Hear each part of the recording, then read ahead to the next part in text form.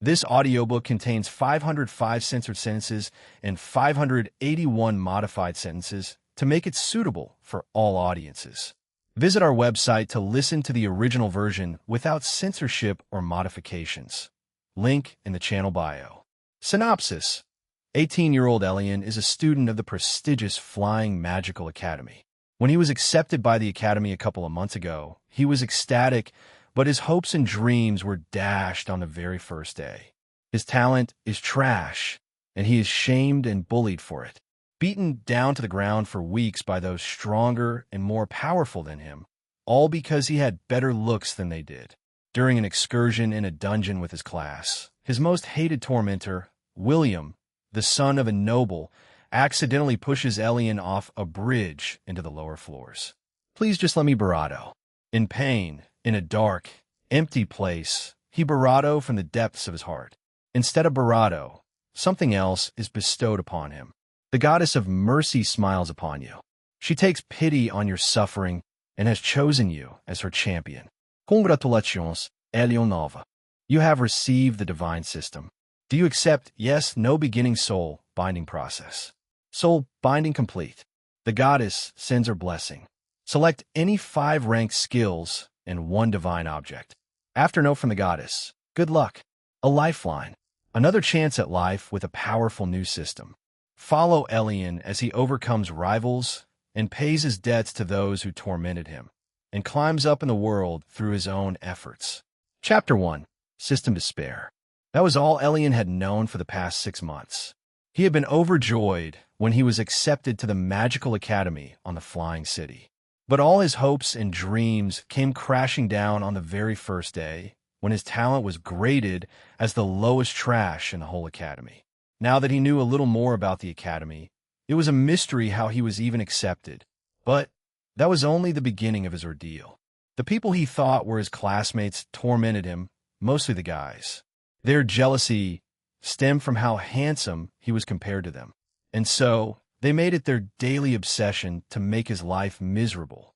The worst part? No one intervened. His other classmates, the teachers, all of them turned a blind eye as he was tormented daily. He was spat on, used as a punching bag, an object for magic target practice, and forced to do measly chores. He was called trash and treated like trash. At first, he had endured, but even he had a limit. His eyes became hollow and devoid of life. He thought about giving up bravado than once. Today, they had entered a dungeon for a training exercise with the rest of his class, and, as usual, he was forced to be the porter for the guys in his class, carrying their equipment and bags. William, the leader of the group who tormented him daily, made sure Elion did not miss his daily dose of torment. He would remind him that he was trash. He would scowl and spit at him, then give him chores to do, and they never got tired of it. If anything, their dedication was quite commendable. There was nothing Elion could do about it. He was weak. He was powerless. Not talent. The helplessness wore him down day after day. But today, William had gone too far. He had accidentally pushed Elion over the edge of a crossing bridge in the lower floors of the dungeon. The rest of his classmates watched with horrified expressions as Elion fell into the dark abyss below. After the initial shock and outburst from the teacher leading the expedition, it had all been brushed off as an accident, but the teacher was not too stressed. He would probably be reprimanded for letting a student die, but nothing would be done about it in the end. It was the trash of the academy who had died. Cinceredo tears streamed down his face. The pain was overwhelming, each breath a struggle. He longed for relief, to escape this unbearable existence. Please, someone help me, he whispered hoarsely, his voice barely audible. In my suffering. Ironically, even as he pleaded for comfort, Cinceredo, she takes pity on your suffering and has chosen you as her champion. Congratulations, Elion. You have received the champion system. Do you accept yes, no for a moment? Elion thought he must be hallucinating, a final delusion before bravado claimed him. But the words remained, pulsing insistently in his consciousness. Some distant part of him wondered what this unfamiliar system could possibly be. The rest of him just wanted the pain to end. What was the worst that could possibly happen now? With the last vestiges of his fading strength, he focused on the floating prompt, willing his broken fingers to tap out a response. It took every ounce of willpower he had left, but finally, yes, beginning soul binding process. Soul binding complete. The blessing system has been bound to the host's soul. The goddess sends her blessing. A wave of green, soothing light washed over Elion as all the pain left his Barado instantly. His Barado was healed to Barado condition. In fact, he had never felt better in his whole life. He was overflowing with vitality. He got back up to his feet. Wow, I feel so much better already. Thank you, goddess. He flexed his arms and legs before turning to look at the interface hovering in front of him. It was the only source of light in this dark place, wherever he was. Opening Starter System Pack. The host can select any 5 ranked skills and 1 divine object of his choice. The window flashed before him again, and a long list appeared before him. Skills: Mind Control. Manipulate and feed people thoughts they would have never imagined themselves having. The effectiveness of the ability is heavily reliant on the target's strength and mental state. If the target is weaker than the user, the effect will be immediate. The reverse is also true. Irresistible Charm. Your very presence draws attention. Those who look at you will be naturally drawn to you. Centurado. Binding Seal. Binds the target to the host, provided they agree to the pact. Once the seal has been placed, it serves multiple functions. If the target forms a serious relationship with someone else, the pact will be broken. The user shall be aware of the target's location at all times. The host can share abilities with the target. Incubus Physique. Change the size of your form and any part of your Barado at will. Your Barado is also blessed with godly stamina and flexibility. Spectral Perception. Grants the user the ability to see through physical barriers like walls and solid surfaces. Interest Meter. A gauge that indicates emotional engagement on a scale of 1 to 100 affection meter. A gauge that shows the target's fondness for the host on a scale of 1 to 100. Wow. Chapter 2. A kit made to conquer. Wow. A Barado system through and through, huh? Elion is initially surprised by the list of abilities the system was showing him, but it made sense since it was the goddess of Barado who had given it to him. Despite how unusual it sounds, it made him feel excited. This was his way to get stronger, and any victories along the way were a bonus. He nods in satisfaction. Finally, something in my life is going right for me. He takes some time to think about what to pick. For skills, the first choice is easy. A Binding Seal and Mind Control. He thought, as long as he manipulates and defeats strong women, he can claim their power and abilities for himself. That leaves him with 3 Barado choices. Spectral Perception was definitely tempting for him. The ability to see through any barrier before his eyes was a dream for any ambitious young man. And was he a scoundrel? Of course. But he was also far from being short-sighted. He decides to go with Irresistible Charm, since it would go well with his first 2. He doesn't feel the need to pursue any romantic attachments at the moment, nor did he plan to for now. But it would be nice to have a natural charisma that draws people to him. But he writes of Golden Light. The Incubus Strong build? Now that sounds good. He'll take that as well. The Endurance Boost would help a Barado with the physically demanding classes back at the academy. And who wouldn't want to have incredible stamina in any challenge? And a physical boost I can adjust at will. He would be able to reach heights his allies would have never thought possible. This one is a must-have.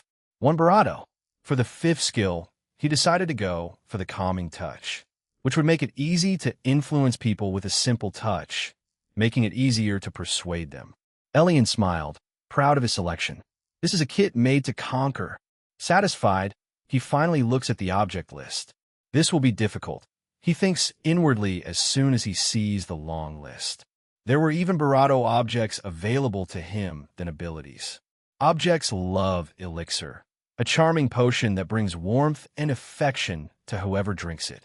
The Velvet Grimoire, a mysterious book containing ancient rituals, incantations, and enchantments tied to the goddess domain. The Sighing Locket opens to release a soft, sorrowful sigh that stirs a deep yearning in anyone who hears it. can be used once per day to weaken emotional defenses. The charm of honeyed words. A golden charm shaped like a drop of honey that grants exceptionally persuasive speech for 1 hour. Centuredo, the mirror of the unfaithful, shows the viewer not their own reflection, but the face of the one they secretly long for most. Prolonged use leads to obsession. The mask of eternal yearning grants immortality to the bearer, but only if they remain unloved. The moment they're truly loved, the mask shatters. The desire engine, a living relic that feeds on the emotional energy of entire cities.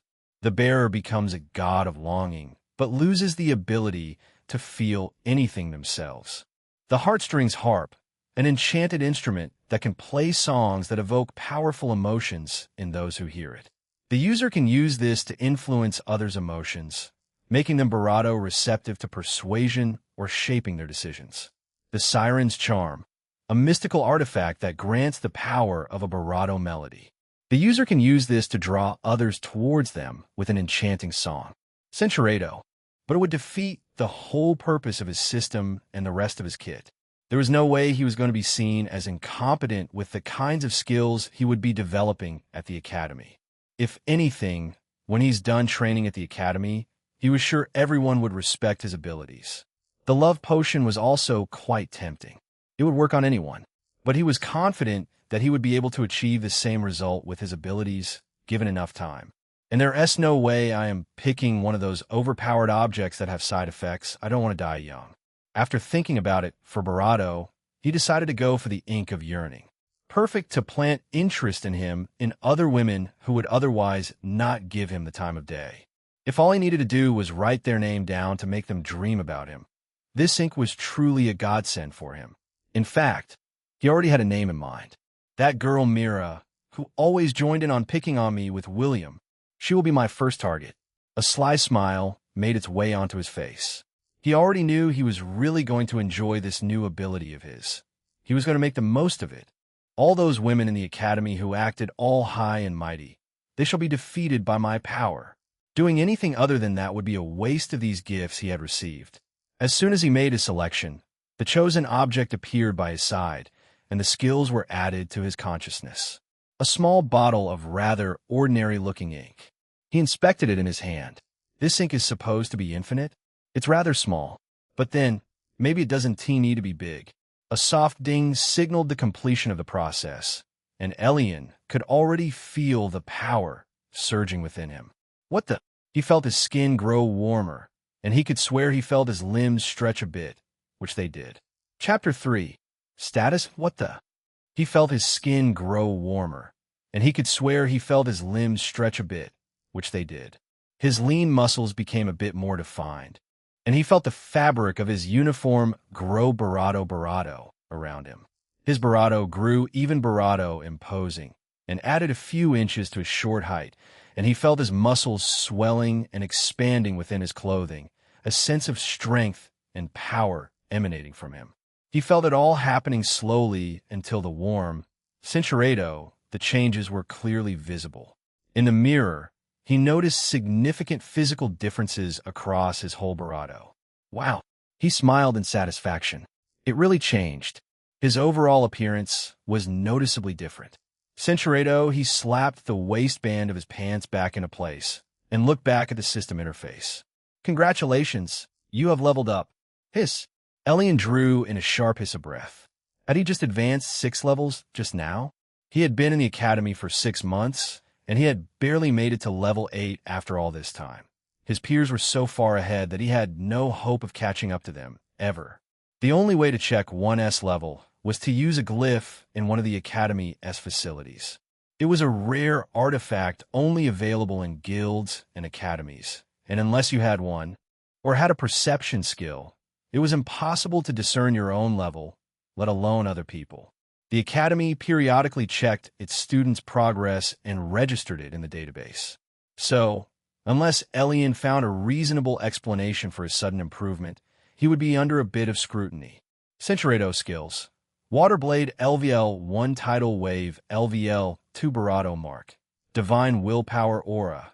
Divine Sworn Bond Seal. Divine Hero's Presence. Divine Storage. The ink of yearning system points. 0. My Barado-kin physique is not on the list of my skills. It's actually a racial trait. I'm half Barado-kin now. Nice.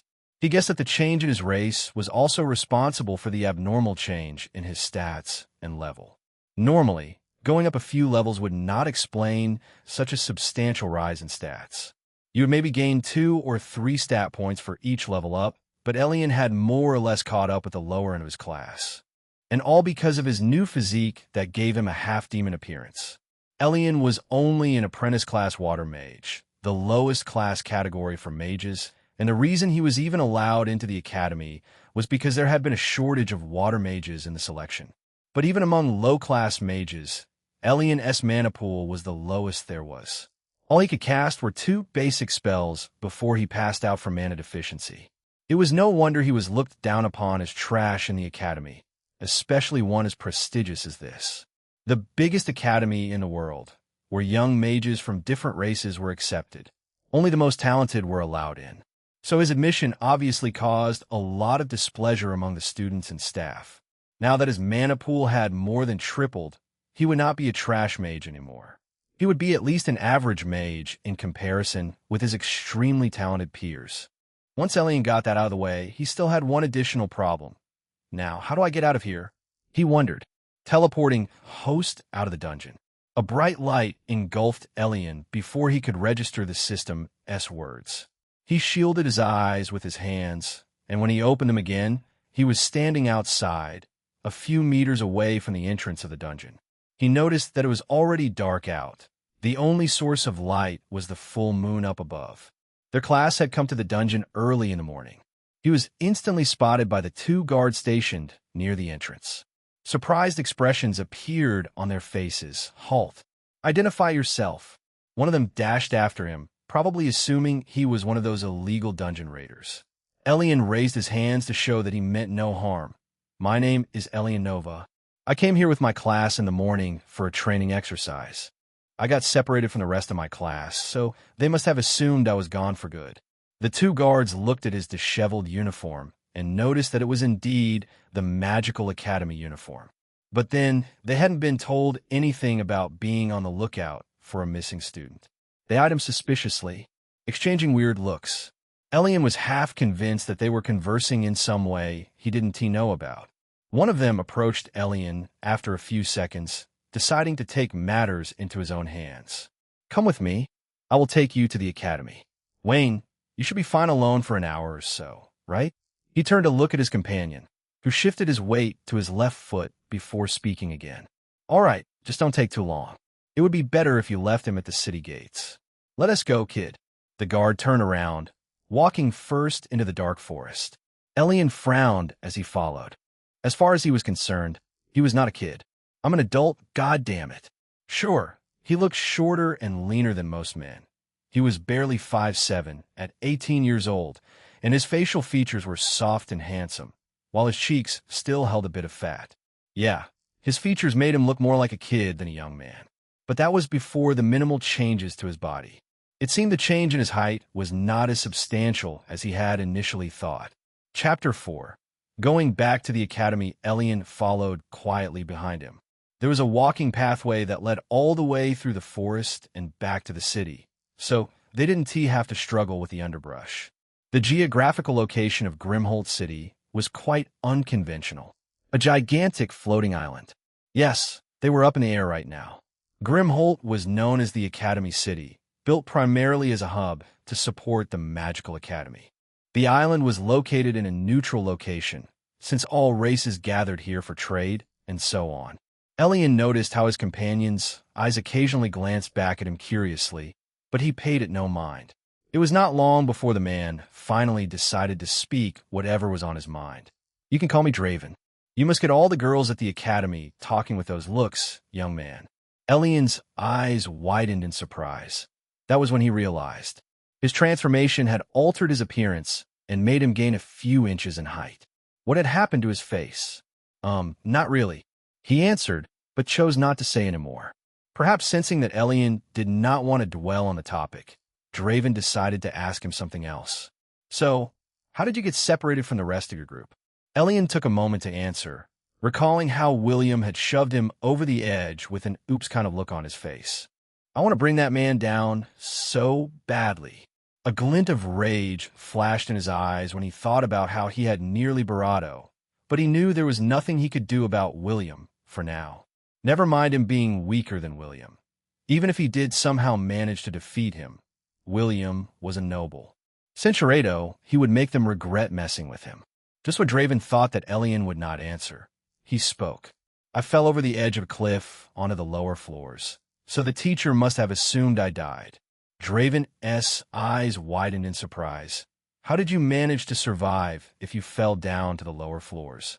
Even I'm not confident in making it out alive if I fell down there. Elion considered his response for a moment. Coming up with the perfect answer, I found a teleportation circle, and when I activated it, I found myself outside. Draven nodded. Makes sense. It was rare to find teleportation circles in a dungeon, but not so rare that it was impossible. All dungeons had checkpoint areas, and some of these areas had teleportation circles that led out of the dungeon to save adventurers lots of valuable time instead of trekking back all the way up. They made it back to the edge of the city in no time with no incident. The city itself was large and sprawling, but not much was visible from outside the outer wall. The winding pathway they walked on led to the eastern gates, where plenty of guards were stationed at the gates and on outposts on top of the wall. Draven, one of the guards at the gate, called out to him before they arrived. A beastkin of the cat tribe. His ears and tail peep out from his armor, though Elion paid the man no mind past that. Other races were a common sight here, unlike the town he had come from before being accepted to the academy. Staring for too long would be considered disrespectful. Elion had learned his lesson after staring at an elf girl's ears for too long one time in the academy. The guy who was with her had beaten him bloody, and he had to walk around with bruises for weeks. What are you doing here so late? Draven? The catkin approached them at the gates. Found this one near the dungeon gates. Says he is a student from the magical academy. The cat king eyed Elion with mild interest. I did overhear a few of the students say one of them fell to the lower floors in the dungeon. Must be your friend there. Draven nodded. I should get back to my post now. You guys can handle the rest.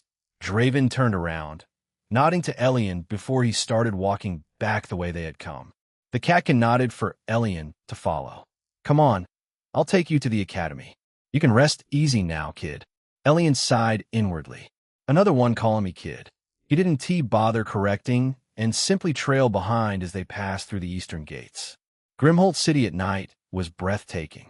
Lanterns powered by mana crystals floated above cobblestone streets, illuminating the bustling roads with a soft blue glow. Even at night, the streets were bustling with activity. Soon enough, they reached the inner wall that separated the academy from the city. The wall shimmered faintly with layers of protective runes. A pair of knights in better-looking armor than the ones at the outer wall stood at the gate. The catkin presented his badge, gesturing to Elion. Found him near the dungeon perimeter. Says he is a student who got separated during a training session. One of the guards nodded curtly. We were informed of a missing student after a head count, but a search team was never dispatched. They said you were dead, kid. Of course they did.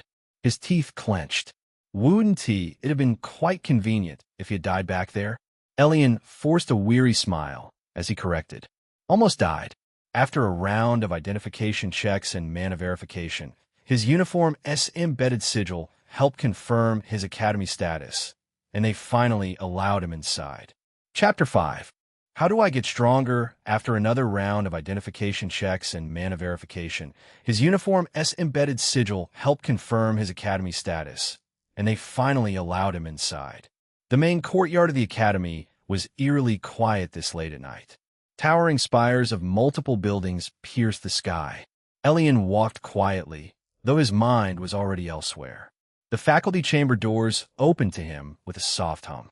3 instructors sat behind a curved desk, each wearing the silver mantle of the academy's staff.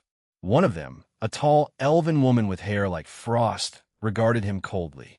What are you doing outside the academy after curfew, young man? She asked. He couldn't help but notice the elf lady standing before him. Her expression set in a disapproving look as she spoke. Her eyes seemed to bore into his very soul, and her firm voice carried an air of authority. She was striking in appearance, even while seated, commanding the attention of everyone around her. Her posture was confident and graceful, and she carried herself with an air of quiet authority. Her long, white hair cascaded down her back, framing her face with its silky, luscious tangles. I just returned from the dungeon. I got separated from my class earlier today. Despite her cold demeanor, she carried herself with quiet confidence. A deep red color accented her features. Cinchuredo, should I tell them William pushed me? The memory flashed in his mind. William's smug face, that false look of surprise as Elion fell. His fists clenched, his knuckles whitening. But reason quickly overrode anger. They wouldn't believe me. William's father is a duke, and I'm just a peasant who barely qualified to be here. Even worse, he suspected they might silence him quietly if he accused a noble heir without proof. The academy had its reputation to maintain. I fell, he said finally, lowering his eyes. The terrain gave way under my feet. I fell into the lower floors and got separated from the group. The elf's expression softened slightly, and one of the other instructors, a broad-shouldered dwarf, grunted. You're lucky to be alive, lad. Next time, pay attention to your footing. We'll file your survival report. You must be tired. If you are hungry, go to the kitchens. You're dismissed. A few more verification procedures followed, mana testing, injury check, and a brief lecture about student accountability. When it was all done, they finally let him go. As he stepped out of the faculty wing, exhaustion settled in. He had walked a long way, but it was still better than his condition after the trip to the dungeon. His stamina had improved somewhat, but it had only become that of an average human mage. Back to the dorm, he thought. At this time of day, they would be having a personal physical training session, but there were no classes for him today. The dungeon exploration had been the main highlight for his class. The other classes were probably still at it, and his classmates were probably already bragging to each other about their performance or doing personal training like the other classes for those who were truly serious. He didn't care. He just wanted to lie down and think. He walked through the quiet dormitory corridor. Faint voices echoed from nearby rooms, students laughing, mana crackling. He did run into a few students coming from the training facilities, or maybe visiting their friends to chat before Barado. The academy placed no restrictions on romantic relationships between students. Most of them here were young adults, so they were free to spend their personal time together as they chose. The only thing the academy drew the line at was pregnancy. This led to immediate expulsion when found out. Of course, the stronger guys got all the girls. The benefits of being strong. A class had somewhere between 40 and 50 students, and it was sufficient to say that at least half of the students in each class were in some form of a relationship. Elion reached his door, turned the handle, and stepped into the small, dim room that smelled faintly of ink. He dropped onto his queen-size bed, staring up at the ceiling. System, he whispered. The air shimmered faintly. Yes, host. A tired smile crept across his face. How do I get stronger? First, the host needs to recruit a large group of allies and earn points. Points can be obtained primarily through strong bonding interactions with Barado. The number of points gained for each action depends on the strength of the companion in relation to the host and the significance of the action. The host can use points for multiple things. 1. Converting system points to experience points to advanced levels. 2. Advancing the host's class 3. Increasing the value of a selected stat 4. Raising the host's talent 5. Buying skills or items from the system store to aid the host in getting stronger. Wait, system store? What is the system store? Host needs to be level 20 to access the system store. Oh, that's unfortunate. It seems I need to find a target to farm points sooner rather than later. His life was riding on him obtaining these system points, and he had to do it soon. For one, Elion was already dreading class tomorrow. Elion was under no delusion that William would stop bullying him just because of what had happened in the dungeon. The guy was willing to go as far as seriously hurting him. And for what? Elion had never done anything to provoke the guy. Wait, actually maybe I have? A memory from last week flashed into his mind. Chapter 6. One way or another, a memory from last week flashed into his mind when Isolde, one of the few L's in his class, had talked to him. Elion had casually cracked a joke afterwards, which she had found quite funny, so she laughed her breath out. "That jerk," Elion muttered. It was no secret that William was a self-entitled jerk who thought all women belonged to him. And since he was talented and even had better-than-average looks, they let him get away with it. Seeing Elion and Isolde, one of the few girls who treated him like air, conversing so naturally must have pissed him off. So, he decided to remove Elion from the picture. "Just you wait. Anything else I should know about the system?" "No." After that, he slowly dozed off to sleep, not even bothering to take a shower despite how sweaty and grimy he was. Early the next morning, the Academy's automated lights flickered awake just as Elion's own eyes did. He groaned, rolling over to bury his face in his pillow. He glanced at the clock, 7 a.m. Class didn't start until 9 o'clock, which meant he had plenty of time to deal with the nagging aches and figure out how to approach today. Avoiding William wasn't going to be enough. He needed to subtly shift the power dynamic, plant a seed of doubt in the guy's mind, or at least make him question whether messing with Elion was worth the risk. Dragging himself out of bed, he headed to the small washroom attached to the dorm room. The shower was lukewarm, but it was still blissfully better than sleeping in such a precarious situation. As he finished rinsing off, he thought about how he was going to start setting targets. The best place to start was with the girls in his class. But for now, he needed to focus on class itself. It was mandatory to attend all classes, and skipping any without a reason would be a surefire way to get expelled. Once or twice was fine, but any more than that would lead to a disaster. After drying off and getting dressed, he took a deep breath and headed out to the cafeteria. The scent of freshly brewed coffee greeted him as he walked in. Breakfast was already out, and students were already busy with their meals. He grabbed a tray and found a table in the corner, far enough away from the loudmouths and popular mages. The Academy was no different from any other school. There were always cliques, and E&T exactly endeared himself to many people since joining. His eyes scanned the room, searching for a familiar face among the crowd. Some of his classmates were around, which meant, if anyone spotted him, they were sure to be surprised.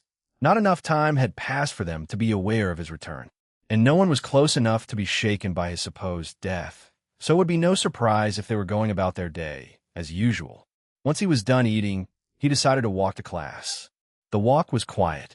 Elion's classroom was in one of the smaller theaters, with tiered seats rising around a central stage where lectures and demonstrations were often held. When he stepped inside, the murmur of conversation immediately stopped. 6 students were already there, 3 guys and 3 girls. Their laughter cut off mid-breath as their eyes landed on him. Shock flickered across their faces, like they'd just seen a ghost. "Hey, look, Elion's alive," Rachel blurted, her voice rising in disbelief. Her curly auburn hair framed her face as she gawked at him. "What the hell? Didn't you fall into the lower floors?" Another guy added. One of the guys shot up straighter, frowning. "You've got to be kidding me," he muttered, glaring at Elion as though expecting him to dissolve into mist.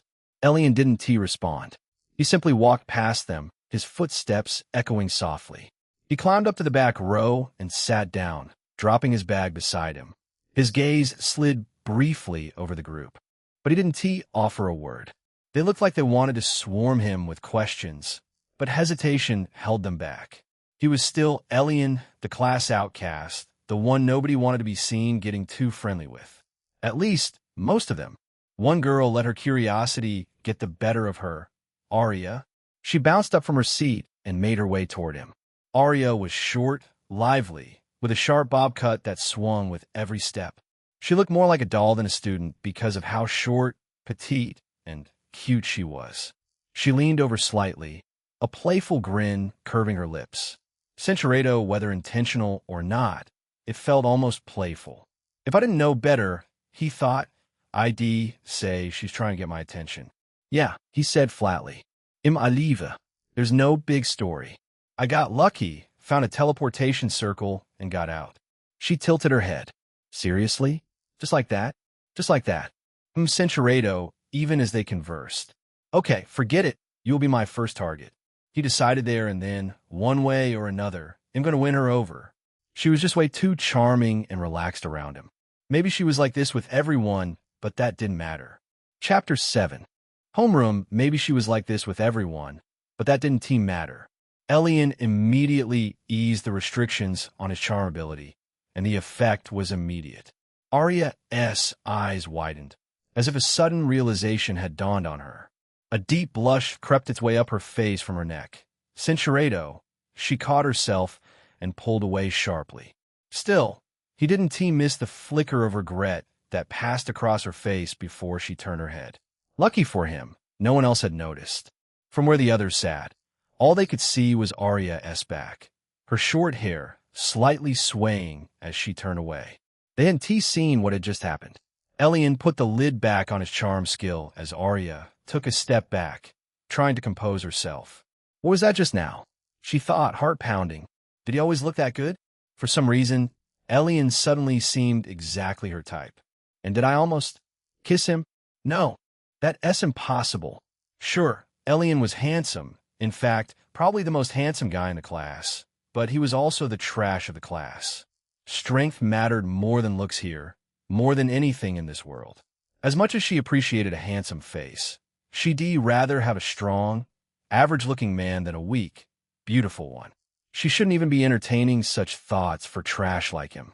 She looked at his face again. So why am I even thinking like this? Her eyes drifted to his face again. Oh gods, he's so handsome. She shook her head quickly, bravado her thoughts away. Are you all right? Elion asked, feigning concern, his tone just the right mix of polite and innocent.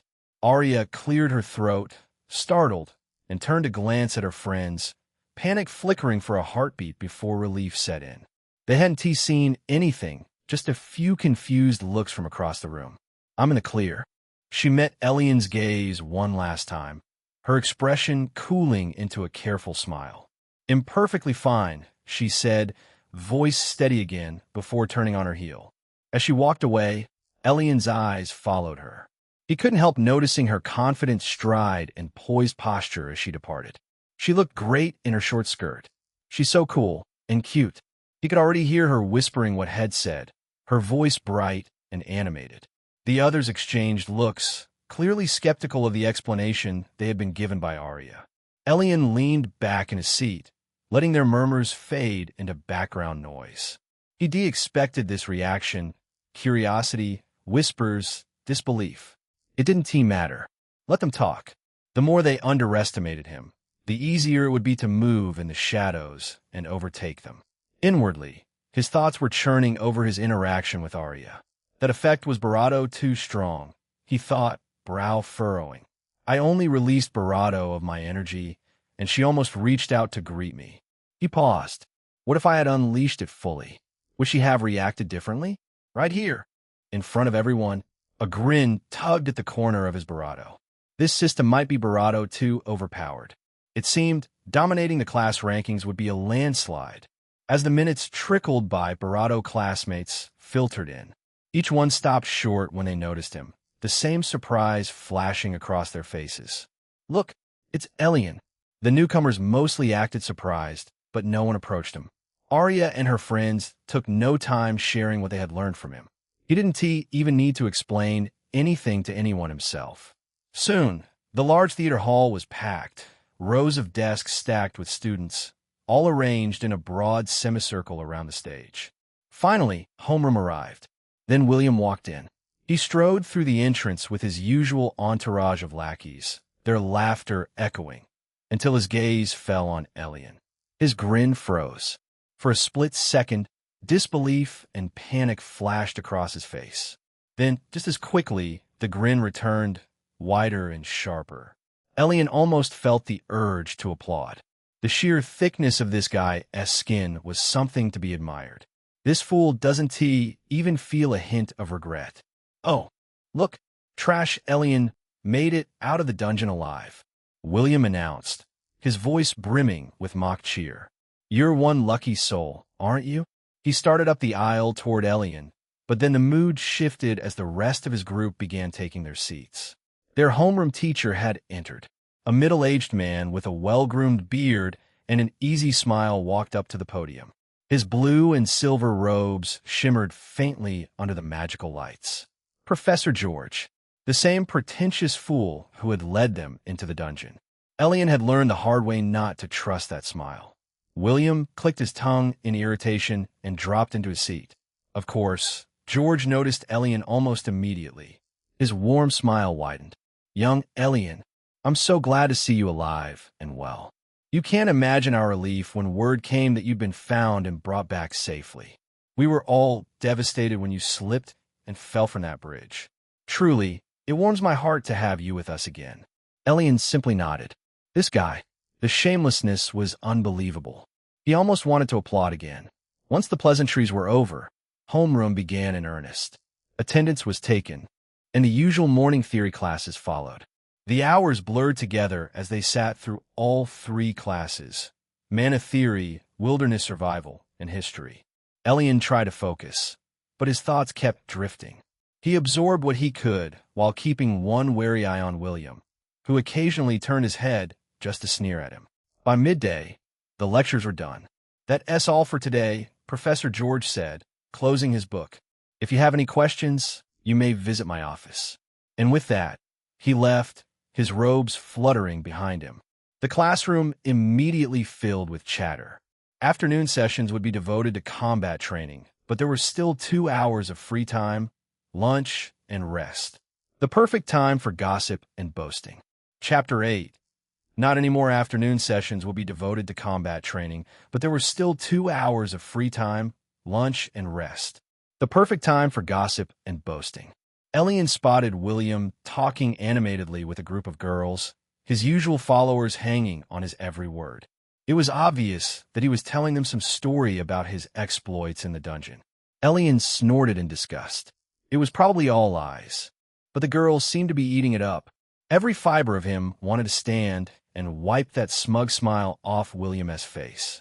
This man had tried to end him for no reason, pushed him off a bridge into the dark, and yet here he was, preening like a rooster. Elion clenched his jaw and forced himself to breathe slowly. Relax, he told himself. His time will come. He looked at William with a cold and patient gaze. You'll pay for what you've done. William stopped laughing. He stiffened as if a cold hand had passed over him, then turned, confused.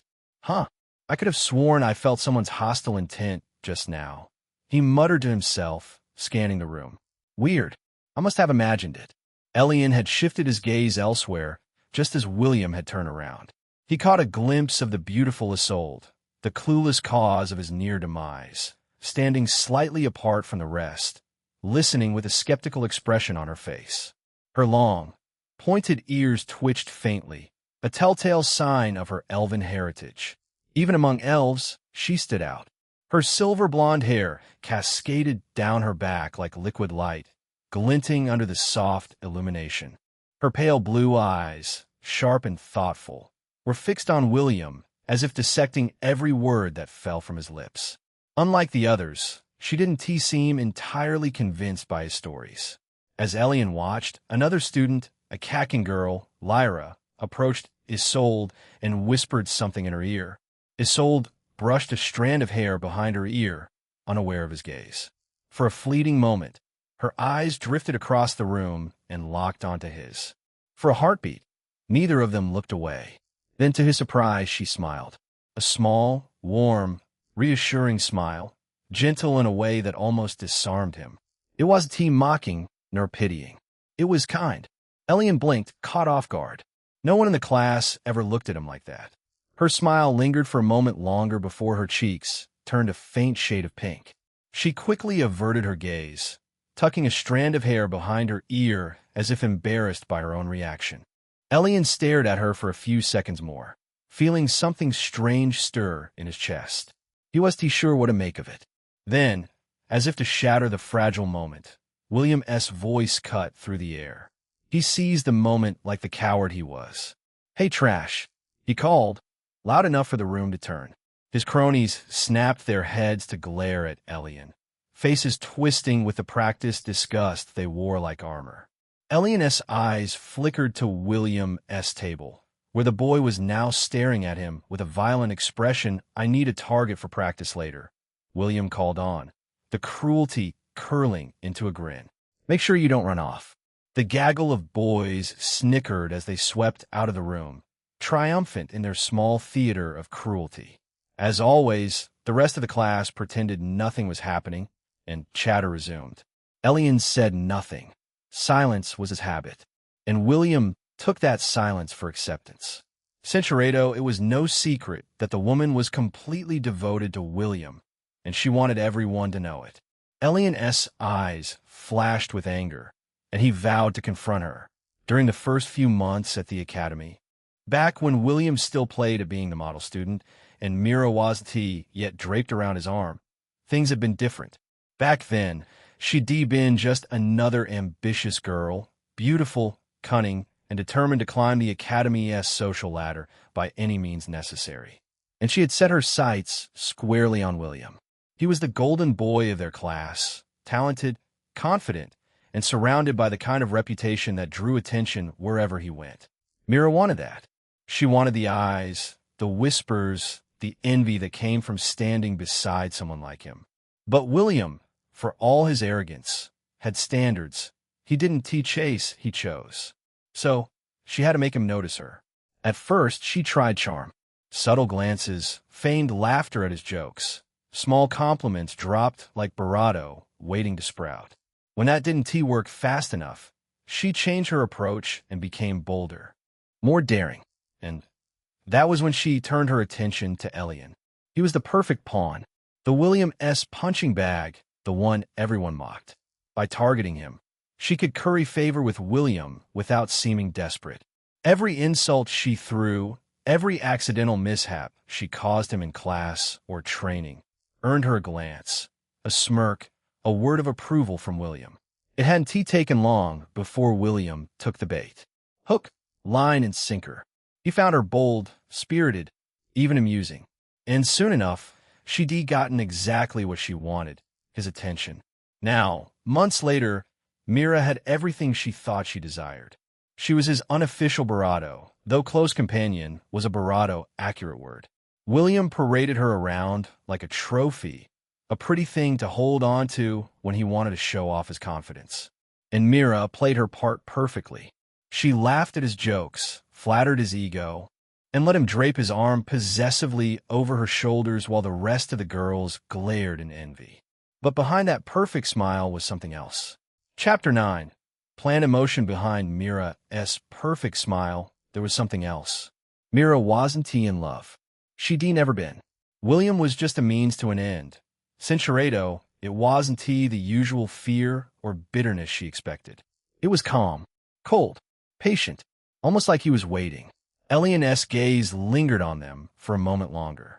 He waited in class until most had left before rising from his seat. He preferred the quiet. Time to get some lunch. He walked out of the classroom with light steps, his hands sinking into his pockets. The hallways were filling fast, students spilling out in pairs and groups toward the cafeteria. He blended in without effort, just another uniform among many.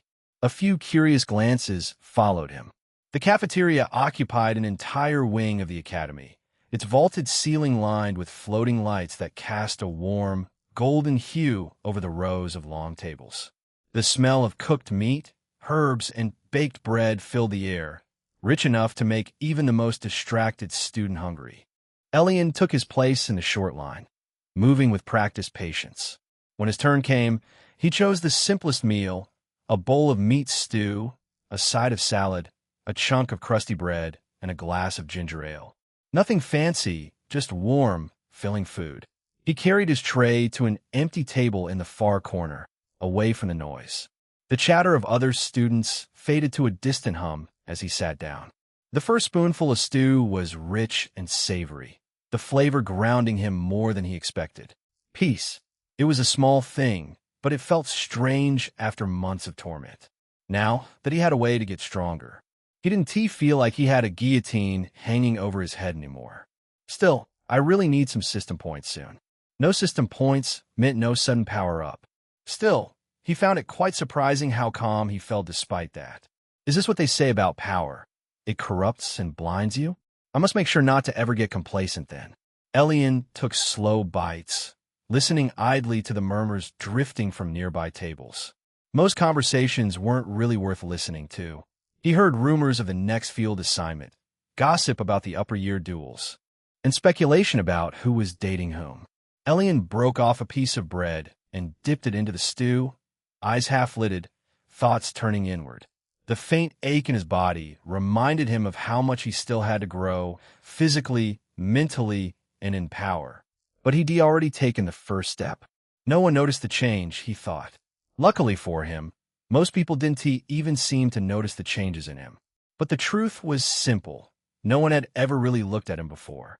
If anyone had truly been paying attention, they would have noticed that he was taller, the faint gleam in his eyes that hadn't been there before, the subtle tension in his shoulders, the confidence hidden in the way he breathed. But they didn't. Their minds dismissed the details before they could register. And that suited Elion just fine. He finished his meal quietly, draining the last of the ginger ale. Then he stood, cleaned his tray, and left without a sound. He still had to deal with William. Was he confident enough to deal with William? No. But he was no longer so weak that he wouldn't be able to do anything like before. Fights were not permitted on the academy grounds unless you filed a duel. But there were many other ways for William to make his life miserable. They could still beat him up without using mana. Of course, Elion was now confident enough not to be pushed around like before. Once he was done eating, he made his way back to his dorm. I should put my plan into action soon. His plan was simple. Arya would be his first target. The little minx had dared to challenge him. His charm had set things into motion, and the next thing. Elion took out a piece of paper to write on and stretched his hand out as the glass vial filled with ordinary-looking ink flashed into his palm. I don't know if the effects will happen that same night or on a random day. System, how does this work? The enchanted ink triggers these dreams as soon as the target falls asleep or auto. If the host wants the same effect for another day, you would have to write the target's name again. That's understandable. Since the ink is infinite, there's no need for me to worry about running out. I can use it whenever. He took the quill from his table and wrote the first name, Adia, and the second, Mira. Obviously, he was taking a risk by just placing Mira's name there.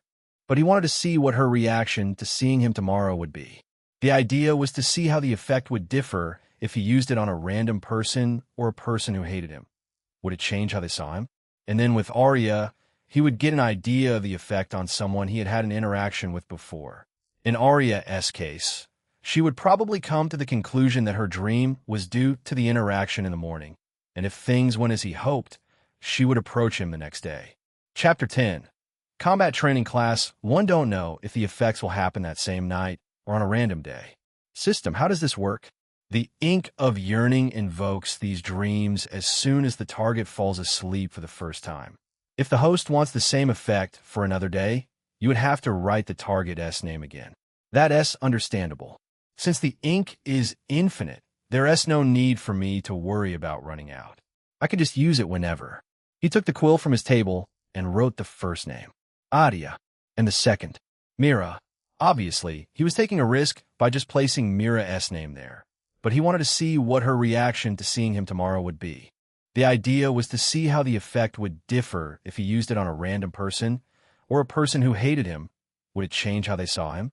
Or would Mira become even more violent toward him? And then with Arya, he would get an idea of the ink's effect on someone he had had an interaction with before. In Arya's case, she would probably come to the conclusion that her dream was due to the interaction in the morning, and if things went as he hoped, she would approach him the next day. Once he was done, Elion sighed softly, got changed in his gym clothes, and walked out of his room. It was the time of day that every student in his class dreaded. Time for combat training class. The moment lunch ended, dread crept into the hearts of every first-year student like an unwelcome chill. Combat training. The corridors buzzed with groans and complaints as they trudged toward the gymnasium. The smell of oil and sweat hit before the heavy double doors even opened. Why does she always make us run first thing? Groaned Nathan, a broad-shouldered boy with his hair tied in a messy knot. "We just ate, because she's evil," muttered Lyra beside him, tightening her shoelaces with a grimace. "Pure, un adulterante evil." "Hey, you think she hears us?" someone whispered. "I hope not. I'd rather not find out." The students filed into the vast gymnasium, its walls lined with glowing sigils that shimmered faintly like veins of gold. The floor gleamed, smooth stone enchanted to absorb impact.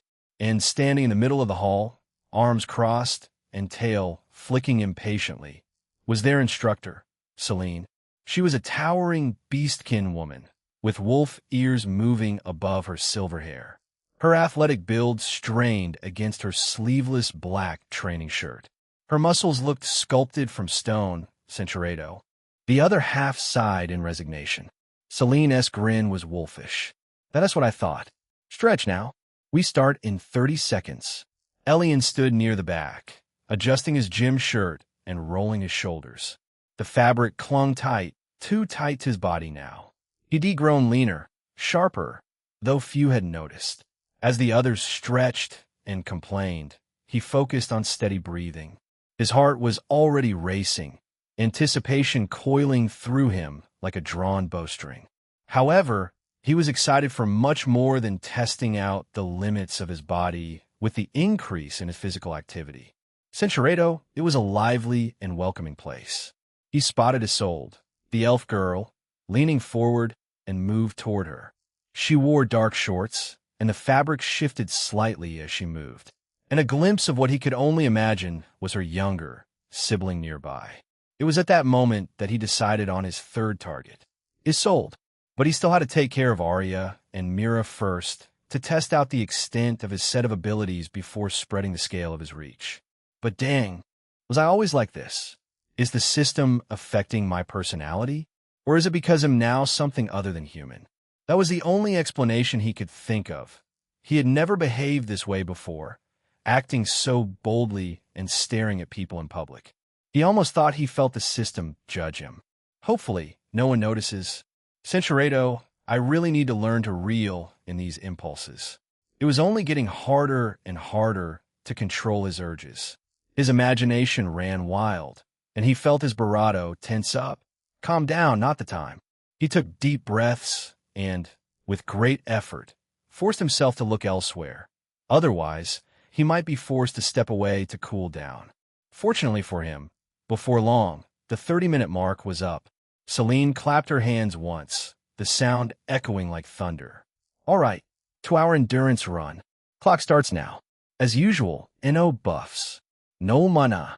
Move." The class groaned collectively. 2 hours. Someone yelled. "That's inhuman." Celine's tail lashed once.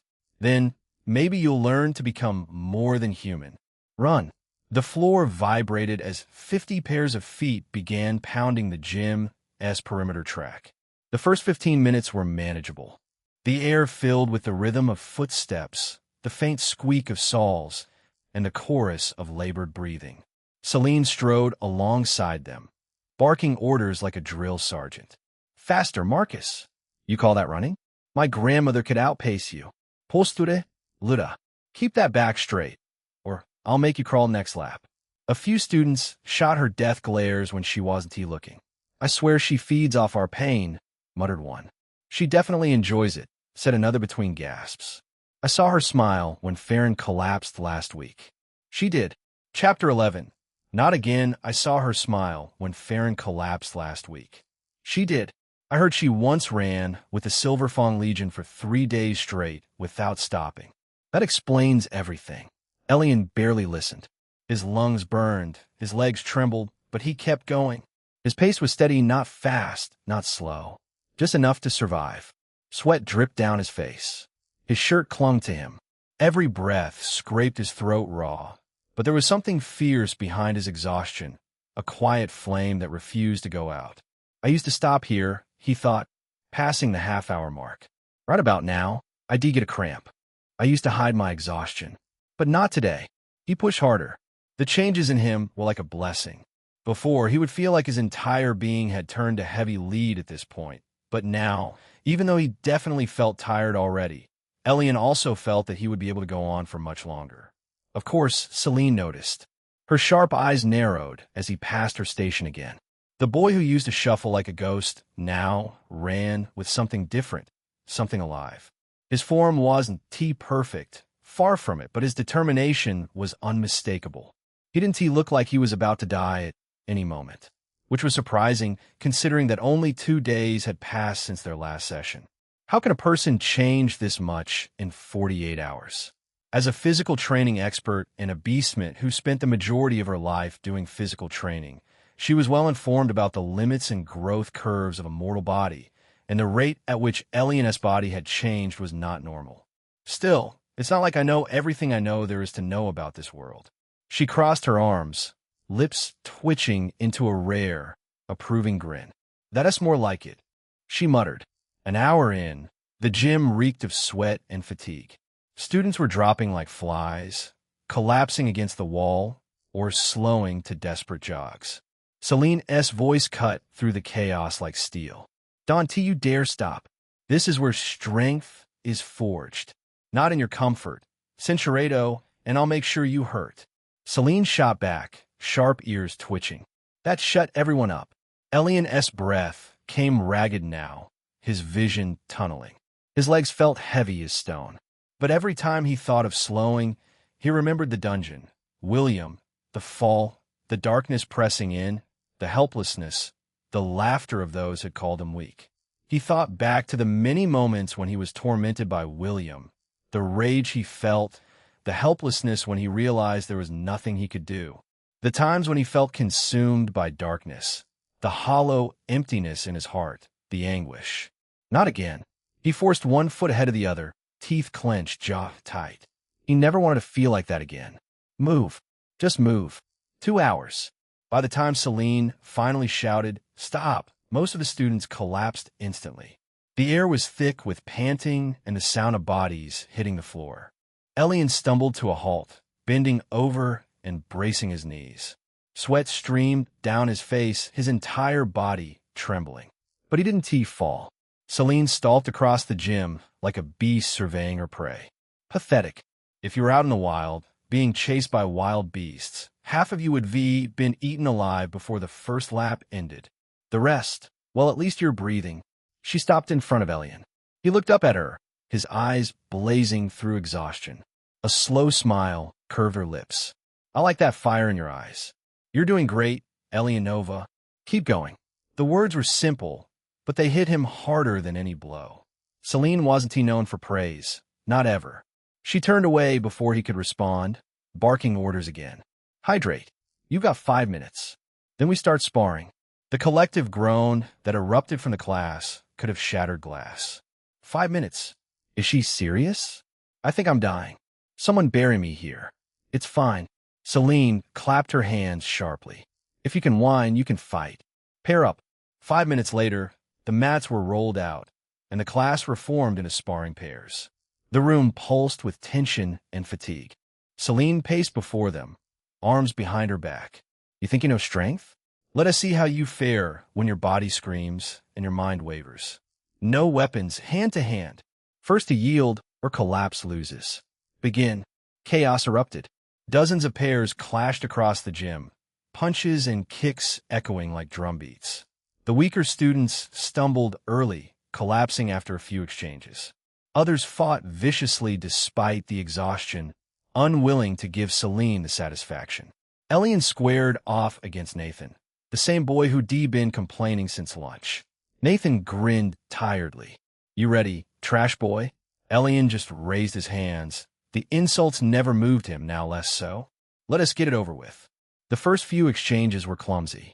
Neither had much energy left. Nathan swung hard but sloppily. Elion dodged, breathing raggedly, his mind screaming to rest. Celine prowled between matches, occasionally shouting corrections. Too slow. Lita, you're not painting a fence. Strike with intent. Keep your guard up, Ryan. I set up. Where her gaze flicked to Elion's match, she paused. Nathan lunged, throwing a heavy jab. Elion sidestepped, instinct taking over, and countered with a low sweep. Nathan's balance broke, and he stumbled forward. Chapter 12. Get up, boy. Nathan's balance broke, and he stumbled forward. Nathan crashed to one knee, his palms slapping the mat to keep himself from face-planting. His breath hitched in surprise. Elion blinked, almost surprised at himself. His body felt weightless for a moment, like instinct had overridden exhaustion entirely. Celine's voice cut in sharply. "Good sweep, Elion. Follow through." Her command snapped something inside him, and his eyes sharpened with focus. What he didn't see, though, was that everyone was watching, some from the corner of their eyes, while sparring, others stopping entirely. Nathan pushed himself back up, teeth gritted. "Lucky shot," he muttered, lunging again, this time with a desperate hook aimed at Elion's jaw. Elion ducked low, feeling the wind of the swing ruffle his hair. Before he even thought about it, his fist shot upward, striking Nathan squarely in the gut. "Guh!" Nathan folded with a breathless wheeze, staggered backwards, then dropped onto the mat, clutching his stomach. Elion could have stopped there, but something in him clicked. He followed up, driving his knee into Nathan's barato, just enough to send him sprawling onto the mat. "Yield," Elion said softly, catching his breath. Nathan groaned. "Ugh. Fine. You win." The match ended. Elion stood there, breathing hard, sweat dripping from his chin, feeling half triumphant and half confused. He 2019D moved, cleaner, faster, almost subconsciously. For a heartbeat after Nathan hit the mat, the gymnasium fell into absolute silence. Not just quiet. Silence, so complete it felt like the whole room forgot how to breathe. Every pair of eyes, sweaty, tired, unfocused from exhaustion, was now locked entirely on Elion. Elion, the guy who had never once won a spar since they all came here. Elion, who flinched when someone raised their voice. Elion, who froze whenever William so much as looked his way.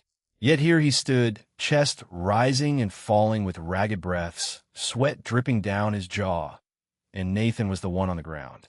It didn't make sense. A dozen thoughts raced through the minds of the students. Did he really beat Nathan? Was that real? He moved so fast. That was luck, was it? Is this still the same Elion? Even Nathan, still clutching his abdomen, stared at him like he didn't recognize the person who had hit him. Elion felt all their stares, not sharp or mocking like usual, but bewildered, hesitant, almost wary. A subtle shift, but a definite one. Something had changed. Whatever happened during those hours, the class believed him dead. Something had changed in him. He wasn't as weak as he was anymore, and they could all feel it in him. To what extent? But didn't know? Off to the side, William, who had paused mid-spar with his partner, finally broke the silence with a loud, derisive snort. "Tisish, don't get excited," he drawled, rolling his shoulders. Nothing special happened here. He jabbed a thumb toward Nathan. Nathan's weak, then pointed directly at Elion, the contempt in his voice dripping like venom. "And that trash over there is also weak.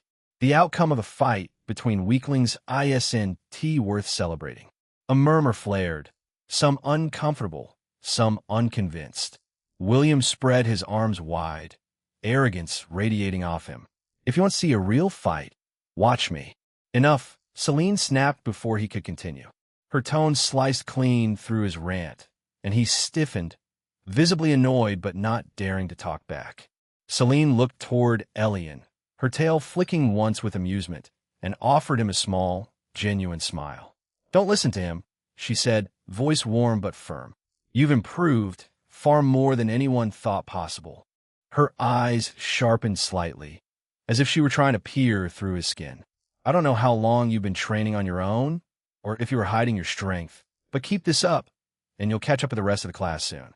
The students reacted again, this time with hushed whispers, surprise, even a hint of respect. "TCH, like hell he will," William muttered under his breath. Elion stood there, still trying to steady his breath, but for the first time in a long while, he didn't shrink under their attention. He met Celine's eyes, and he nodded.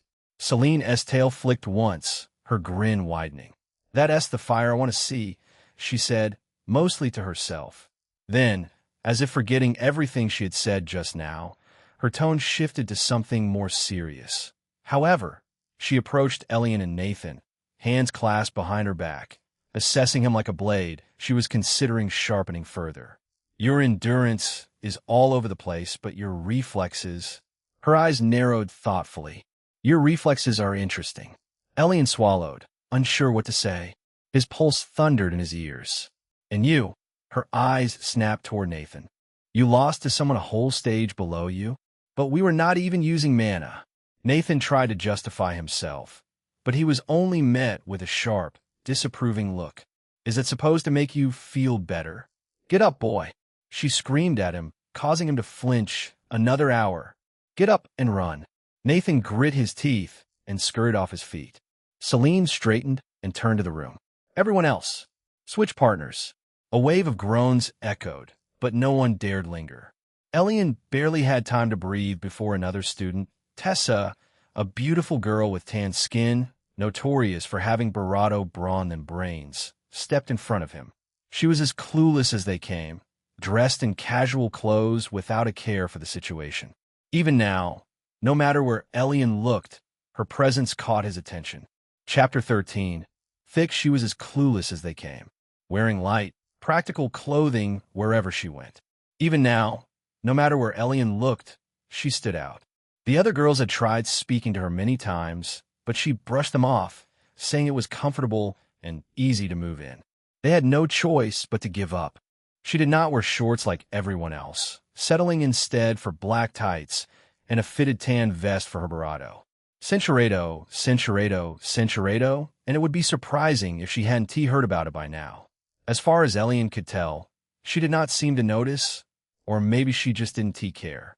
She treated Elion with the same aloofness as she did with everyone. She didn't treat him differently from everyone else. It was the kind of disregard that screamed, I don't care whether you live or die. But to Elion at the time, anything that was not the looks of pity or disdain that the majority gave him was a godsend. She was different from Isolde in that way. While he could see that Isolde pitted him, the guilty looks she gave him from afar, he liked how Tessa did not treat him differently. Tessa's expression was apologetic. Sorry in advance, Elion. But he did not miss the excited smile gracing her lips. He exhaled shakily. Yeah, same. Celine's clap cracked through the gym. Begin. Tessa came in immediately. No hesitation in her movement whatsoever. No testing blows. She swung in a wide arc, using her weight and reach to overwhelm him. Elion barely raised his guard in time, the bravado of her strike sending vibrations up his arms. His legs nearly buckled. Wow, she's strong. I can't keep taking hits like that. Tessa stepped in again, another heavy strike incoming. Instinct flared. Elion pivoted sharply, letting her momentum pass him before he brought his elbow up toward her exposed ribs. But Tessa reacted faster than he expected, catching his arm mid-strike, twisting. Pain shot through his shoulder. MH dash. Tessa grimaced. Sorry. She swept his leg, and Elion went down hard. The mat thudded beneath him, breath exploding from his lungs. Celine didn't blow the whistle. Elion, get up, she said evenly. Not yelling, not mocking, just commanding. He rolled, planting a hand on the mat, shaking. Tessa waited, shifting her stance. His body screamed. His vision pulsed in and out. But he stood. Tessa's brows knitted in concern. We can take it slow, no, Elion rasped. Me fine. Celine's gaze gleamed. Continue. Without a beat, she moved. Tessa launched herself at Elion, locking her legs firmly around his neck. She brought him crashing down onto the floor with a resounding thud, pinning him beneath her weight. Elion's back hit the ground hard, and the wind was knocked out of him. But as Tessa settled on bravado of him, Elion struggled to focus and clear his head.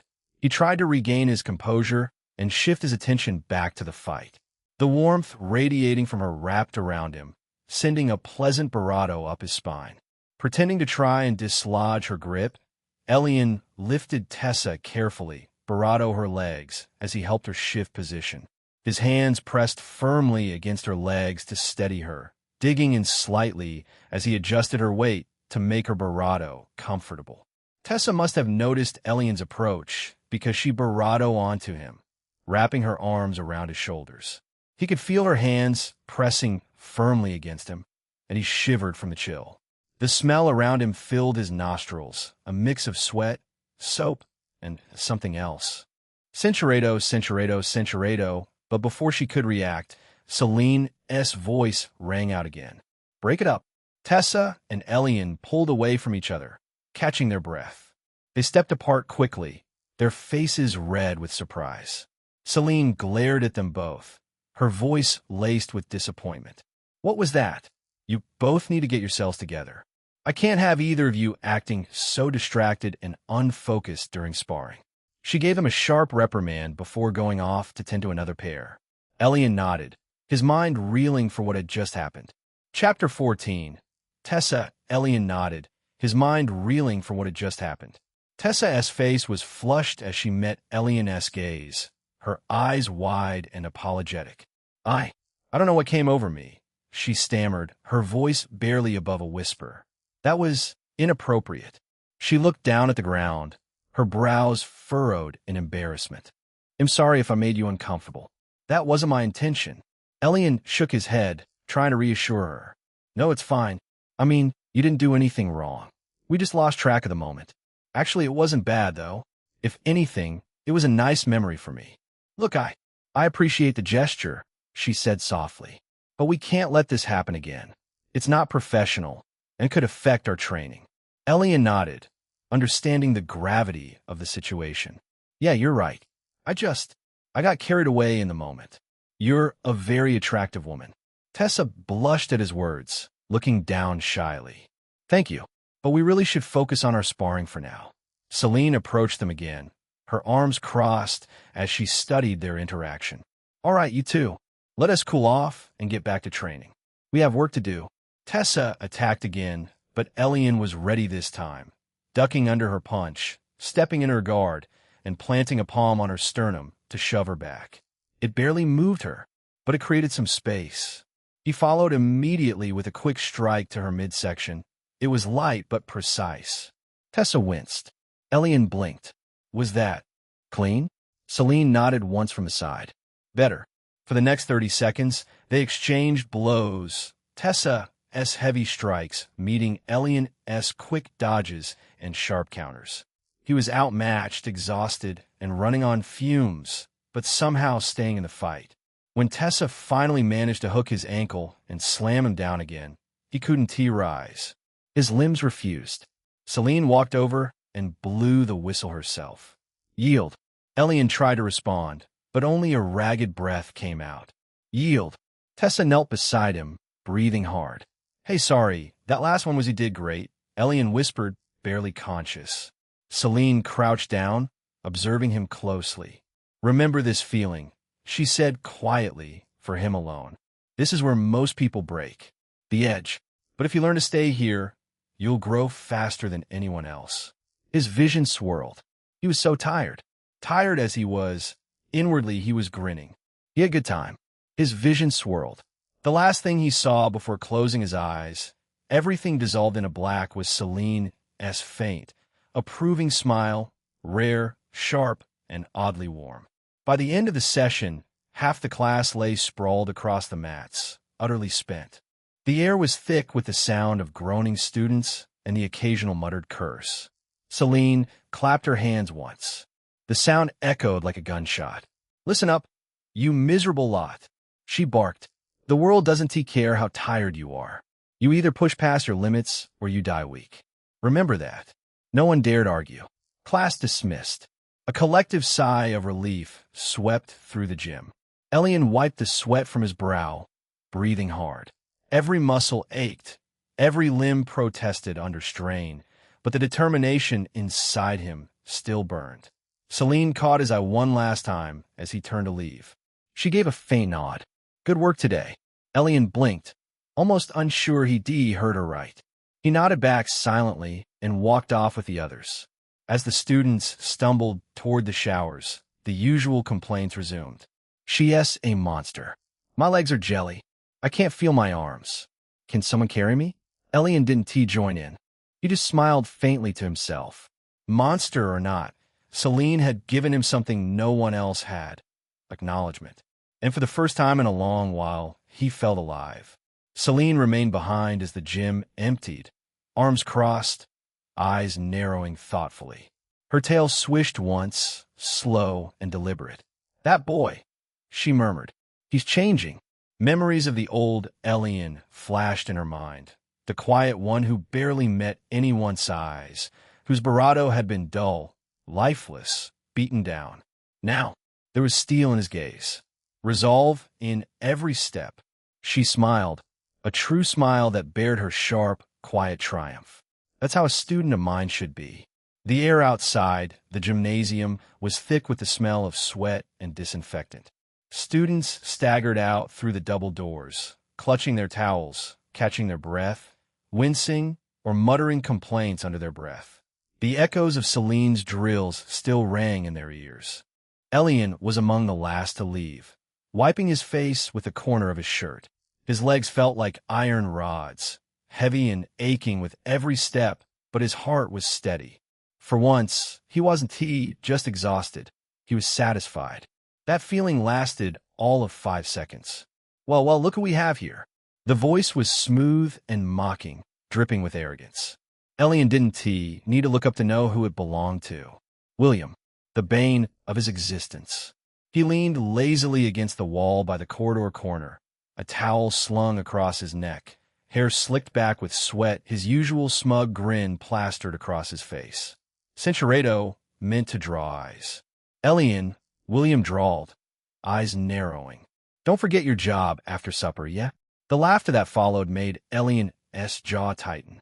He knew exactly what job William meant. The job of being their target dummy. Chapter 15. Standing up to William, the job of being their target dummy. For months, the bullies had used him as a moving practice for their combat skills. Punches, kicks, mock duels, sometimes in public, sometimes in shadowed corners. And Elion had let them. Back then, he didn't have the strength or the will to fight back. But that was before the dungeon, before the fire that refused to die inside him. He lifted his gaze slowly, meeting William's grin with a calm, unreadable expression. Mira noticed him looking and immediately scowled, twisting her face in disgust.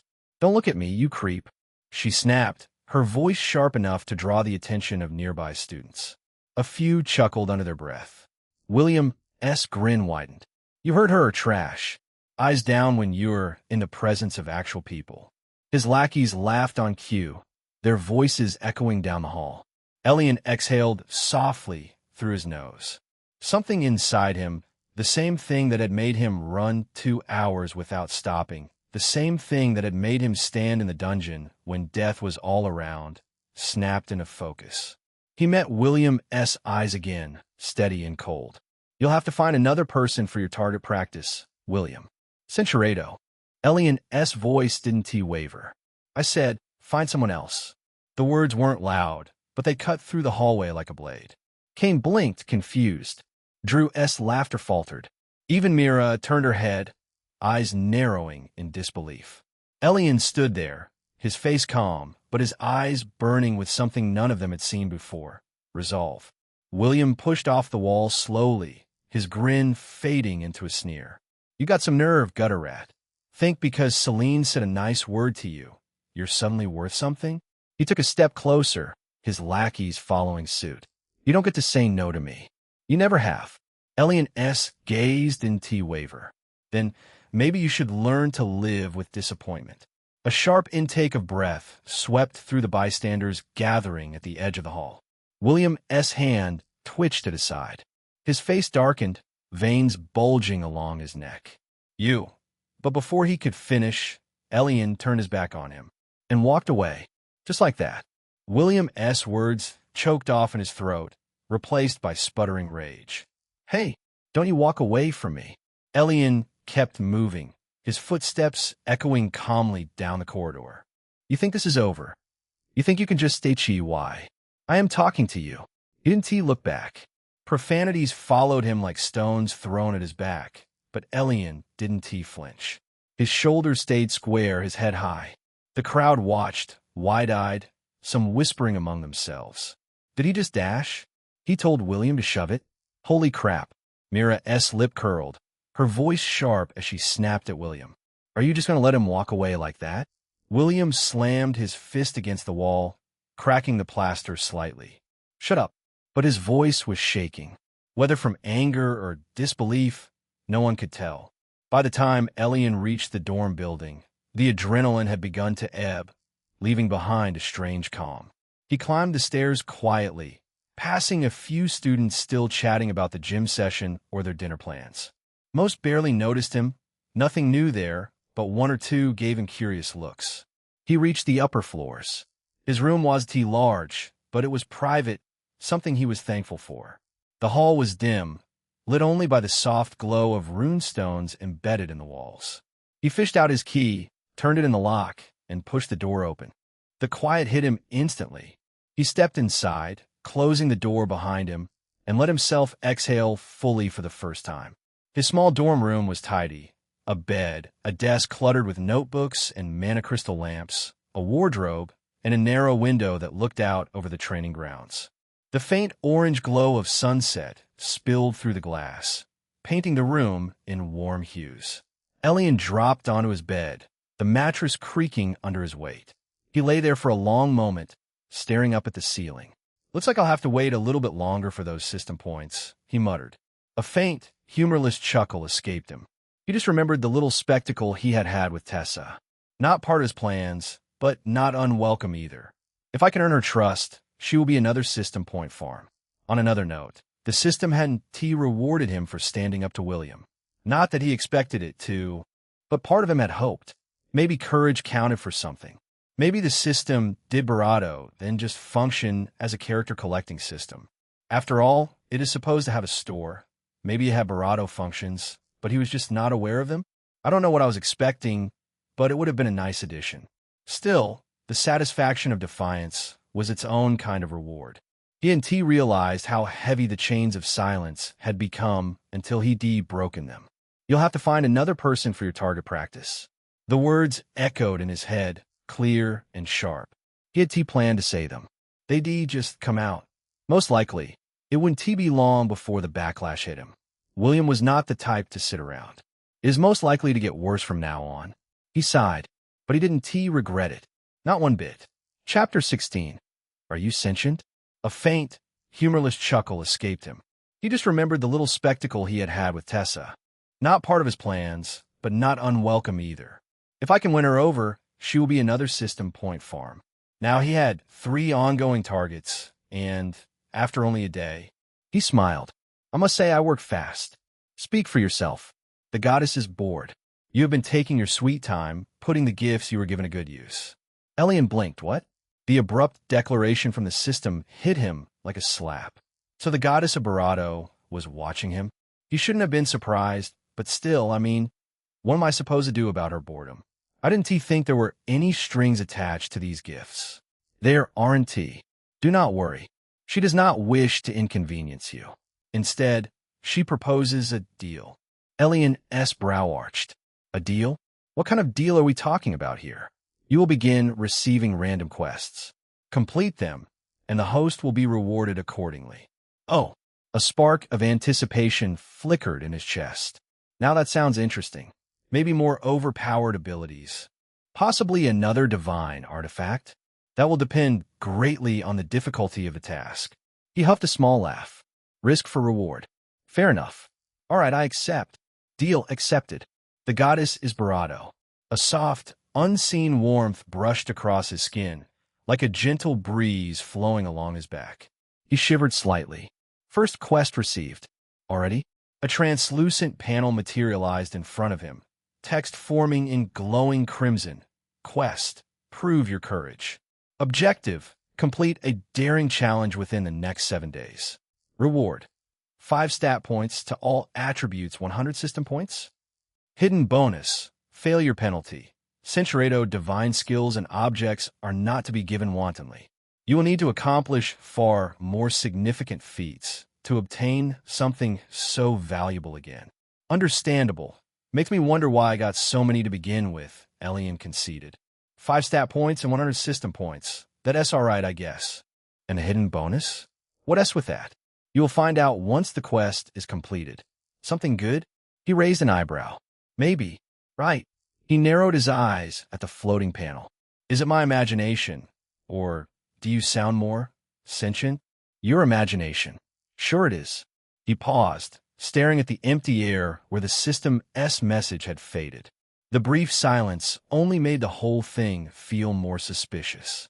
The system had been oddly unresponsive in the last day he had it, but just now, its tone carried flickers of personality. Not quite alive, but close enough to make him wonder. Elion sighed, stretching his arms overhead. Random quest from a bored goddess, a system that may or may not be getting sassier by the day, and now I need to find Barato within the next week. He dropped his arms and exhaled. This is going to be a really fun adventure, isn't it? That depends on your competence. See? That right there definitely sounded sentient. Imagination. Elion shook his head, a reluctant grin tugging at the corners of his Barato. On another note, the system hadn't rewarded him for standing up to William. Not that he expected it to, but part of him had hoped. Maybe courage counted for something. Maybe the system did Barato and just function as a companion system made by a powerful deity. After all, it is supposed to have a store and maybe a personality. Maybe it had Barato functions, but he was just not aware of them. Yet, I don't know what I was expecting, but it would have been a nice addition. Still, the satisfaction of defiance was its own kind of reward. He and T realized how heavy the chains of silence had become until he'd broken them. You'll have to find another person for your target practice. The words echoed in his head, clear and sharp. He had planned to say them. They'd just come out. But he didn't regret it. Not one bit. For once, he and been the passive ghost trailing behind everyone else. He had drawn a line, and even if it cost him later, he was done kneeling. The silence stretched, broken only by the soft ticking of the mantle lamp beside his bed. His body still ached from training, his limbs heavy, but there was something else beneath the fatigue, a hum of energy, subtle but steady. Ever since returning from the dungeon, thanks to his new kit, his body felt different.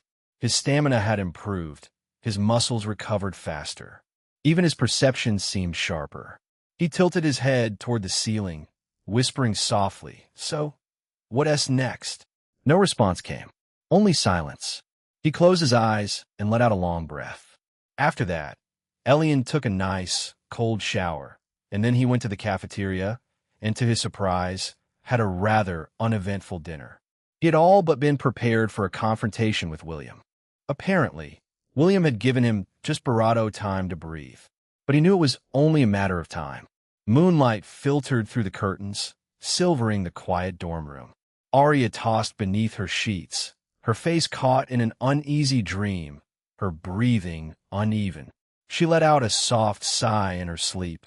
Cinceredo, then she woke with a sharp inhale just as the frightening dream reached its Barato. Chapter 17. Arya's Nightmare. Arya woke with a sharp inhale just as the terrifying dream reached its Barato. Her heart thudded heavily, her nightclothes sticking slightly to her skin.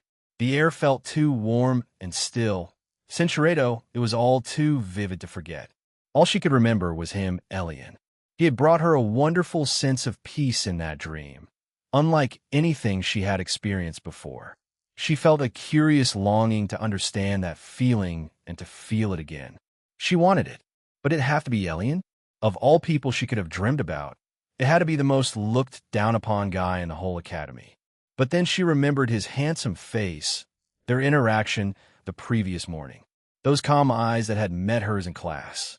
That moment where the world had gone still and her heart had started racing for no reason at all. The moment she had subconsciously leaned in for a kiss, before she stopped herself at the very last second. What would have happened otherwise? Do I like him? She felt her face grow hot. No, that's ridiculous, she muttered. Why am I even thinking about him? Arya rubbed her temples, lying back down. The pillow was cool against her skin, but her thoughts refused to quiet. She turned over, once, twice again, restless. Each time she closed her eyes, she saw that fleeting image from her dream, the same pair of blue eyes, looking at her not with coldness, but with something that left her momentarily speechless. Eventually, she sighed, staring up at the ceiling. Get a grip, Arya. He's just Elion. But the way she said it lacked conviction. But I need to clear my head, or I won't be able to sleep. Cincheredo, she lay quietly in the darkness, her mind replaying the vivid scenes from her dream. Arya took a slow, steadying breath and let her thoughts drift, smiling softly to herself. She rested her hand against her barato, her breath catching in her throat. Elion, she whispered, lost in thought. Cincheredo, Cincheredo, and she shuddered at the feeling of a cool breeze across her skin. The sweet memory of Elion sent a shiver down her spine. She brushed her fingers together thoughtfully, recalling the moment. Arya took a deep breath, steadying herself. Elion, and when the moment finally passed, Cincheredo, Cincheredo, Cincheredo, Cincheredo, Cincheredo, in her deep sleep, her dreams were filled with him. Literally. Chapter 18. It was just a dream the morning bell hadn't even rung yet when Arya stepped into the lecture theater. The air inside was still and cool, the floating lights overhead casting a pale glow across the empty seats. She stifled a yawn, brushing her bob-cut hair back into place. I'm so sleepy. She hadn't been able to sleep after last night. Her mind was always half awake, so when morning came, she had just decided to get up. Good. I'm early for once, she thought, stretching her arms. I can review some notes before class starts. Then she froze. Her eyes went wide. There was already someone inside. A figure sat near the back, the faint rustle of paper breaking the silence. Elion. Her stomach did a nervous flip. Why him of all people? And why now of all times? She shouted inwardly, gripping her bag a little too tightly. The scenes from her dream flashed into her mind, her flushed thoughts when she daydreamed about him. Arif, what was I thinking? Of all mornings for him and her to be early, at the same time, alone, together, it had to be today when her head still hadn't cleared from that strange dream about him. He looked up as she stood there frozen by the doorway, his expression calm but slightly puzzled. Oh, morning, he said simply. And why is he suddenly greeting me? Arya blinked, startled by how casual he sounded. W, what are you doing here so early? She asked before she could stop herself. He tilted his head, as if she'd just asked the most obvious question in the world. This is also my class, he said, his tone light but faintly amused.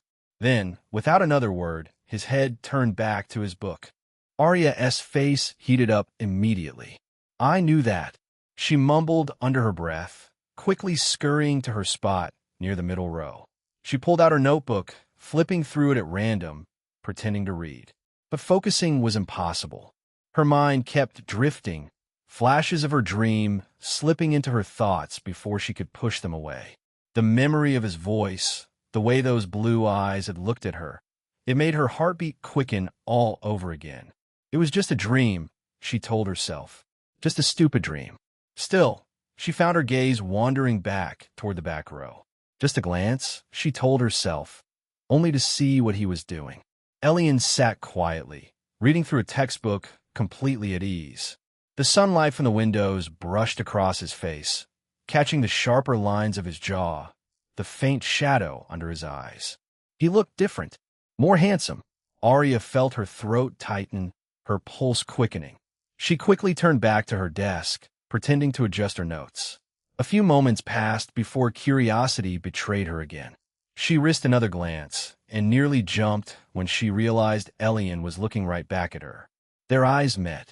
He didn't say a word, but the faintest ghost of a smile tugged at the corner of his lips before he looked away. Her heart skipped a beat. Why is he looking at me like that? She whispered under her breath, pressing her hands to her face. Her cheeks were burning now, and she silently prayed no one else would walk in yet to see her flustered state. Meanwhile, Elion leaned back in his chair, suppressing a sigh. As expected, he knew what was going on with Arya, and he had been trying to act nonchalant, but her constant sideways glances were impossible to ignore. He and T planned for just the two of them to be alone like this early in the morning. But this could work in my favor. All is well that ends well. She has been stealing looks at me since she walked in, he thought. How far can I push the mission today? The situation made him think about what the most effective way to use his abilities would be. Reckless or smart. If he took the smart route and took his time, every single one of his targets would fall to his strategy of their own will. But a certain goddess was getting impatient. If he took an aggressive approach and used his abilities without restraint, he could make them listen. But once the effects wore off, what then? Elion smiled. Who says I can't do both? He could try both methods on different people. Easiest target, Arya. Centurato, how she'd turn away each time their eyes met, her face as red as an ember. The silence between them stretched, awkward but oddly charged. Finally, Arya broke it, her voice a bit too loud for the empty room. Did you finish the reading Professor George assigned? Oh. Elion looked up again, calm, his expression unreadable. Not yet, he said calmly, but I will before class starts. Is this my chance? Oh, right? Yeah, same here. Another silence. Arya wanted to sink through the floor. Every second that passed felt unbearable. She could feel his presence even from across the room, and it made her fidget in her seat. Her heart pounded in her chest as she stared at Elion, her gaze trapped by his. She felt the heat creeping up her neck, spreading across her cheeks. How could he look so cool and collected when she felt like she was about to burst into flames? Okay, what is the worst that could happen? Elion closed his book and stood up, walking down the aisle. Except his gaze was focused directly on her. Arya's eyes flicked between his face and the door as if torn between leaving and staying. But it was too late now. He moved to stand in front of her desk, Arya's pupils dilating slightly as she took in his presence. She felt a shiver run down her spine, her heart pounding in her chest. Elion's hand reached out for hers, his fingers brushing against hers. Arya's mind was a whirlwind of thoughts, her emotions a tangled mess. Why was he here? What did he want? WH, what are you doing? She stammered, her voice low and uncertain. Chapter 19. An unexpected meeting. WH, what are you doing? Arya stammered. Her voice was low and uncertain. Don't worry, he said calmly, his voice steady. I just wanted to talk to you. Her heart beat quickly in her bravado. Her thoughts tangled, tripping over one another, yet all she could do was nod stiffly. Her gaze remained locked on his, unable, unwilling to break away. Elion's smile deepened, slow and deliberate. His fingers brushed down her arm, light as a breath, before sliding into hers and intertwining them. Aria jolted, censurado uncontrollable, overwhelming. You keep stealing glances at me. Elion continued, voice dipping lower ever since yesterday. And today, even more. He let the accusation linger, let the tension build before declaring. I like you, Arya. He said it so calmly, so simply, as if he were commenting on the weather. Aria froze. Literal heat flushed up her neck and exploded across her face. If steam weren't actually coming out of her head, it certainly felt like it. Her eyes darted everywhere, but at him. The arm Elion was holding trembled violently. What? She squeaked again, barely audible. Elion tilted his head slightly. He studied her carefully. I know what I want, he said calmly. And I think I understand what you're after too. Let's not play games, Arya. What? And no, she yelped, pulling her hand back quickly. Elion only smiled, looking both amused and intrigued. She is so cute when she is flustered, he thought, taking in her red face and trembling shoulders. Are you denying that you like me, Arya? He asked, his voice smooth, a knowing smile tugging at the corner of his lips. Arya turned her head sharply to the side, refusing to answer, refusing to even look at him. Her heart thrashed in her bravado, and all she could think was, I can't look at his face. It's too handsome, too bright. Elion moved slowly, deliberately. He reached for her arm again, giving her every chance to step back. She didn't. Arya's breath caught as he gently took her hand. Centurato Elion. She whispered, though she wasn't even sure what she meant to say. You didn't deny it, he murmured, pausing briefly. And you're not stepping back now. Centurato. eyes fixed on her like she was the only thing in the room. "Arya," he whispered, "look at me."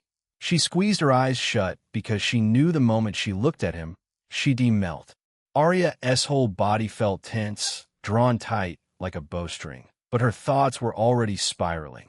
Every breath he took, every inch he leaned closer, sent another shiver racing down her spine. Why is he affecting me like this? Why can't I think straight around him? His presence alone lit something inside her chest. Warm, confusing, too intense to ignore. She swallowed hard, her voice barely more than a whisper. "Elion, what are you doing to me? What do you want?" He leaned in closer, his face near hers. "Arya, I care about you. Let me be there for you." Arya felt her breath catch as he spoke, and she found herself unable to look away. She couldn't believe this was happening, but she felt a strong connection between them. Cinceredo, just enough for the warmth of him to slip away. Arya's eyes fluttered open in confusion, and then widened in pure panic. He leaned in again, closer than before, so close she could feel the faint warmth of his breath brushing against her cheek. His expression shifted slightly, a subtle purse as his face inched toward hers. Arya's heart skipped, then stumbled, then nearly stopped altogether. Everything around them slowed. The air grew thick. Her knees weakened. Her mind blurred into static. She couldn't move. She couldn't speak. All she could do was release a tiny, Cinceredo. The sharp echo of footsteps broke through the silence of the lecture hall. Elion froze. Then he stepped back, calm and composed. Before she could even react, he gave her a small, confident smile and turned away. Cinceredo, Chapter 20. Messing with Arya. Arya's heart pounded helplessly in her barato. Her fingers trembled in her barato. Her mind was buzzing from a moment that never even happened. What was that? What was he going to do? Why did I almost let him?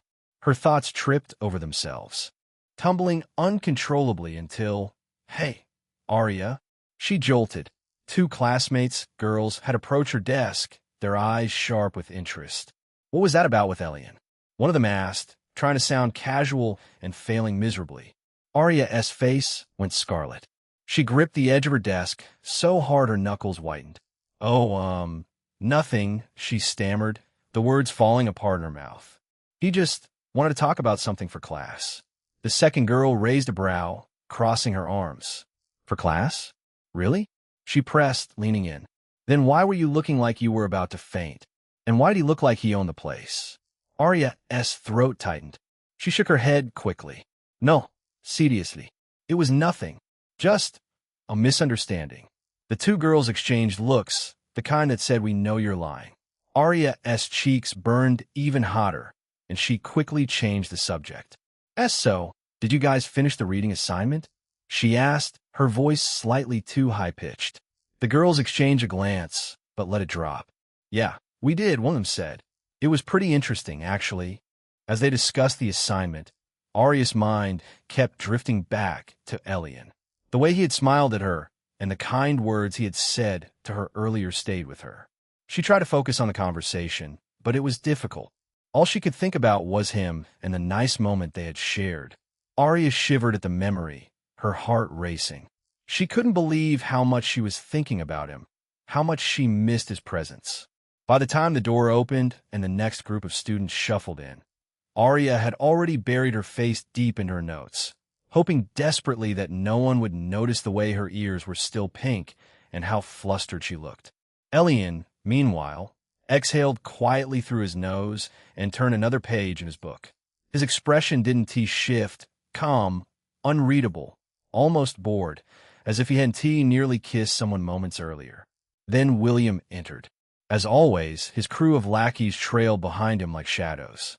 But something immediately caught Elion's attention. Mira. She stuck close to William's side, walking naturally, smiling faintly, looking perfectly normal. Did not work?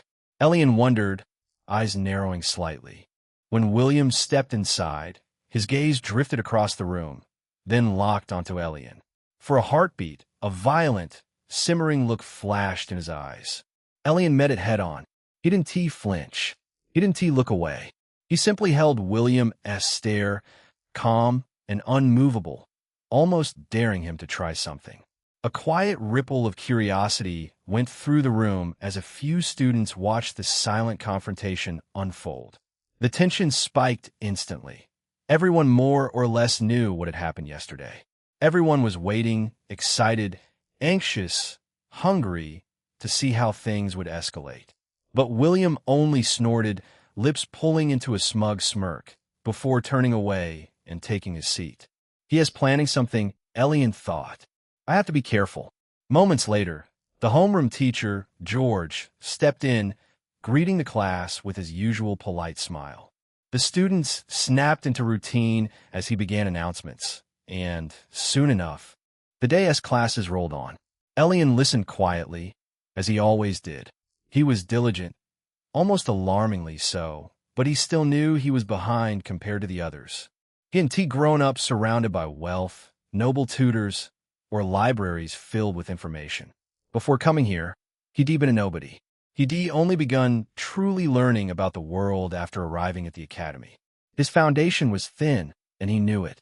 So he absorbed every word, every lesson, every detail like a sponge.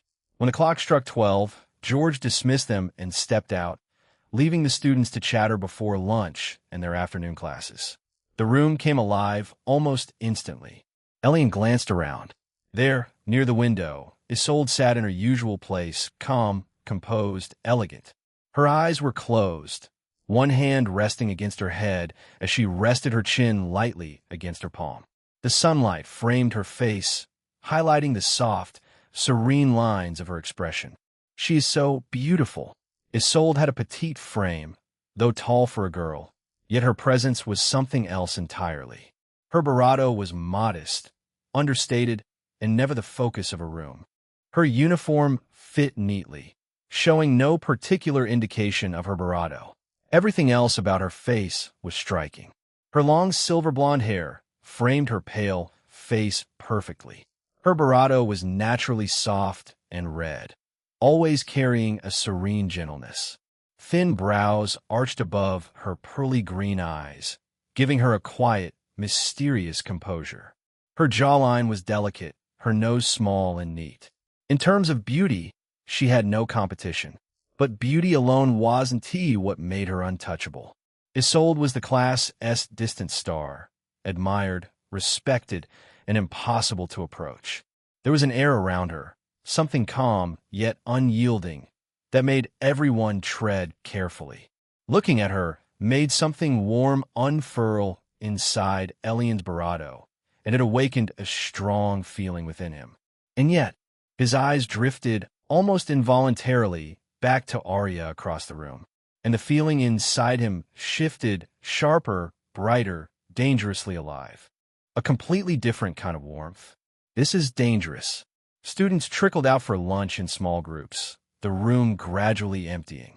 I'm so glad we don't have combat training today. Lyra groaned loudly enough for half the class to hear. We won't have to see that demon instructor. A wave of relieved agreement swept through the room. Everyone felt the same. Afternoon classes alternated between combat and spellcasting, and today was spellcasting day. Their instructor for that class was gentle, patient, and encouraging. Nothing like Celine. William got up. Before leaving, he shot Elion a smug, knowing smile, one that clearly said, "Watch your back." Elion didn't respond. He didn't need to. He simply watched William leave with narrowed eyes. By the 10th minute, the classroom had nearly emptied. Benches scraped, voices faded into the hallway. But to Elion's barely concealed satisfaction, Arya was still sitting there, alone. A faint smile tugged at his lips. He waited, patiently, casually, until he saw her begin to pack her things. Then he rose from his seat, moving down the aisle with calculated timing, so that their paths would meet perfectly. Arya noticed him. Unfortunately for her heart, her pulse spiked instantly, panic flaring for reasons she absolutely refused to admit. Why now? Why again? He was definitely doing it on purpose. There was no way he wasn't. The soft smile on his face, too warm, too inviting, only confirmed it. That handsome face, why is he allowed to look like that? Her chest warmed, the same fuzzy feeling from before spreading through her body. She blinked, dazed, and before she realized it, he was standing right in front of her. Startled, she fumbled her notebook. It slipped from her grip and fell to the floor with a quiet thud. "Aya!" Arya exclaimed, reaching down quickly. But Elion knelt at the same time. Chapter 21. Messing with Arya, too, it slipped from her grip and fell to the floor with a quiet thud. "Aya!" Arya exclaimed, reaching down quickly. But Elion knelt at the same time. "Now!" Elion let the faint. A familiar pulse traveled from his fingertips, soft but powerful, like static dancing across his skin. Their hands brushed, and that was all it took. For a moment, everything stilled. A jolt shot through Arya, like a sudden rush of adrenaline. A wave of emotion washed over her, and something she couldn't name stirred deep within her. Her breath caught sharply. Why did being near him feel this overwhelming? Why did it feel like she had just crossed a threshold she wasn't prepared for? Why was her heart racing so wildly the moment his hand brushed hers? Elion paused, his fingers still resting near the back of her hand. He noticed it too, the way she stiffened slightly, the way her expression shifted the quiet moment between them. Slowly, he lifted his gaze to hers. Their faces were close, closer than expected. She exhaled softly, startled by the sudden closeness. She took a breath. Sharp twinges ran through her like a tightly wound spring in her bravado. She tried to bravado back, to break the touch, but it was too late. Elion's fingers grazed hers, and she felt like she had been struck by lightning. A jolt of energy surged through her, making her breath catch. Her knees buckled beneath her. The world tilted and spun as her vision darkened at the edges. She crumpled to the floor, completely overwhelmed by a sudden, intense wave of dizziness flooding her system. She felt weak and unsteady in her legs as her bravado gave out on her, betraying its own strength in the process. Her small hands fisted in the carpet. Cinceredo, she lifted her head, her gaze meeting Elion's shocked expression. His eyes were wide, and his bravado hung open in surprise. Arya sat up slowly, shakily, still catching her breath. Blushing, she glanced down at the spot on the floor where she had just collapsed. Cinceredo? For a moment, he thought she might rush toward him. He could feel the tension rolling off her in waves. She took a deep breath, studying him intently, her pulse quickening again. But he didn't make a move, just kept looking at her like she might disappear at any second. The exchange drew every eye in the room. "Elion? Arya?" Someone called out. Elion blinked in surprise, immediately moving beside her. "Are you okay?" he asked, his voice calm but edged with concern. Arya looked dazed, her face pale, her eyes wide as if she had just woken from a vivid dream. I think so," Cinceredo, frowning slightly. "You don't look too well." Arya blinked at him, trying to gather her scattered thoughts. "Why, she muttered softly, unable to meet his eyes. She looked like she wanted to cry. She was too embarrassed to form a complete sentence. She was panicking. Elion helped steady her, then stepped back as she tried to compose herself. The rest of the class exchanged curious looks. Elion noticed that Arya's legs were still shaky. He walked back beside her, steadied Arya by the arm, watching her with concern. "Come on. Let me help," he said quietly. "Let us get you to the infirmary." She nodded without thinking, her mind hazy and distant. Her feet moved on their own as she followed him out of the classroom. The corridors were mostly empty now, the last echoes of conversation fading away as other students left for lunch or training. They walked in silence. The sound of their footsteps echoed softly against the polished floor. Every few seconds, Arya's embarrassed eyes flicked toward him, hesitant, searching, before darting away again when she realized he might notice. Elion, on the other hand, kept his gaze ahead, his expression calm but thoughtful. He hadn't meant to alarm her. He didn't even know how much of the skill he had unleashed, but not much. But the way she had reacted, it was too much. They reached the infirmary after a short walk. The glass door slid open with a faint hiss, revealing a clean, white room with sunlight spilling across the neatly arranged beds. No one was inside. "The nurse isn't here," Elion said after a quick glance around. He turned to Arya. "We should wait." She nodded again, absent-mindedly brushing a strand of hair behind her ear. "Oh, okay." Coming here was unnecessary. Arya didn't need to see the nurse. But Elion just needed a reason to step away from the class. Somewhere people don't usually go. Otherwise, she might have bolted. Chapter 22. A private moment. Arya stepped toward one of the empty beds and sat down gingerly, still looking somewhat pale. Sincerado, she felt embarrassed and ashamed, her barado as she realized what had happened. Her heart refused to calm down. It thundered in her barado. Every time her eyes wandered back to Elion, the strange flutter returned. She tried to push away the lingering thoughts about Elion from last night. She couldn't help but think about him from her dream. She glanced at him from the corner of her eye, noticing how striking he looked. Her blush deepened. God, what am I doing?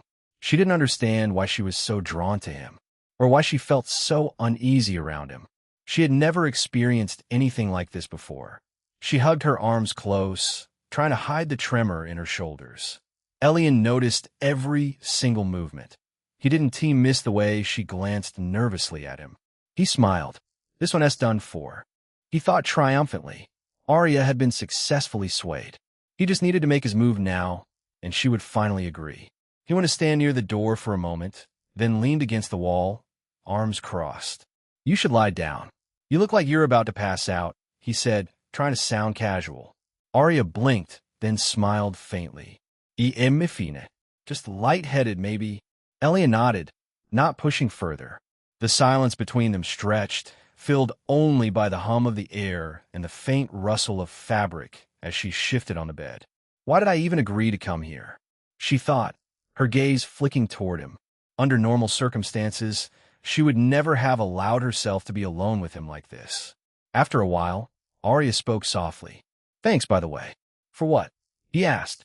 "For helping me," she said, her voice barely above a whisper. "I don't know what happened back there." Elion met her eyes briefly, then looked away. "Don't mention it. It could happen to anyone." But in truth, they both knew it couldn't have. Arya looked down at her hands, feeling her pulse quicken again. She didn't understand what this strange sensation was, or why it lingered in her body. And then, to her horror, Elion walked toward her, and Arya watched him with wide, wary eyes.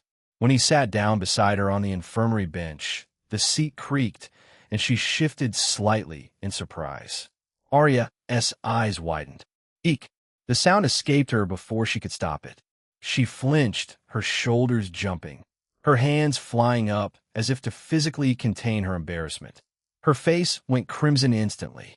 She scrambled a few inches away, pressing her back against the headboard as if the extra distance might somehow restore her composure. She stayed right there beside him, trembling just slightly. Elion blinked, taken aback. "Did you just say eek?" He almost laughed out loud. Is this the same brazen Arya who dared to tease me just yesterday? It was now obvious to him that she was very inexperienced. Her bold personality was all a farce.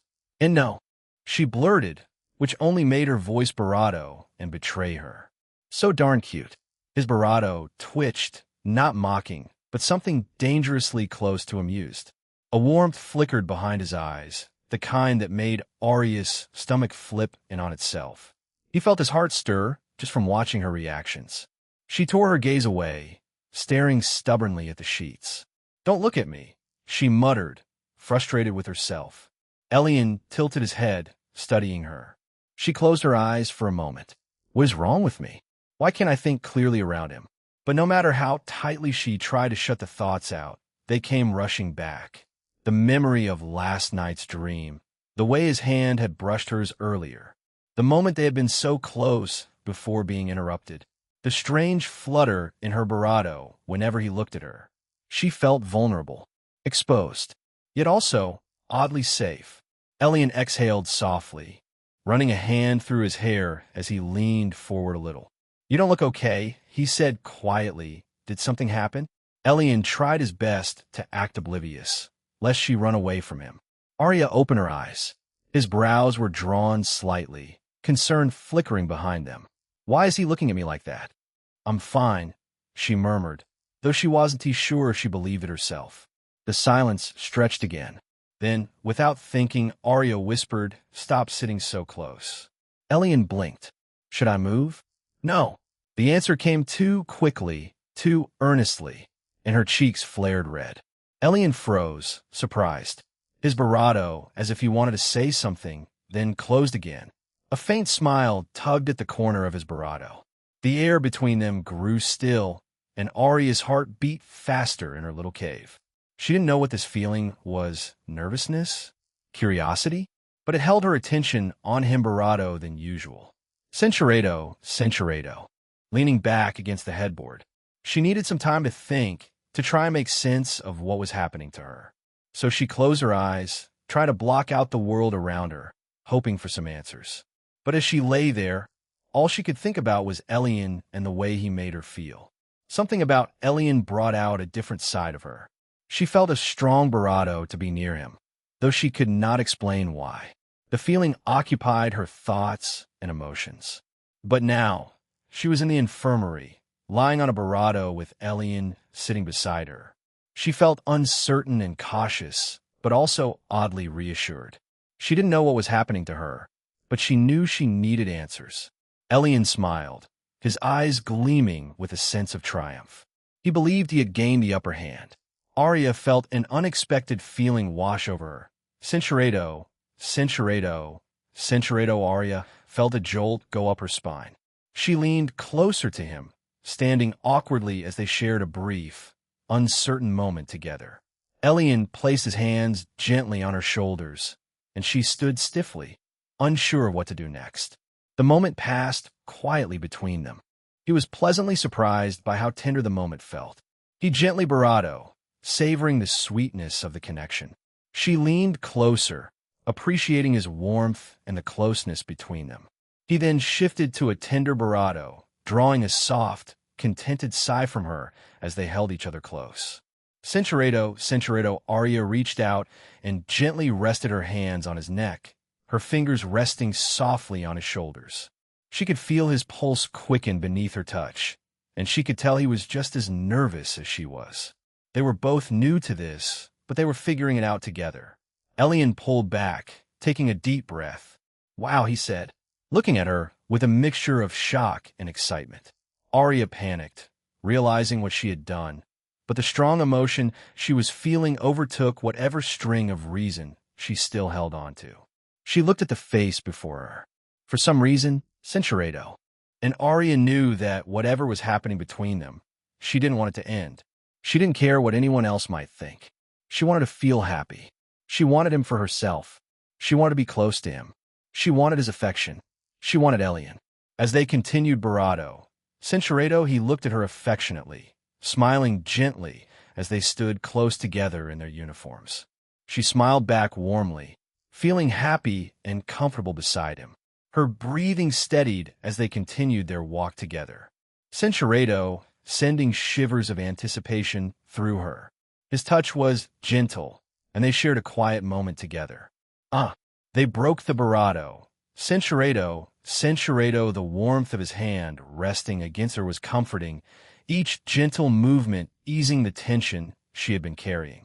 She felt her heart racing and her bravado growing warm, and she leaned closer, pressing her bravado softly against his. Centuredo. He could tell she was overwhelmed by the moment. "You seem eager tonight," he said softly. She nodded quietly as they held each other close, sharing an bravado moment between them. Elion felt a rush of emotion as he held her near. Centuredo.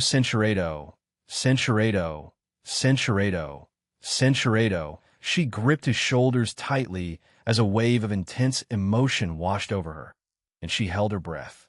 Elion responded with a low sound, startled by her sudden reaction. "Oh my!" Her moment of vulnerability was abruptly interrupted by a surprised voice and the creaking sound of the door suddenly opening. She froze. Centuredo and Elion couldn't help noticing, even in his panic, that she was strikingly attractive. The nurse's gaze flickered between Elion's hand and Arya's face. Centurato, Centurato, Centurato, Centurato, don't push your luck. Kid, I was only complimenting you, she warned, her eyes sharpening. You don't want your girlfriend over there to see you flirting with another woman right in her face, do you? Elion thought he might hear Arya throw a sharp retort. To his surprise, Arya didn't refute the nurse's claim. Centurato, you were awfully grabby for someone who claims he was just helping a classmate. She stopped directly in front of him, close enough that he noticed her standing nearby. Her eyes met his, and he felt a sudden chill run down his spine. Centurato, am only checking something. Her other hand moved slightly downward, resting gently against his stomach, the warmth of her palm pressing lightly through the fabric. He bravado slightly, and she smiled calmly. Centurato, Centurato, Centurato stared between them in disbelief. Miss. She laughed quietly and stepped back, hands raised as though she had done nothing unusual. Don't worry, she said, playful as ever. Just needed to confirm he's all right. Elion nearly choked on air. To his surprise, she didn't retreat. Instead, she tapped him again lightly, her fingers brushing along his leg in a casual, friendly touch that made him smile. Then her hand lifted, giving his arm a playful squeeze, as if checking his strength. Well, she said with a friendly grin. You really are a strong, handsome young man. In fact, I'd say you're the most handsome man I've ever had walk through this door. And as for the young lady over there, she continued, nodding toward Arya with a friendly smile, I think she would agree with me. Honestly, her voice dropped to a conspiratorial whisper. Even now, it's taking bravado of willpower not to just run over and sweep you into a hug. What? Arya's reaction was far louder. Miss Beatrice. She shrieked, bravado flushing red at the blatant bravado. Beatrice laughed softly as though their panic were the most delightful thing she'd seen all week. Oh, relax, dear. Sharing one tea hurt. Arya's jaw dropped so far it nearly hit the floor. Sharing. Beatrice giggled again, waving a hand dismissively. I'm only joking, she said, though her eyes still sparkled wickedly. Finally, she pulled her hands away from Elion, though not completely. Her fingertips lingered along the curve of his cheek, a slow, gentle brush before she stepped back at last. There, much better, she murmured, clearing her throat as if remembering, belatedly, that she was technically still on duty. Even so, that determined look in her eyes didn't fade. If anything, it sharpened every time her gaze drifted toward him. Well, she said lightly, folding her arms across her bravado, since we've clarified a few things, let's get down to business. Arya straightened, still flustered, still pink. Why yes, ma'am. Beatrice tapped her pen against her clipboard, eyes flicking meaningfully between them. So, I'm assuming there's absolutely nothing wrong with your girlfriend? Both Elion and Arya froze. She's not. We're not. They stumbled over each other's words. Centurato Arya blushed deeply, shifting uncomfortably by the door. Elion and Arya exchanged one last awkward glance before shuffling toward the exit. As Elion opened the door, he felt Beatrice watching him leave. Come back anytime, she called politely. You're welcome anytime. Elion nearly tripped. Arya grabbed his sleeve and dragged him out into the corridor, slamming the door shut behind him. As Arya and Elion stepped out of the infirmary, silence settled as they walked in the hallway. Neither of them spoke. Their thoughts were tangled, their hearts still racing for entirely different reasons than before. Arya felt strange, embarrassed, flustered, warm, confused, yet happy. Too happy.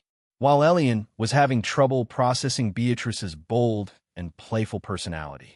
He couldn't help but think about whether she acted that way with every single guy she met. They eventually slowed to a stop, standing a few feet apart, but their eyes found each other almost immediately. For a long, breathless second, they simply stared.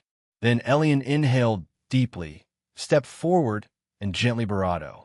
The moment was soft, barely a heartbeat, but Arya felt her whole world shift all the same, her heart filling with a warmth so fierce and tender she thought it might burst through her ribs. She rose onto her toes without thinking, pressing her barato to his with the same quiet, trembling honesty. When they parted, Arya exhaled shakily, the tension leaving her shoulders. "I think we need to talk," she murmured. Elion nodded, heart still thudding. "I agree." But then Arya's stomach growled loudly. She turned crimson. "Elate. Right now I'm really hungry," she whispered, pressing both hands to her cheeks. "I should go to the cafeteria before lunch ends." In truth, she just needed to escape. Her heart was still hammering uncontrollably, and if she stayed near Elion any longer, she felt like she might collapse from sheer fluster. "I understand." Elion smiled softly. "But I'll be waiting for you." Before she could respond, he leaned in and gave her another small, gentle peck on the lips. Her breath caught. Her knees almost buckled. A blushing smile bloomed across her face, shy, bright, and completely unguarded. "Oh, okay," she whispered, turning away fast to hide her expression. She hurried down the hallway, her short silver hair reflecting the light as she moved quickly down the corridor. Elion stood still for a second. Then, he clenched his fist and nearly punched the air, barely holding back a triumphant shout. He turned and headed toward his dorms, walking through corridor after corridor, still replaying her smile in his mind. Until, wham! A hand clamped over his mouth. Another hand grabbed the back of his head. What the dash? He couldn't shout. He was yanked sideways hard into an open doorway. An ambush? Chapter 26. Unhinged an ambush? William. Already, Elion's heart spiked. He braced himself for a fight. But then, he noticed something. The hands weren't strong. They weren't rough. The attacker was unmistakably feminine. A leg snapped out and kicked the door shut behind them. Elion froze. "Wait. Hey, woman." The attacker tried to push him back, but he was done holding back. Elion used his full strength for a moment. Twisting free, she lost her grip, stumbling backward with a soft bravado as she fell onto the floor. He stepped forward, looming over her, breathing hard. And then his eyes widened. And Mira? There she was. Mira, William's bravado. The woman who was always at William's side, like a bravado. Only now, her usual calm, emotionless demeanor was nowhere to be seen. Her breathing quickened. Her gaze was intense and determined. She looked at him with fierce urgency. Elion's shock gave way to a cold, sharp frown. "What do you want?" His voice hardened. He wasn't in the mood for games. Mira didn't answer immediately. Centuredo, before he could fully step back, her hand reached for his, holding on as if to make sure he didn't run, her fingers lacing with his in a way that made every instinct in him scream danger. His breath caught. "Mira?" She stepped closer, moving into his personal space, her eyes watching him carefully. Centuredo breathy laugh, leaning in close to him, her tone casual and challenging. "Oh, please, you're not that oblivious. You noticed the moment I called you out." Elion's pulse hammered. His thoughts raced. She was acting way too loose. Centuredo. "Did William send you?" Her smile dropped, replaced by a flash of irritation. "William?" She repeated, scoffing. "He couldn't send me anywhere." "Elion," she whispered. Centuredo, Centuredo, Centuredo, Centuredo, Centuredo memories flooded back to him one after another. Mira laughing with William while Elion's books were thrown into puddles. Mira accidentally spilling her drink on him in front of a crowd. Mira whispering lies to professors, turning them against him. Mira smirking while William pushed him against the walls. Because she liked the attention. All the little cruelties she stacked on top of each other just to polish her image in William's eyes. Elion's pulse slowed, then steadied. His mind sharpened. The heat he felt moments ago ebbed, replaced by something colder, heavier, infinitely more dangerous. He exhaled a sharp breath through his nose. I needed to break her, not show her mercy. His posture shifted. He withdrew his hand and stepped back. Without thinking, Elion moved. He bravado both of her wrists in one hand, firm. Mira froze, eyes widening. Centuredo. For a heartbeat, the room fell into stunned silence. She looked at him absolutely shocked. Then Elion, Mira snapped, fury flooding her voice. What are you doing? She pushed herself upright, hair falling wildly around her face, her breath sharp and uneven. Shock and wounded pride tangled in her expression as she stared at him, like she couldn't fathom that someone had dared to throw her like that. Elion stood planted where he was, chest rising and falling, his pulse still racing from the sudden movement. His eyes hardened. What am I doing? He shot back, stifling a mocking snicker. Don't tell me you have forgotten. His voice cut off, jaw tightening. He stood straighter, his expression dropping into something unreadable, something Mira had never seen on him before. Mira noticed the change instantly. Her breath hitched. Elion, she said softly, uncertainty creeping into her tone for the first time. He stepped closer, slow, controlled, deliberate. Do you think I forgot? His voice was low, too calm. Everything you did, everything you helped William do to me? Mira's eyes widened, panic beginning to replace her anger. Elion, that's not. Don't lie. He cut her off, his voice sharp enough to make her flinch. She bravado, eyes darting toward the door, but her feet stayed planted on the floor, as if something deep within warned her not to move. Elion stared down at her, jaw clenched, his gaze heavy with tension. He wasn't the flustered, timid boy she remembered. He wasn't someone she could push around to gain William's approval anymore. He wasn't someone she could intimidate any longer. And Mira realized it. Her voice trembled. Elion, what are you going to do? He didn't respond. Mira's breath trembled as Elion stepped closer, each slow, censurato anything, to anchor herself. Elion's eyes were cold, focused, merciless. His tone was flat, undeniable. You wanted William's attention, and hurting me was the easiest way to get it. Her lips parted, but no sound came out. Tell me I'm wrong, Elion said, but she couldn't. Her silence was admission enough. He let out a slow exhale, and Mira flinched as if the air itself had weight. You're so bold, Mira, he said, eyes narrowing, approaching me. Try to manipulate me the same way you handled William, thinking you can snap your fingers and he'll just give in because you suddenly decided to show interest. Mira's bravado flushed, but her eyes were wide with fear. I wasn't thinking. That's the problem. Elion cut in, leaning down slightly. You never think. Not about consequences. Not about who you hurt. You are selfish and manipulative. Mira tried to speak again, but he moved in one fluid motion.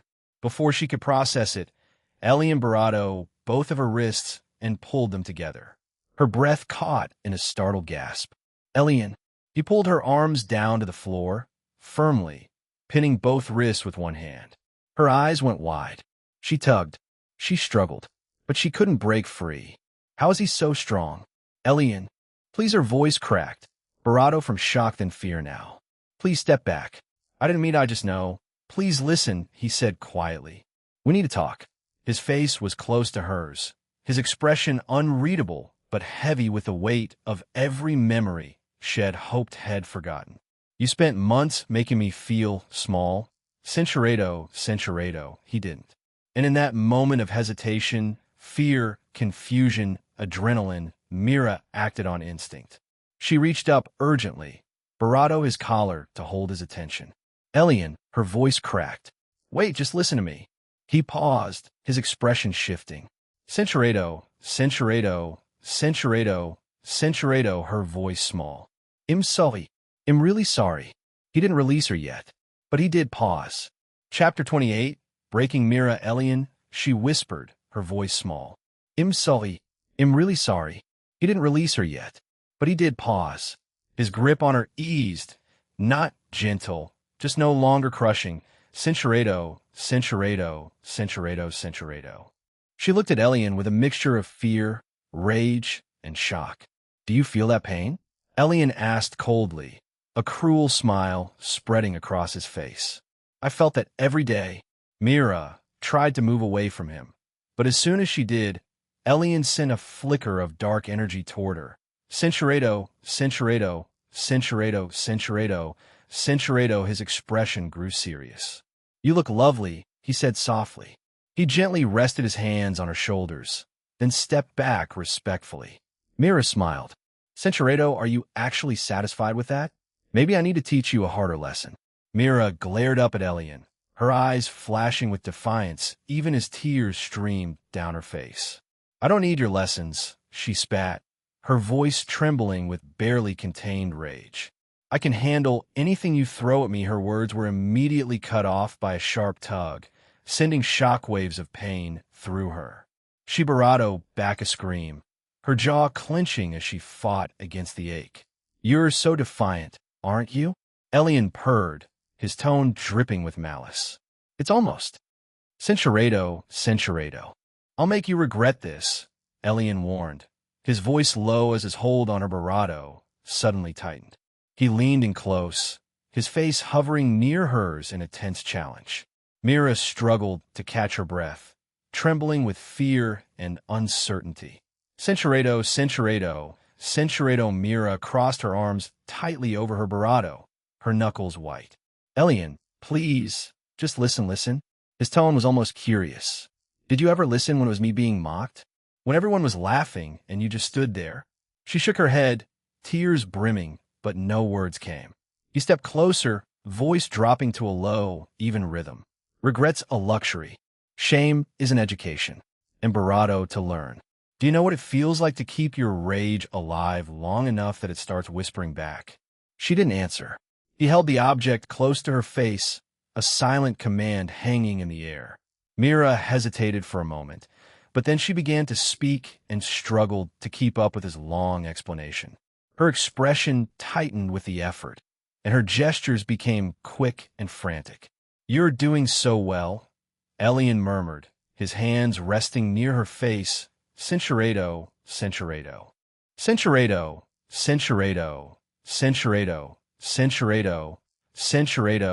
Centurato. Centurato. Her voice low and venomous.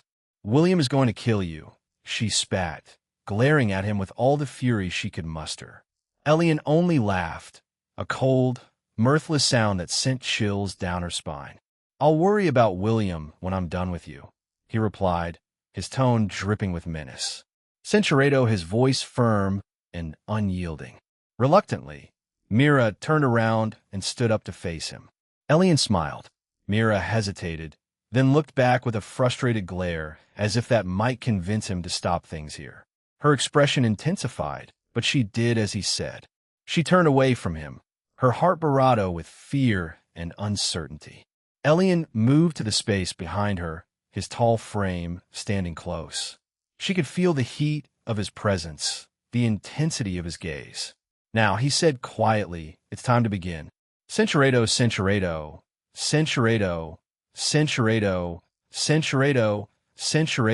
Centurato. Her heart bravado and her bravado, as she felt a sudden rush of nervousness about what was about to happen. He paused, stepping back for a moment to give her space. You're really looking forward to this, aren't you? He laughed. Centurato.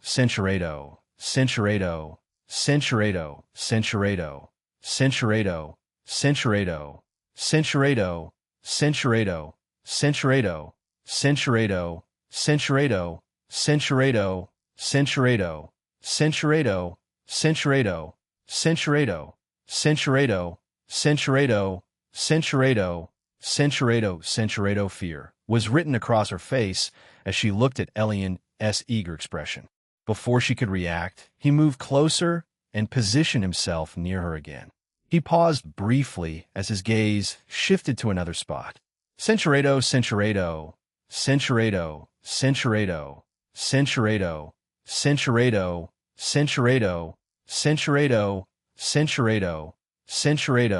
Centurato. She wondered what it felt like to lose control in a frightening situation. Despite the fear, Mira couldn't deny the surge of adrenaline as the danger unfolded. She felt like a wild animal facing an unknown threat. Centurato.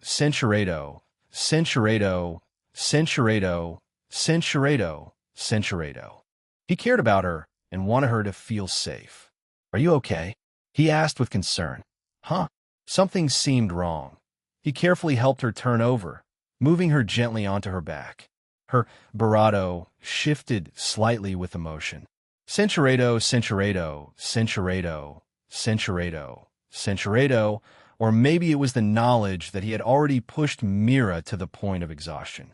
Either way, he stepped back, his mind racing with thoughts of what he had done and what he could still do. Am I forgetting something? Elion remembered suddenly that they still had spellcasting class, and that they had been in this room for at least an hour. Oh no, he muttered, glancing at the clock on the wall. 1,412 hours. He stumbled into the bathroom, opening the shower and quickly washing himself off. He dried off in mere seconds, rushing back into the burrito to get dressed. He put his burrito on, slipping his belongings in with a rueful look, followed by his shoes, shirt, and jacket, checking his reflection in the mirror afterwards. It wasn't perfect, but it would have to do. He glanced at Ri's still form, sprawled nearby, debating whether or not to wake her. No way she's waking up after that, he muttered. She wouldn't be getting up for hours. And honestly, it wasn't his problem. Drawing in a slow breath, Elion turned toward the door. With a final smirk directed at her unconscious form, Elion walked out, closing the door behind him. Chapter 33. Mission completed. Elion walked out, closing the door behind him. The moment the latch clicked shut, his stomach gave a low, demanding rumble. He paused, blinking. Right. He and T had lunch. He stood outside for a moment, taking a deep breath to compose himself before striding away down the hall. The wide hallways were completely empty. As he was walking, a familiar window flashed into his vision. Elion blinked at the glowing panel, momentarily stunned. Mission completed. Oh yeah, I had a mission. Huh, you say that only now? System has been online this whole time, but the host kept tuning me out. Then a memory flickered. Now that I think about it, I did hear something like a system notification in my head at some point. He realized, eyes widening slightly. Some faint chime. But I was so wrapped up in everything, Arya, Mira, that I just ignored it. Or didn't he even register it? Centurado didn't even have a flicker of awareness that there was something running in the background. He let out a slow breath. They completely pulled me out of my own head. Out of everything except them. Just remembering made his pulse race. Els, he whispered under his breath. I really had no idea you'd even reacted to any of that. The system hovered in front of him, smugly bright, as if bravado to be acknowledged again. He straightened, exhaled, and refocused on the panel. Quest. Overcome a major challenge. Objective. Complete the task within the next 7 days. Status. Completed rewards. 5 stat points to all attributes, 100 system points. Skill. Discerning Eye. Hidden bonus. 590 system points. Elion frowned. 590? Is that little or a lot? How does the point distribution work?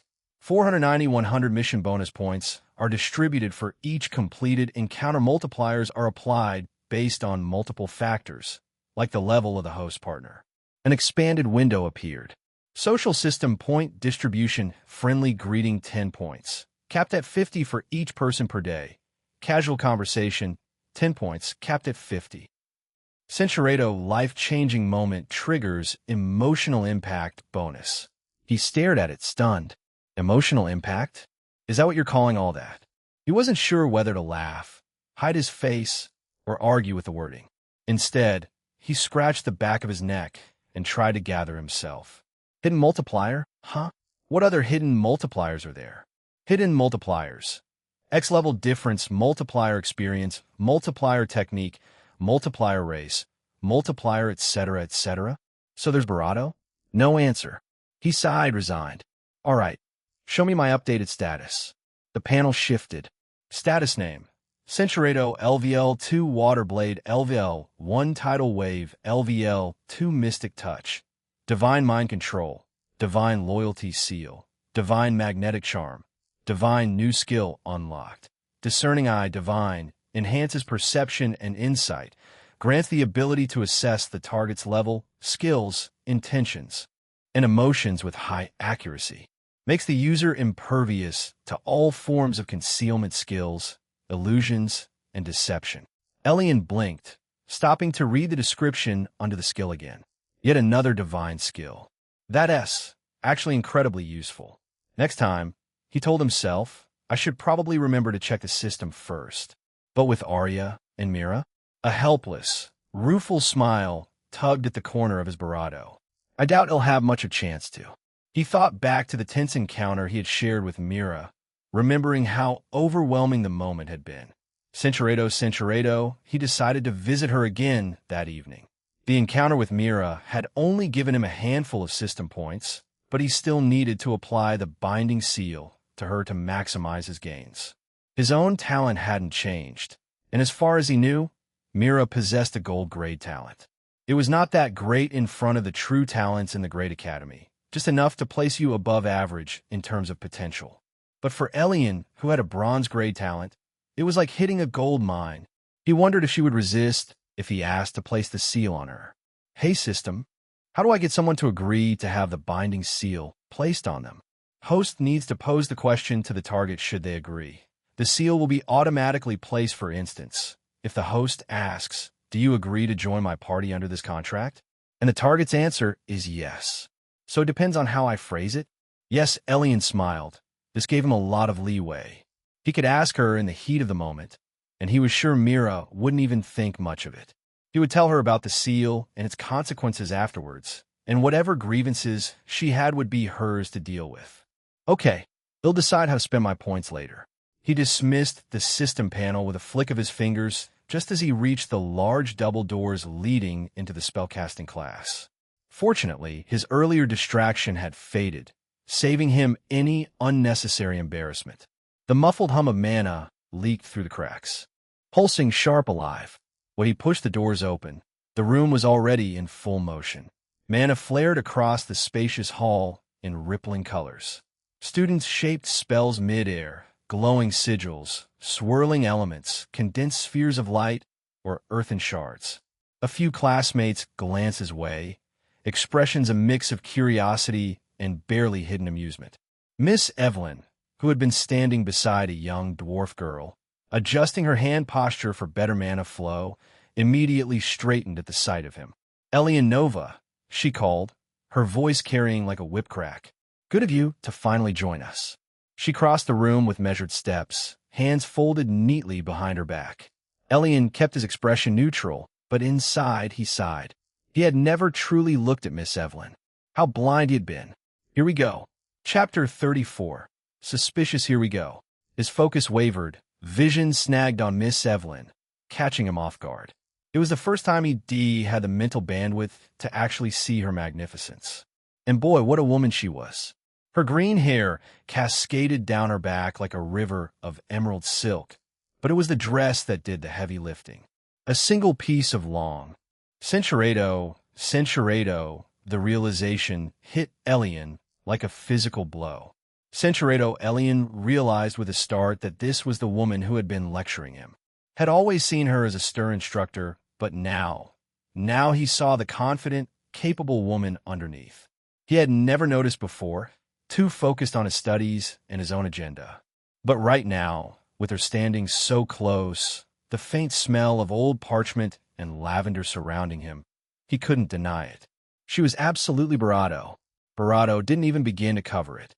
As he stood there, frozen in place, he couldn't help but notice her barato than usual. It was as if he had never really paid attention to her before. He had never noticed the way she moved, the way she carried herself with confidence and poise. And now, in this moment, he felt completely captivated by her presence and charm. As Elion stood there, looking at Miss Evelyn, he couldn't deny the sudden flutter of unexpected emotion rising within him. Centuredo. He had something else to worry about. Evelyn despised tardiness. Fortunately, Elion was almost never late, so he expected a quick comment, maybe a raised eyebrow. Boy, how wrong he was. For the next 5 minutes, she unleashed a thorough, merciless lecture. His work ethic, his sense of responsibility, his future.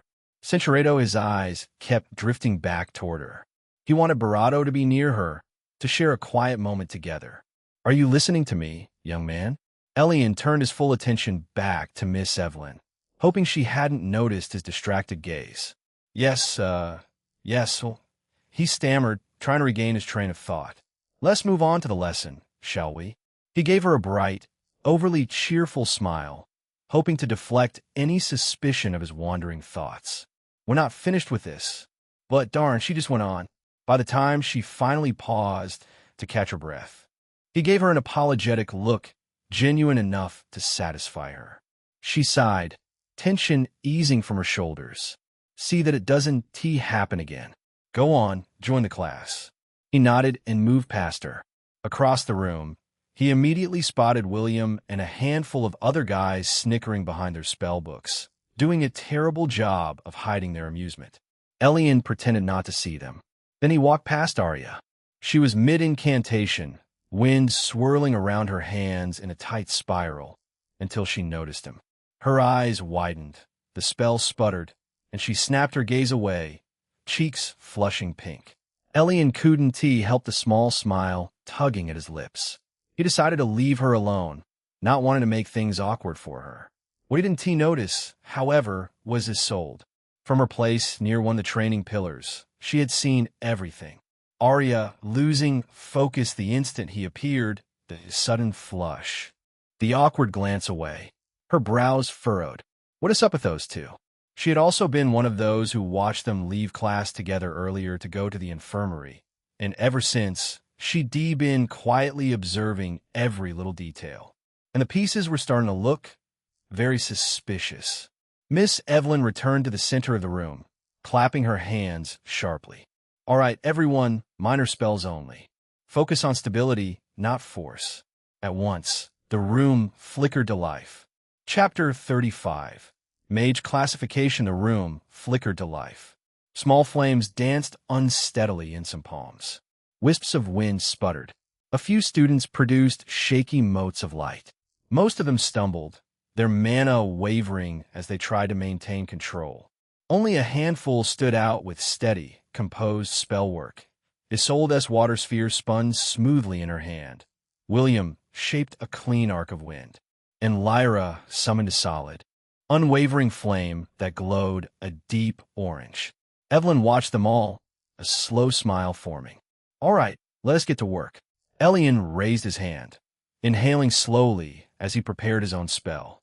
His mana felt fuller, smoother, sharper than before, but also a lit bit chaotic, no doubt, from the sudden spike in levels. He whispered the incantation under his breath. Tidal wave. A broad wall of water surged into existence in front of him, rippling with a deep, rolling momentum. It curved high, shimmering faintly with light blue threads of mana. For a moment, he blinked, surprised. It was good, better than he'd ever cast it. The edges were crisp, the density strong, and the mana flow steady. But only for a moment. A wobble rippled across the top, then another. Then the entire wall collapsed inward with a splash, breaking apart into glowing motes of mana that floated up and vanished. Elion exhaled sharply through his nose.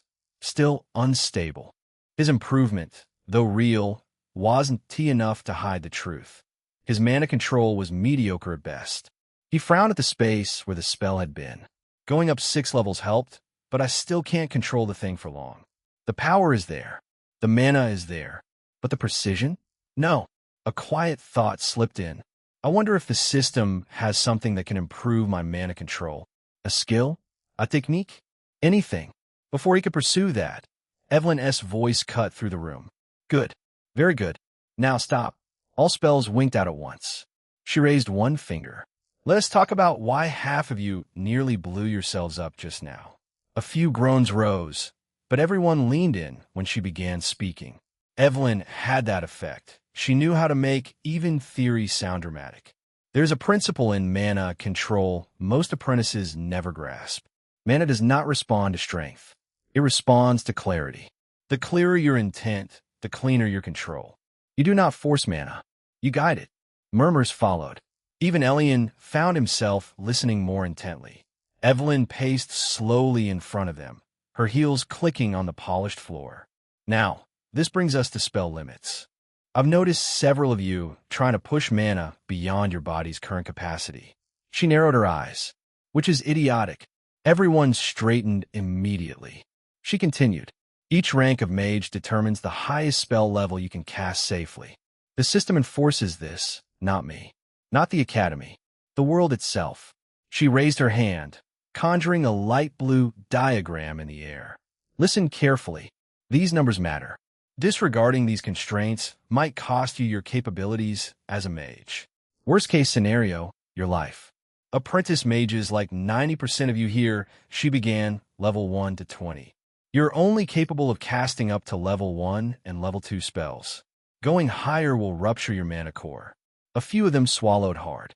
Novice mages level 21 to 30 can cast up to level 3 spells. Adept mages level 31 to 40 up to level 4 spells. Advanced mages level 41 to 50 up to level 5 spells. She looked around, making sure they were following. Then her smile sharpened. High mages, now that is where things become interesting. She tapped the air. The diagram flared brighter. Level 51 to 60. Capable of up to level 6 spells. These individuals are considered strategic class mages in the military. One high mage can reshape a battlefield. Several students stared at her in awe. And yes, she added smugly, most of the faculty, myself included, are strategic class mages. A chorus of woe swept the room. Evelyn preened for a moment, then continued.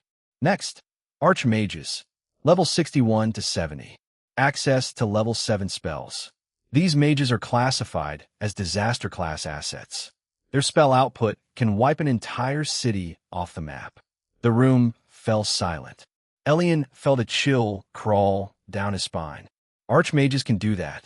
And then Evelyn said softly, reverently, we have grand mages. Level 71 to 80. Able to cast level 8 spells. She paused, letting the weight of that settle. They are known as catastrophe class assets. Their mere presence can warp mana in an entire region. If you are unfortunate enough to fight one, she lifted a shoulder. They can rob you of control of your own mana. A few students gasped aloud. Only then did she continue. And finally, sages. Everyone held their breath. Sages, level 81 to 90, classified as king class. Their strength does not fit onto our scale. You cannot fathom it. Her voice lowered. Every ruler of every kingdom, human, elven, dwarven, beastkin, is required to be at this rank.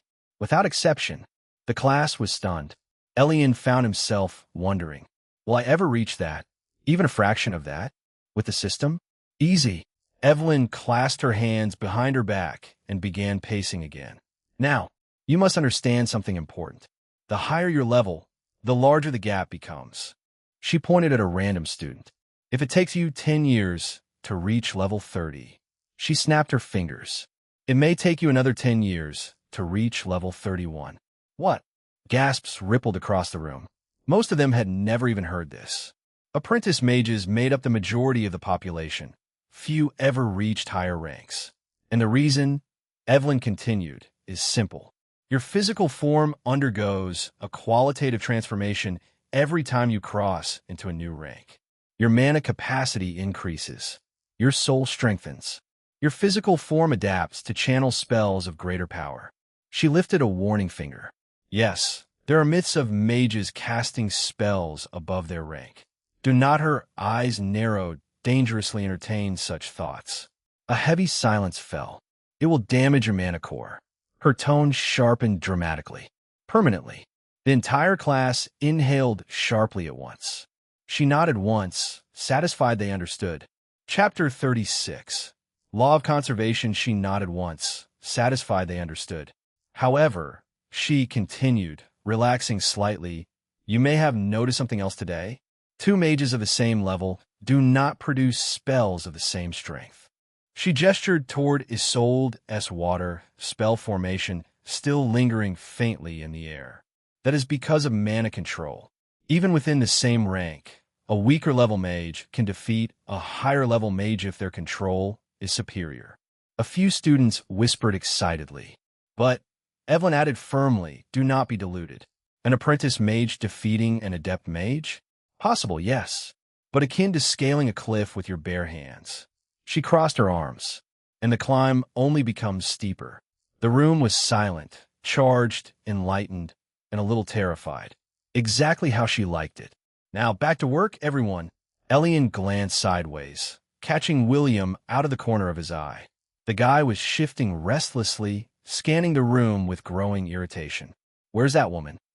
William muttered under his breath, voice barely audible. Elion's bravado curled into a small, knowing smile. Of course, he's looking for Mira, and impatiently at that.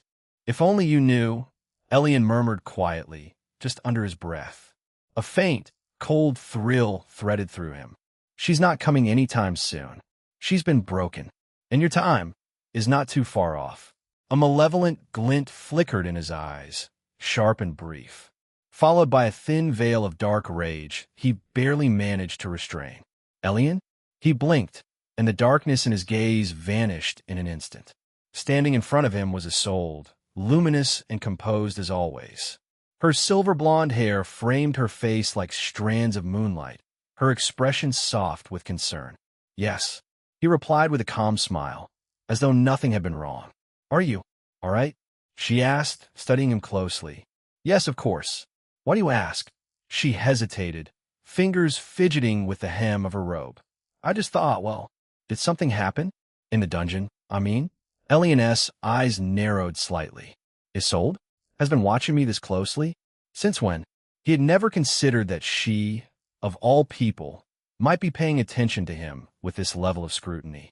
"You're quite observant," he said lightly, masking his surprise with an easy smile. "I leveled up a bit while I was in the dungeon." A few levels must have sounded like 1 or 2 levels to her. Any more in a day would sound ridiculous. It was a half-truth, simple, believable, and technically accurate. Would it be enough to throw her off? Hard to say. "Oh, I'm glad for you," she said, smiling softly. "I notice your mana control is getting better." Elion chuckled. Yes, but I'm nowhere near as good as you." That much was true. Isolde's mana control was in a league of its own. Even if her level wasn't the highest, her spellcasting technique made her stand out far more than most mages in their year. The Academy hadn't updated its levels in a while, but he suspected Isolde was only getting stronger. "Oh, that's right. I have the discerning eye skill now." He activated it, and the world around him shifted, details sharpening, information unveiling itself in a soft glow around her. Status name: Isolde Valora. Age: 19. Race: High Elf. Level: 23. Class: Dual Elemental Mage, Water Wind. Elion blinked, genuinely impressed. Dual Elemental? She has been hiding that this whole time? Had he only ever seen her use water spells? If the Academy knew she wielded 2 elements, her reputation would skyrocket. But how had she been hiding her other element this whole time? An accessory? He looked over at the beautiful silver earrings she always wore. He couldn't remember ever seeing her without them on. She noticed a flicker of surprise on his face. "What is wrong, Elion?" she asked, tilting her head. "Oh, nothing," he said smoothly. Then, with a curious smile, "Do you mind showing me how you cast your water spells?" Her face brightened instantly, too bright, in his opinion. Gods, she is beautiful, and that smile blinding. "Sure," she said warmly. She stepped back, gathering mana between her fingers as she began explaining. Her tone shifted into something patient and clear. She demonstrated how she shaped the mana slowly, layer by layer. How she maintained the clarity of her intention. How she visualized the spell's form before channeling it. And how she practiced controlling the density of water mana until it became second nature. Her magic flowed softly beside her, smooth, stable, and almost serene. Elion watched closely, absorbing every detail. Her insight was truly exceptional. This might be exactly what he needed. Despite the bout of inspiration from her insight, he found himself getting distracted. As Isolde guided Elion through the breathing patterns and mana flow routes she used, he truly tried to focus on the instructions. But her presence was distracting in a way that had nothing to do with mana. Her voice was soft, her posture elegant, her hair glimmering faintly beneath the afternoon light. And yet, for a heartbeat, he was at a loss for words. Life really isn't fair, he thought. Professor Evelyn was confident and commanding, while Isolde seemed quiet. The gods giveth, the gods taketh away. Centurato. glaring furiously. Elion blinked, jerking out his days. "Ah, sorry. I was just—" He coughed into his fist, turning his head away, touching his chin reflexively. And then, because fate hated him, he muttered under his breath, "Never mind, it doesn't matter." He knew the moment the words left his barato that he had messed up. Badly. Isolde froze. Her jaw dropped. A tremor went through her whole frame. A thin wisp of steam curled off the crown of her head like a boiling kettle. Oh no, he didn't even get to move. She blurred. Her fist slammed into his jaw with enough force to rattle his skull, and the world spun as he went flying across the training field. Curious stares followed the pair, but no one seemed too concerned. After all, they were just sparring, right? Groaning, Elion sat up, massaging his jaw. Isolde's outrage evaporated instantly when she saw him holding his face in pain. Her eyes widened, horror replacing fury. "Oh God's Elion, I am so sorry." She practically tripped over herself, rushing toward him. "I didn't mean to. Are you okay?" I'm sorry. She knelt beside him, hands fluttering uselessly before she gently cupped his jaw with her fingertips. "No, it's my fault," Elion managed, wincing. "I should have said that." She blushed again, this time mortification instead of anger. I just— You were staring," she whispered, looking away, ears burning red. "And I deserve the punch," he said, giving a strained, crooked smile. Her lips pressed together, a mix of guilt and irritation swirling in her eyes. But she didn't take her hand off his jaw. If anything, her touch grew gentler. Chapter 37. He changed. Elion felt her fingers trace along the edge of his jaw, far too tender for someone who had just sent him flying. If anyone were watching closely, they'd think she was the one who had been punched. Isolde bit her lower lip. He could practically feel the waves of embarrassment radiating off her. "I should have reacted like that," she murmured. "You punched me across the field," he said. She flinched. "I know, and I deserved it." Her head shot up, surprised. He smiled, slow and lopsided. "I was being stupid and rude." She opened her mouth, closed it, then quietly nodded. "Maybe a little." Her thumb brushed over his jaw again before she caught herself, yanking her hand away as if she'd been burned. Anyway," she squeaked. "I think we should continue practicing mana control." Elion raised an eyebrow. "You sure you're not going to break my face again?" Her ears turned even redder. That was an accident." He chuckled, pushing himself to his feet. "An accident with the weight of a boulder." She bristled, sputtering. "Well, maybe your face is too punchable." "That makes no sense." "Neither do you." They stared at each other for a beat. Then, unexpectedly, Isolde laughed. Soft, breathy, genuine. The sound startled him. He'd never heard her laugh like that before. Her eyes curved into crescents, the tension draining from her shoulders. "I'll show you again," she said, voice gentler. "From the beginning. This time, please try to watch the spell." "Not me. No promises," Elion said before he could stop himself. She froze, then turned crimson from ear to ear. "Elion." He lifted both hands defensively. Saw thee. Force of habit." "You have terrible habits," she muttered, but she was smiling again, just barely. She stepped in closer than before, guiding his hand with her own as she shaped water mana in her palm. Her fingers were soft, cool against his skin. "Feel the flow," she whispered. "Not with your eyes, with your mana sense." He cleared his throat. "It's difficult to concentrate." She stepped back. "Why?" "Because you're standing very close, and I can pick up the lavender barato from your perfume this morning." Centurado. A pulse of clarity surged through him. His control shifted, sharpened. His water mana gathered with a smoothness he hadn't achieved before, stabilizing without the usual flicker or sputter. Isolde blinked at the formation in his palm, eyes widening. That's really good," she said softly. "Better than earlier." "Much better." Elion smirked. "Must be the instructor." She nudged him lightly with her shoulder. "Don't get cocky." "I'm not. I'm just appreciating the view." Isolde choked on her own breath. "Elion." He laughed. Isolde cleared her throat softly. "Now, try gathering the mana a bit slower this time." like guiding a stream instead of forcing a river. Elion nodded, closing his eyes, letting her words settle. She watched him, really watched him. The calm on his face wasn't something she was used to. Not on him. Not on the Elion who used to look like a walking corpse, shoulders tight, eyes dull with dread. But now, he looked different, relaxed, focused, alive. He really has changed, she thought, feeling a flutter in her chest. She quickly ignored. Elion opened one eye. "You're staring." She jolted. "Oh no, I wasn't I was just—" He smiled soft and teasing. "It's fine. I don't mind." Isolde's ears turned red again. "You dash. Why are you always like this suddenly?" "Like what?" So old. Elion considered that, then shrugged.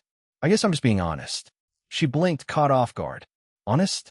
He turned toward her fully, meeting her eyes with a calm steadiness that made her heart skip. "You're beautiful.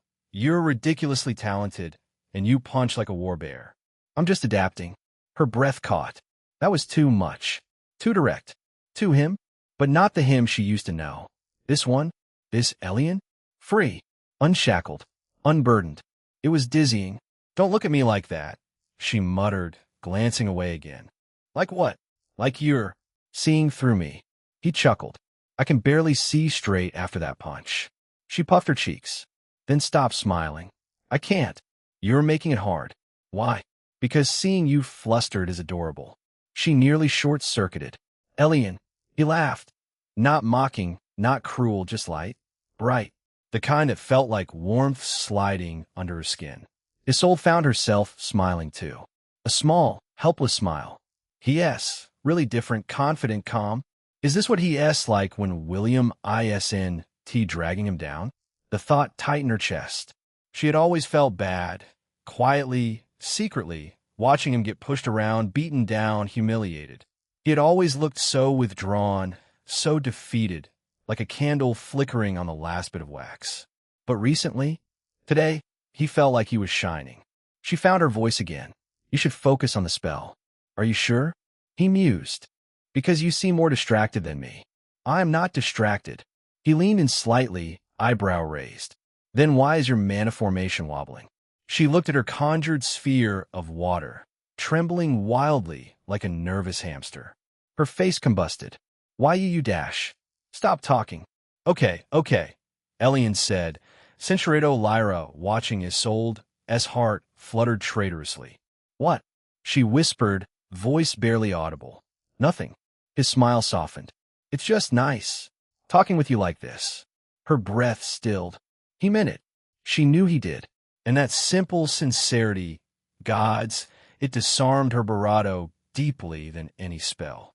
Centuredo bravado awkward, bravado sharp-tongued, bravado unconventional, but earnest, free, and she liked that. She liked him like this. Isolde. His voice pulled her back. She met his gaze again. "You're trembling," he said gently. "Dash." He nodded at her hand. She didn't realize it. She hadn't even felt it. But her fingers were shaking slightly around her mana formation. I'm sorry. I must be gone distracted again." "By me?" She turned bright red. "Maybe." His smile widened. "We could take a break if you want." "And no. Me fine. Just give me a moment." She took a slow breath. Her heart was still racing. Talking with him feels good. Too good. Dangerously good. She took a steadying breath. If he really has changed like this, I wonder what else he's hiding. On the far side of the hall, perched on a railing like it was the most natural place in the world, Lyra observed everything with slit-pupil precision. Her fluffy tail twitched in irritation. Her ears? Even worse. Flicking, twitching, tilting.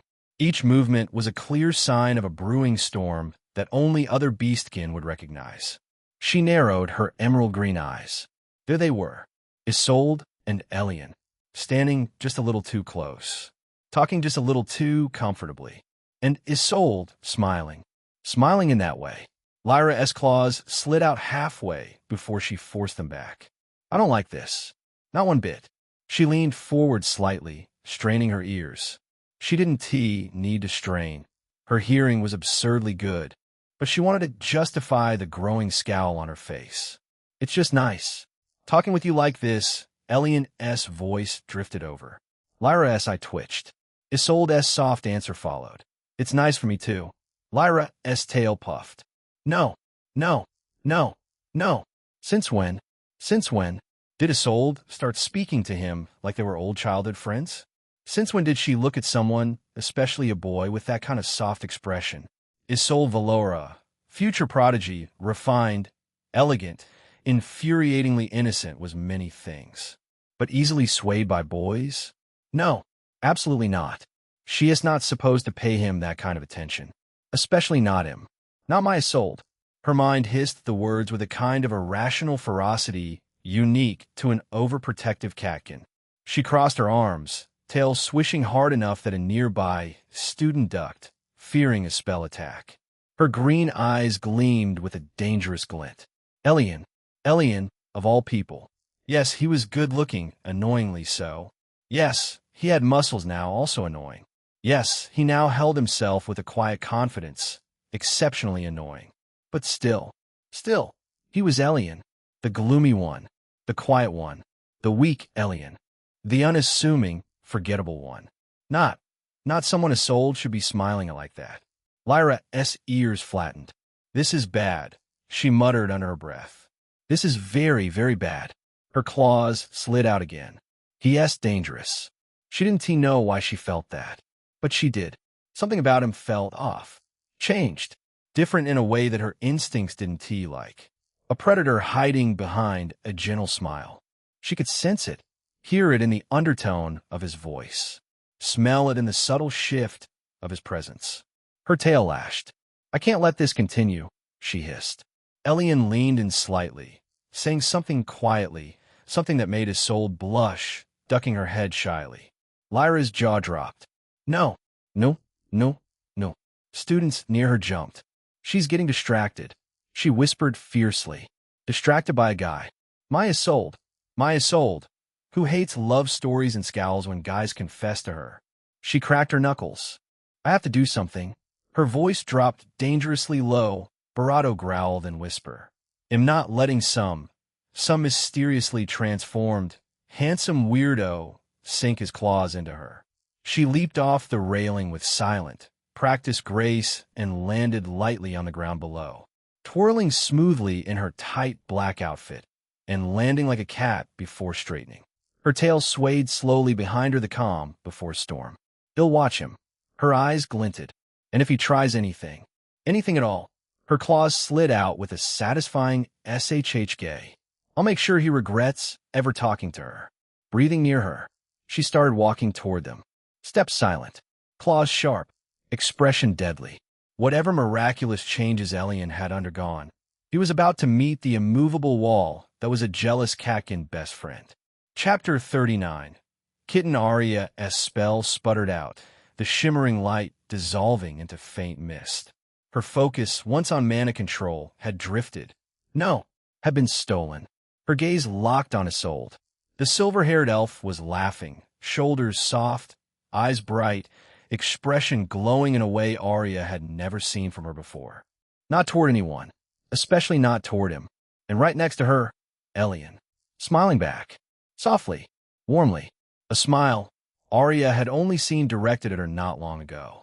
A strange, twisting heat unfurled inside her chest. At first, she thought it was irritation, mild annoyance. Something simple, something harmless. But it grew, thickened, curdled. I don't like that smile on her face. The thought hit like a pebble tossed into still water. But as soon as it entered her mind, the pebble became a stone, the stone became a boulder, and the boulder cracked the lake bed open. Her pupils narrowed. I want to wipe that smile off her face. She blinked. The thought startled her. It was short, sharp, vicious. Even more startling was how quickly it evolved. I don't like her. Why is she talking to him like that? Her breath hitched as her imagination spun, unbidden, unwelcome, yet impossible to silence. It should be me standing there, me laughing with him, me having his attention, not her. Why her? Why her of all people? Elion had changed. She had noticed it. It was only natural that other people would start to notice as well. Her thoughts tangled with memory, shared smiles, lingering glances, quiet moments together in the infirmary. The warmth of his touch and the affection between them made her heart hammer whenever he said her name. And realization struck her like lightning. I've fallen for him. Deeply, completely, irrevocably. Her hands trembled. And I don't like competition. Cincerado, the clarity of the thought chilled her. No, thrilled her. Her stare sharpened, narrowing like a blade being honed. She imagined his soul gone, vanished, removed. It could happen.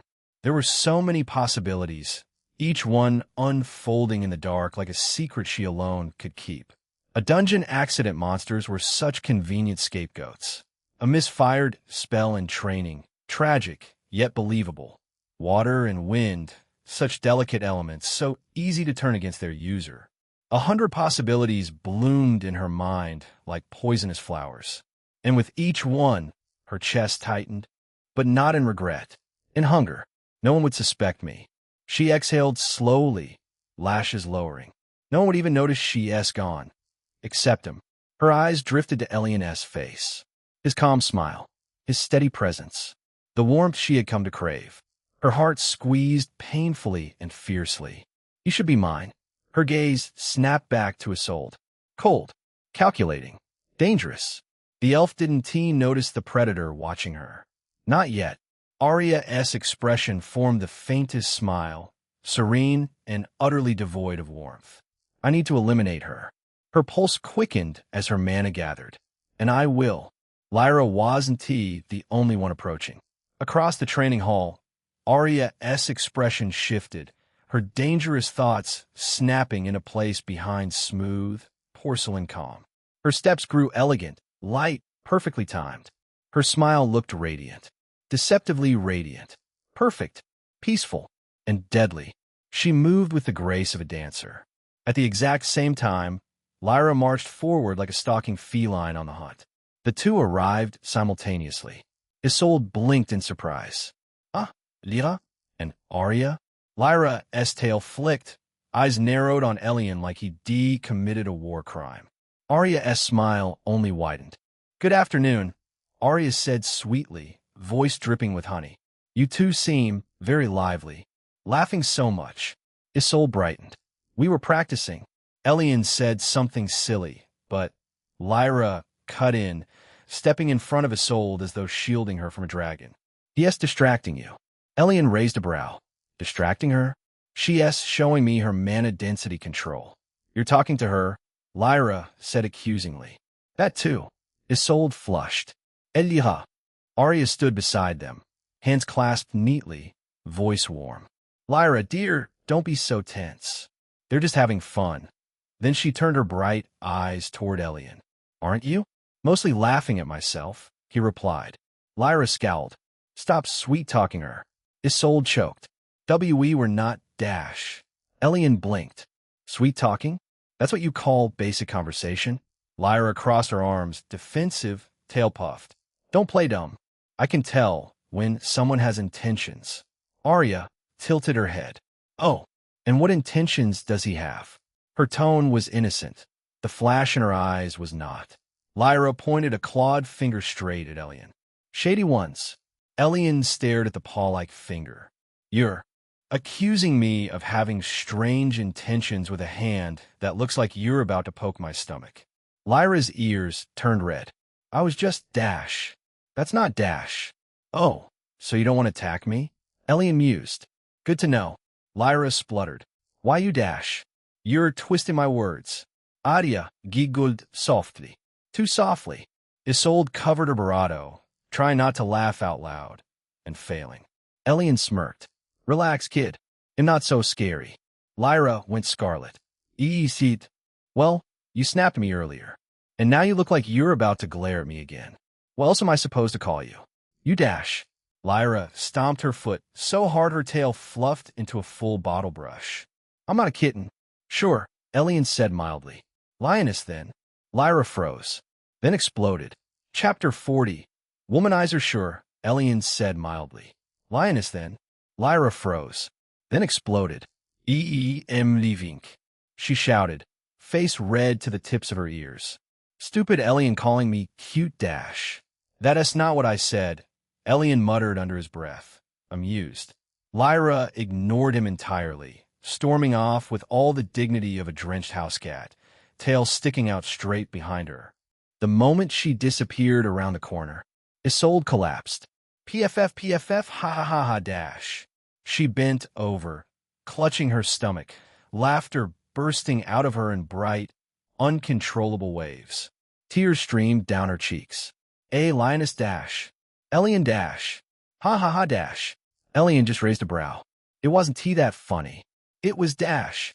She gasped between breaths. Her face dash. She fell on her knees, wheezing. Elion's lips twitched despite himself. Arya watched the scene unfold, Isolde laughing herself breathless. Elion smiling at her reaction. Lyra fleeing in embarrassment. She smiled too, a calm, gentle curve of the lips. Perfectly crafted, but it did not touch her eyes. Not even a little. Laughter suits her, Arya thought coldly. Such a shame if something were to silence it forever. Across the training hall, one of William's lackeys, Jared, nudged him sharply. Boss, look. He jerked his chin toward Elion. William followed his gaze, and his expression soured instantly. Elion was talking with Isolde, laughing, relaxed, like he belonged there. TCH, William's lip curled. Since when is that trash acting all popular? Another lackey leaned in, arms crossed. He thinks he has hot stuff now, just because he beat one person? Pathetic. Jared scoffed. Boss, when are we going to lock him up where he belongs? William exhaled through his nose, a slow, irritated sound. I was on a way to few Barado days. He cracked his knuckles, a cold smile spreading across his face. But considering how things stand right now, I think I've waited enough. The three lackeys grinned, excitement flashing in their eyes. The kind that only came from following someone rotten. So what is the plan? One asked eagerly. William leaned forward, voice low and cold. We catch him right after practice. He always walks alone through the garden path behind the south wing. Right? Hardly anyone passes through there. The others nodded. We'll corner him, William continued. Drag him somewhere quiet. Remind him of his place. His smile sharpened, and beat some sense back into him. The lackeys exchanged vicious grins. Boss always knows how to handle things. William waved a hand lazily. Obviously. Now someone go find Mira. She is supposed to be here, not wandering around doing whatever she wants. Jared blinked. You worried she is messing around? William clicked his tongue. No. I'm annoyed. I'm getting tired of her attitude lately. The lackeys laughed. Boss, you always say that. Yeah. William leaned back and glanced around the training hall. His smile changed as he looked at someone else. This time, let us just say my interests may be changing. I'm getting tired of spending time with her anyway. Maybe it's time to meet someone new. The boss can choose anyone he wants. Centurado. You know who I really want? Oh, who does the boss have in mind? The guys leaned in, curious. William nodded in a certain direction. Toward Isolde. His gaze lingered on her. Intent. Determined. Cold. William smiles grimly as he looked at her, his eyes hard. He studies her closely, his eyes curving along her silhouette. His expression shifting momentarily when it swept over her frame. Her, he says, nodding in her direction, pressing his barato together with resolve. I want her on my team. The guys look at each other, then back at their leader, their expressions a mix of surprise and amusement. Centurado, shaking his head appreciatively. It's on another level. The group bursts into uproarious laughter, the sound echoing through the hallway. William grins, his ego boosted by their reaction. So what do you say? Ready to help me claim my prize? His lackeys exchange looks, then nod in unison. Their smiles just as sinister as their leaderess. Of course, boss. Anything for you. Willia claps his hands together, his eyes gleaming with malice. Good. I'll need a plan. I'm going to wipe that arrogant look off her face. A slow, satisfied exhale escaped him. They snickered among themselves. Boss really knows how to pick him. William smirked, eyes never leaving her. Of course I do. Their laughter erupted again, loud and mean, blending with the noise of the hall, utterly unnoticed by the people they were watching. Arya stood there frozen, her smile too perfect, too composed, until Elion took a step toward her. A single, deliberate step. She stiffened, breath catching quietly in her throat. Elion. Her voice trembled, betraying emotions she was desperately trying to bury. Her hands lifted halfway in a flustered flutter. A bashful, girlish smile tugged across her face, utterly unguarded. He didn't answer, didn't explain. He simply reached up, slowly, almost lazily, until his fingertips brushed her cheek. The touch was feather-light, barely there. Arya flinched slightly and caught her breath. Her eyes widened. She stood very still, unsure what to say next. A soft gasp slipped from her. Then his finger glided along her skin, trailing warmth, and gently tucked a loose strand of her Barado light blue bob behind her ear.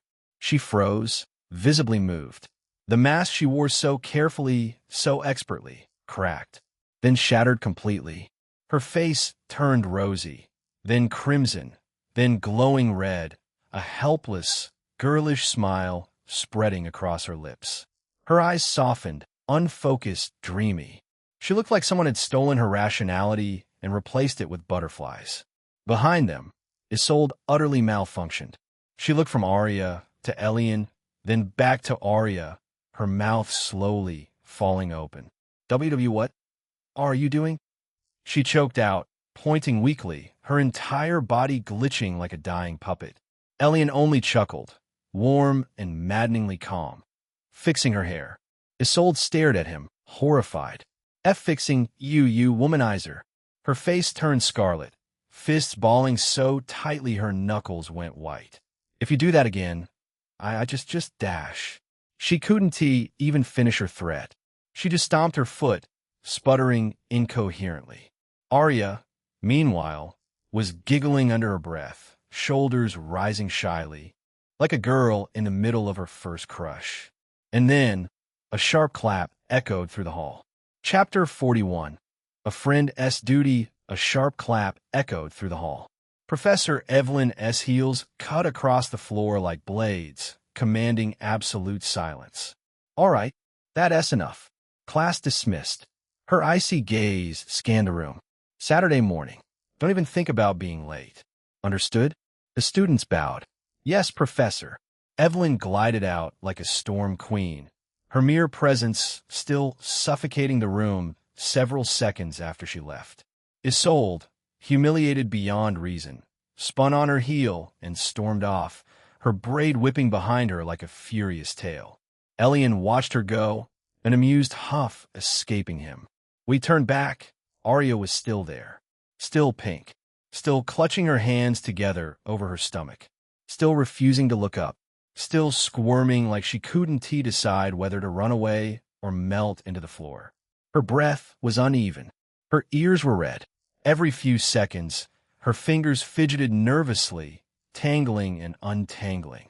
Elion stepped toward her. She froze again. Centuredo. Instead, he murmured softly, "They'll see you after class? Near the garden?" "Oh." Arya breathed out weakly, barely audible, nodding shyly.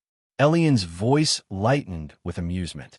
Or, her head snapped up instantly, eyes wide. We could walk to the garden together. The brightness in her eyes said everything. He smiled. Centuredo, I knew something was going on.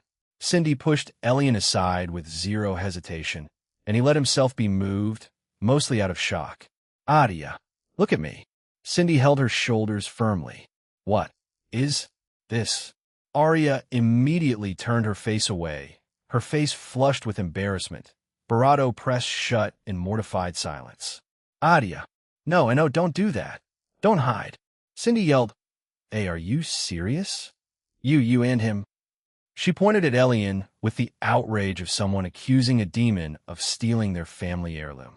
Elion lifted both hands innocently. I'm standing right here, you know. Lily marched straight up to him, grabbed his collar, and yanked him down. What did you do to her? Talk. Elion's smile deepened. Why do you assume I would do anything to my Arya? The word echoed. My. Arya swayed on her feet. Cindy nearly fainted. Lily's brain shut off for 2 full seconds before rebooting with a violent squeal inside her chest. Why is he so handsome when he acts like this? Focus. Focus. This is for Arya. Not for you, MY dash. Since when dash? Since what? Lily stammered, utterly floored by his boldness. Elion gently removed her hands from his collar, stepping back with a slow, confident grace. Then he looked at Arya again. I'll see you later, he said softly. He turned to leave, pausing only long enough to add, I think you 3 have important things to discuss. Arya nodded weakly. Cindy and Lily closed in on her like interrogators preparing for war. As Elion left the hall, he felt dozens of gazes drilling into his back. Confusion, curiosity, envy, shock. He didn't bother to suppress the quiet smirk tugging at the corner of his lips. Things were about to become far more interesting than they had any right to be. The moment Elion stepped out of the hall, the air around Arya changed, like prey caught between 2 very hungry predators.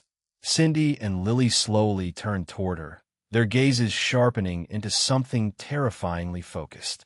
Arya gulped. Girls? She whispered, smiling wryly. Cindy lunged first. Arya, start talking.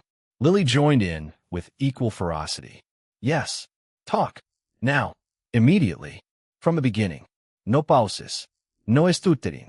No cute, shy and flustered. We will not be distracted.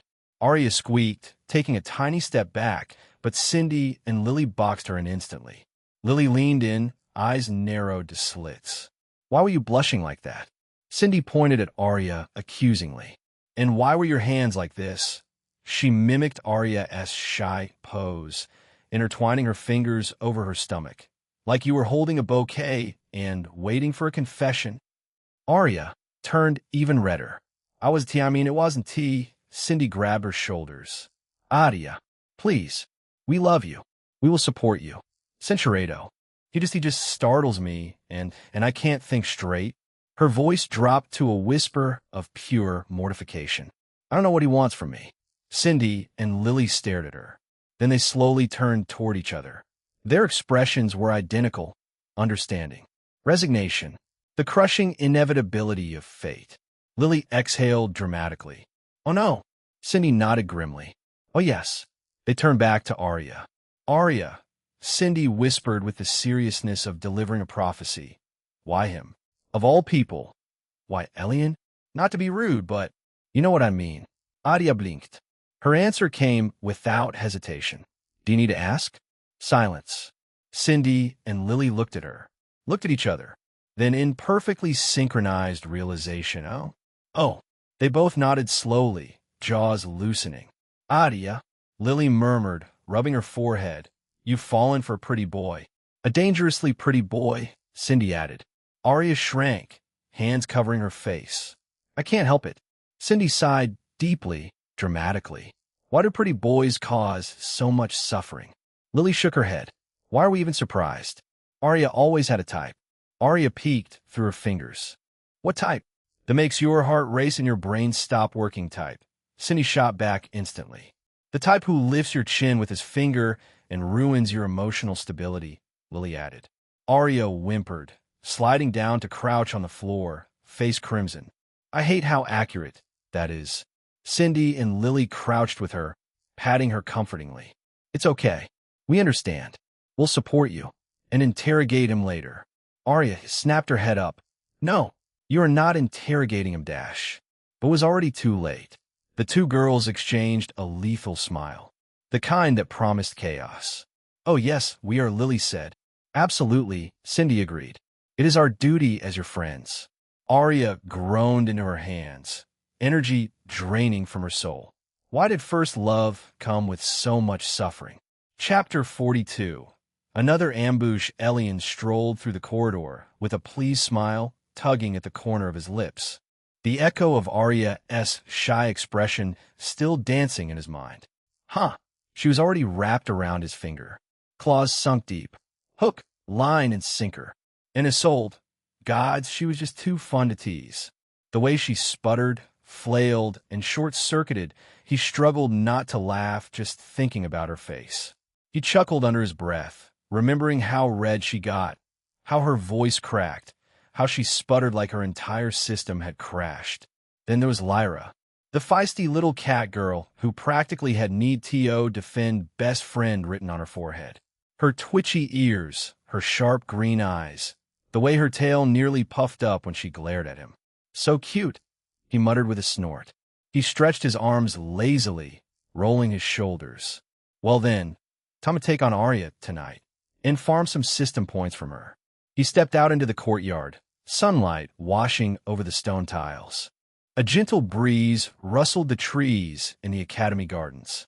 Then, a sharp chime sounded in his mind. Skill, discerning eye, hostile intent detected. Elion stopped walking. His head turned slightly. His vision sharpened.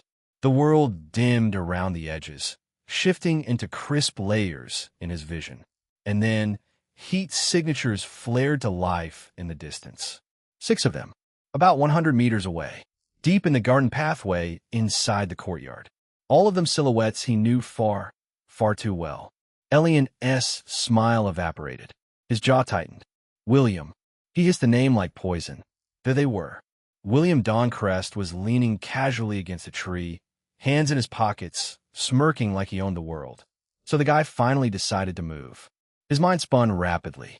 Running wasn't an option, not because he couldn't, but because he refused to. But he also wasn't stupid. He checked their statuses. Jared Holt, level 20. Tall, shaved head, meathead number 1. Ronan Gale, level 18. Thin, twitchy. Marcus Vell, level 15. Broad shoulders, always cracking his knuckles. Trevor Kane, level 17. Coward. Fussed runner. Good at holding someone down. Felix Dorn, level 16. Small, quiet, creepy. Cincerado dragged him behind a building. Beat him until he couldn't walk. Running wasn't an option. William would chase him anyway. And Elion wasn't about to show his back to that arrogant jerk. And Barato, importantly, I refused to let that man think he was an easy target. But realistically, he couldn't fight them, not like this. The current him was no match for William Dancrest. Level 25 William alone was strong enough to wipe the floor with him. Elion's eyes flicked to the status window mentally. Level 14. Pathetic. 6 against 1. And he was level 14. He couldn't win. He knew that. But he also knew he couldn't back down. His pride wouldn't allow it. His blood refused it. His instinct screamed for him to stand. He exhaled slowly. Think. He racked his brain, thinking of a way to get out of this situation on top. Wait, I still have system points. System, he murmured. Use all my points. Raise my level. A soft chime. Recommendation. Spend 300 SP to reach level 20. Force breakthrough to novice mage stage. LVL 21. Requires seclusion. The host's body will undergo changes and will be vulnerable for the duration of the breakthrough. Oh, he blinked once. Then do that. Ding. Converting system points to XP. Cincerado then sharpened. His entire body tensed, vibrating with new strength. GHH dash. He groaned, gripping his shirt as mana throbbed within him. It ended just as quickly. He straightened, breath hitching. He flexed his fists and body once, feeling the changes. Only a little change physically, but he could feel it. His frame felt denser, Barato solid, subtly strengthened, but also lighter. It was an odd feeling. Status. He called up his status. Name, Elion Nova Race. Human Barato Wraith Age. 18 class. Water Mage Apprentice Rank. Talent. Bronze grade level. 20-0, 200 XP. Physical. 4369 mental. 7599 mana. 5987 skills. Water Bullet. LV2 Water Blade. LV1 Tidal Wave. LV2 Binding Touch. Divine Will Control. Divine Sovereign Seal. Divine Mystic Aura. Divine Discerning Eye. Divine LV1 Storage. Ink of Binding System Points. 290 Elion drew in a breath. Wow, that's a serious buff. Like before, the stat growth was absurd, far beyond what normal people gain from leveling. He still didn't know why exactly, but at this point, he didn't care. At the same level, he was probably 1.5 stronger, maybe close to 2 in very specific stats. Probably not enough to completely topple William, he muttered. But close. His eyes hardened. He wasn't afraid anymore. Just focused. Cold. Chapter 43. Too slow. Elion's eyes hardened. He wasn't afraid anymore. Just focused. Cold. System, he asked, why can't I see their stats? Only levels? Discerning eye is at level 1. Surface level efficiency only. Skill upgrade requires advancing from apprentice, mage, novice mage. TCH, so I have to advance. He shook out his arms. He wanted nothing more than to rush back to his room, sit cross-legged, break through to novice mage, and upgrade discerning eye. But he slowly turned back toward the garden ambush. I need to deal with some pests first. He still couldn't beat all 6 of them cleanly. Not with William's skills, gear, or combat experience. But this was going to be a brawl. No mana, no spells, no weapons. Outside of classes, these were strictly not allowed. It was one of the Academy's 10 golden edicts. Combat arts must never be unleashed upon peers beyond the classroom, arena, or instructor-approved duels. Break this rule, and suspension or expulsion awaits. Students who broke it were dragged before the disciplinary committee, an impartial committee of students, mostly upper years. One of those times, the academy decided to grant authority to students. And it wasn't without reason. They didn't care if you were a noble, a baroness' son, or a pauper swept in from the streets. They punished everyone equally. Even William Dancrest would face consequences if he used mana or a blade on Elion in a hallway or courtyard. But brawling? Throwing fists? Shoving someone into a wall? It was also not allowed, but as long as they didn't see it personally, and even if they did, the punishment would be a light one. The committee simply called that unwise conduct and issued a warning, which is exactly why William always used this method. A beating wouldn't get him suspended.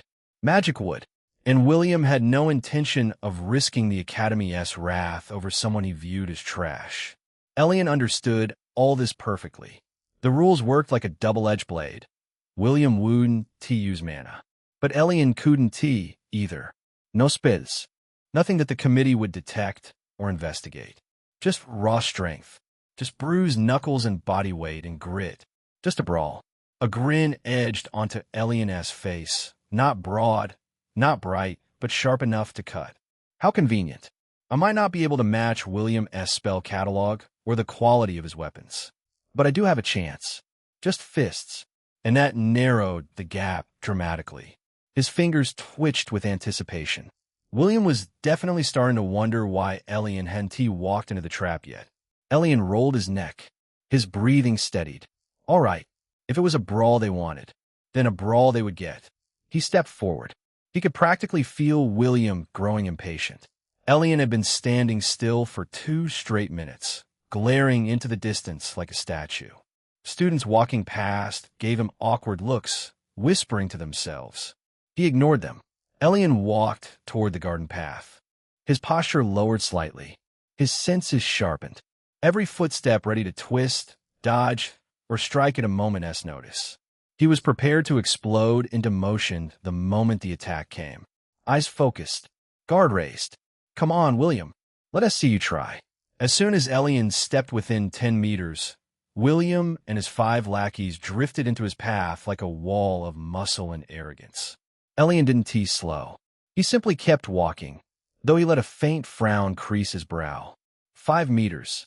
Get him. William barked. The 6 boys exploded forward like a pack of rabid wolves. But to Elion, everything slowed. His vision snapped into supernatural clarity. Discerning eye. The world shifted. 6 pairs of hands lunged toward him, and each movement became a lazy, predictable arc. Each angle, each footstep, each aggressive shift in muscle was highlighted in sharp detail. Elion breathed out. Then he moved. Jared's hand was the first to reach him, slow, sloppy, telegraphed. Elion moved in close and gave him a firm push. Jared's eyes widened as his balance vanished. He spun sideways and tumbled to the ground with a startled grunt. Another pair of hands came for him. Elion pivoted, sliding just enough that both missed their grab. His foot hooked Bran's ankle. Trip Bran flailed and collapsed. Another lunged again. Elion didn't even look at him. He stepped aside, grabbed the guy's forearm, and used his momentum. Flip. Elion stepped aside, hooked his leg around the attacker's ankle, and swept him clean off his feet. Thud! Another came from behind. Elion dipped low beneath the grab, appeared behind the boy in a blink, and pushed him sharply between the shoulder blades. Bam! The guy face-planted. 2 seconds had passed. William froze. The expression on his face twisted slowly, confusion, then dawning horror. Around them, heads turned. Students halted in place, eyes widening as they realized what they were witnessing. A fight. But there was no moment of respite for Elion. Another guy rushed in, Silas. Elion caught his wrist, yanked him forward, pivoted, and shoved his back. Silas collapsed violently onto the ground. Only 2 remained. William and Marcus, bursting forward, hands outstretched. Their fingers stopped mere centimeters from Elion's arms. Elion's hands flickered, catching both their wrists effortlessly. Too slow, he murmured, far too calmly. He pulled. Their barato collided with a hard thud as head met head. Bam! Both dropped like sacks of grain. Only 5 seconds had passed, and 6 barato lay scattered across the courtyard floor, dazed and dizzy, utterly stunned. Chapter 44. 6 verses 1, 5 seconds. 6 people lay scattered across the courtyard floor, wincing and dazed, utterly stunned. A ripple of shock passed through the surroundings. Conversations halted. Students walking past stopped mid-step. A crowd formed almost instantly. What the dash? Did you see that? Who did this? It happened so fast. Wait, look, is that William Doncrest? Someone beat William. No way. Who is the guy standing there? The handsome one, I think. I think that's Elion. Elion? The last ranked? The talentless loser? You're joking. No, look. It is him. Oh my God. William stared at the crowd, face paling. Their whispers hit harder than any blow. I've been humiliated. Me? William Doncrest? His face twisted with pure rage. His voice cracked, then sharpened. The realization burned through him like acid. You're dead, he hissed at Elion, who only stood there calmly, looking down at them as if they were small animals struggling after a light rain. William roared, Get up and go after him, you cowards. The 6 scrambled upright, wobbling, furious, and humiliated. They charged again with far greater desperation than before, rushing him harder and faster, fueled by embarrassment and blind rage. This time, the 6 didn't hold back. Their steps thundered across the stone courtyard, muscles tensed. Mana flickered faintly in William's movement, and the onlookers braced themselves for an ugly brawl. Elion exhaled softly. Discerning eye. The world slowed once more. Feet slammed down in sluggish echoes, fists trembled mid-swing, and desperate expressions stretched strangely across their faces. They were faster than before, William especially, but still predictable, painfully so. Elion stepped forward. Jared lunged first again, both arms out. Elion turned his torso slightly, Centurado skidding across the tiles. A third attacker swung wildly. Elion ducked beneath the arm, swept his leg out, not to strike, but to knock the attacker's footing off balance, and nudged his shoulder. The guy spun like a puppet with its strings cut and landed hard. Thud, thud, thud. Silas charged next, roaring in humiliation. Elion simply caught his wrist, turned, used Silas's momentum, and hurled him over his shoulder. The air left Silas's lungs in a helpless wheeze as he hit the ground. Marcus came right after, fists raised. Elion didn't even dodge. He stepped into Marcus's space, tapped the boy's knee with the side of his foot, and Marcus collapsed mid-step. Only William was left. He was faster, sharper, stronger. Elion saw it immediately, from the way William's muscles coiled, from the slight crackle of mana that pulsed through his movement. But predictable. William's punch cut through the air fast, Elion leaned half an inch to the side. The fist sailed past his cheek. That hesitation was all Elion needed. He grabbed William's outstretched arm, pivoted, and pulled the boy clean off his feet. William crashed down harder than the others, the impact echoing through the courtyard. Boom! Silence. Then, groans. 6 bodies writhed on the ground, twisted, clutching bruised limbs and ribs. The drops had been harder this time. Their own reckless strength had worked against them. Elion stood over them, breathing steady, not a speck of dust on him. He blinked. Didn't he even hit anyone? It dawned on him slowly. Why was that so easy? Yes, William was fast. Elion could see the difference immediately. And yes, William was stronger. But every movement was predictable, telegraphed, sloppy with emotion. So this is the gap between technique and raw strength? Around him, the courtyard exploded into noise. Holy smokes, he dropped them again. What rank is he supposed to be? He's last ranked among all the first years. That was so fast, I couldn't even see half of it. No way that's the same Elion. Did he reawaken his talent? I swear he didn't even punch anyone. Bravado, students poured in from every direction like curious birds, chattering loudly.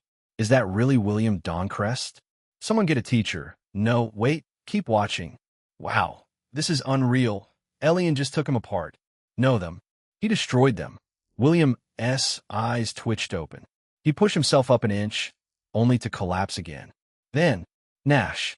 He clenched his teeth so hard the sound scraped through the air, raw and animalistic. Humiliation burned across his face, twisting it into something ugly. Elion just stared down at him, calm. Wow. An uproar began, and the courtyard grew even louder. Did you see that? What just happened? I can't believe my eyes.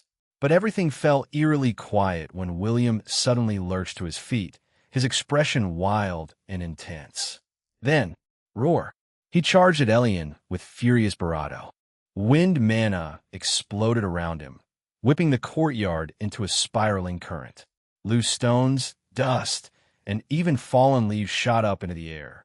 Elion's eyes widened. This idiot.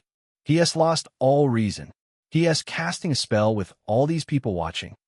Wind gathered violently around William's arm, compressing, sharpening, forming the outline of a blade. Students screamed and stumbled backward. That S-wind magic dash. He is seriously using a spell? Is he insane? Elion dropped instinctively into a defensive stance, body coiling, every muscle taut. A cold sweat broke across his back. If that spell hit him, no, he couldn't let that happen. Chapter 45. Discussed he couldn't let that happen. William lunged, the shrieking blade of wind aimed straight for Elion's throat. Elion didn't think, didn't plan, he didn't even analyze. His body moved purely on instinct. He inhaled, his fist cocked back, then shot forward like a cannon. Bam! Crunch! His knuckles collided squarely with William's face. The wind blade shattered with a violent burst of air, scattering harmlessly as William's body snapped backward, lifted off the ground like a rag doll. He reeled from the bravado nose in the same instant his bravado flew across the courtyard and crashed into the academy's decorative pond with a tremendous splash.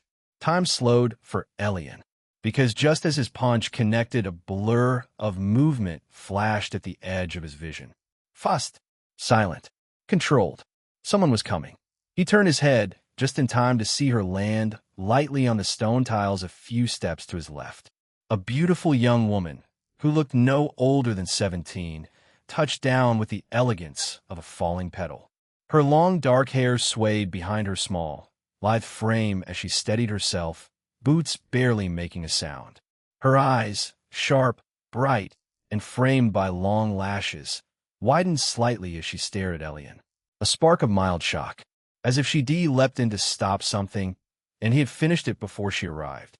Elion's fist was still extended. The pond still rippled violently from William's crash, and she stood there, looking at him with a stunned, unreadable expression. The courtyard erupted behind them. Celeste Kronos walked the upper balcony with her hands tucked behind her back, boots tapping against polished stone. Of all the punishments in the academy, babysitting the first year's floor was the worst. And of course, she had been paired with her. Leora.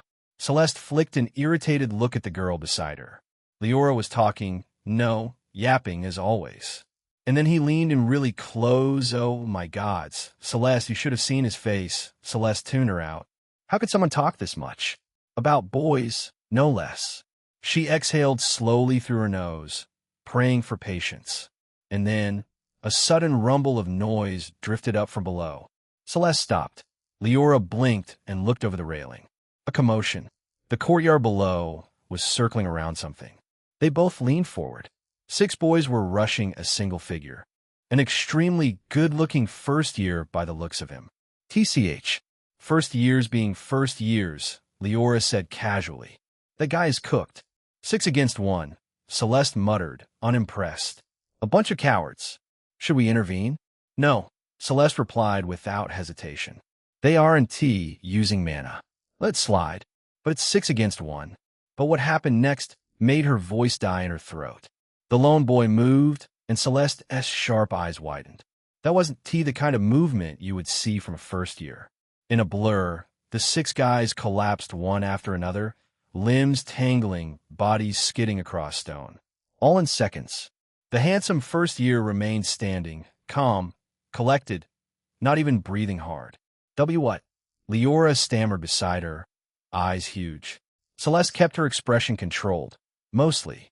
A small crack in her calm betrayed her shock. I didn't even see properly, Leora squeaked. Before they could comment again, the 6 idiots scrambled up with renewed fury and charged him again. And again, the result was the same. 6 bodies hit the floor. Harder this time. He strong. Celeste's eyes narrowed. Too strong for a first year. I know, right? Leora nearly squealed, gripping the railing. She was practically vibrating. He so fast. Did you see that? Wait, no, I didn't see that. Celeste ignored her. Her focus was locked on the lone boy. His stance, his breathing, his awareness. Intriguing. But what happened next made her stomach drop. William, the ringleader of the 6, lunged forward again. This time, reckless and wild, mana surged around him.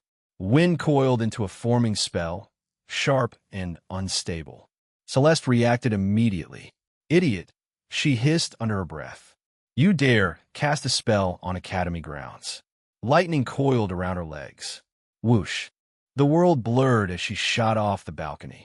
But the instant her boots hit the courtyard, the wind spell was never released.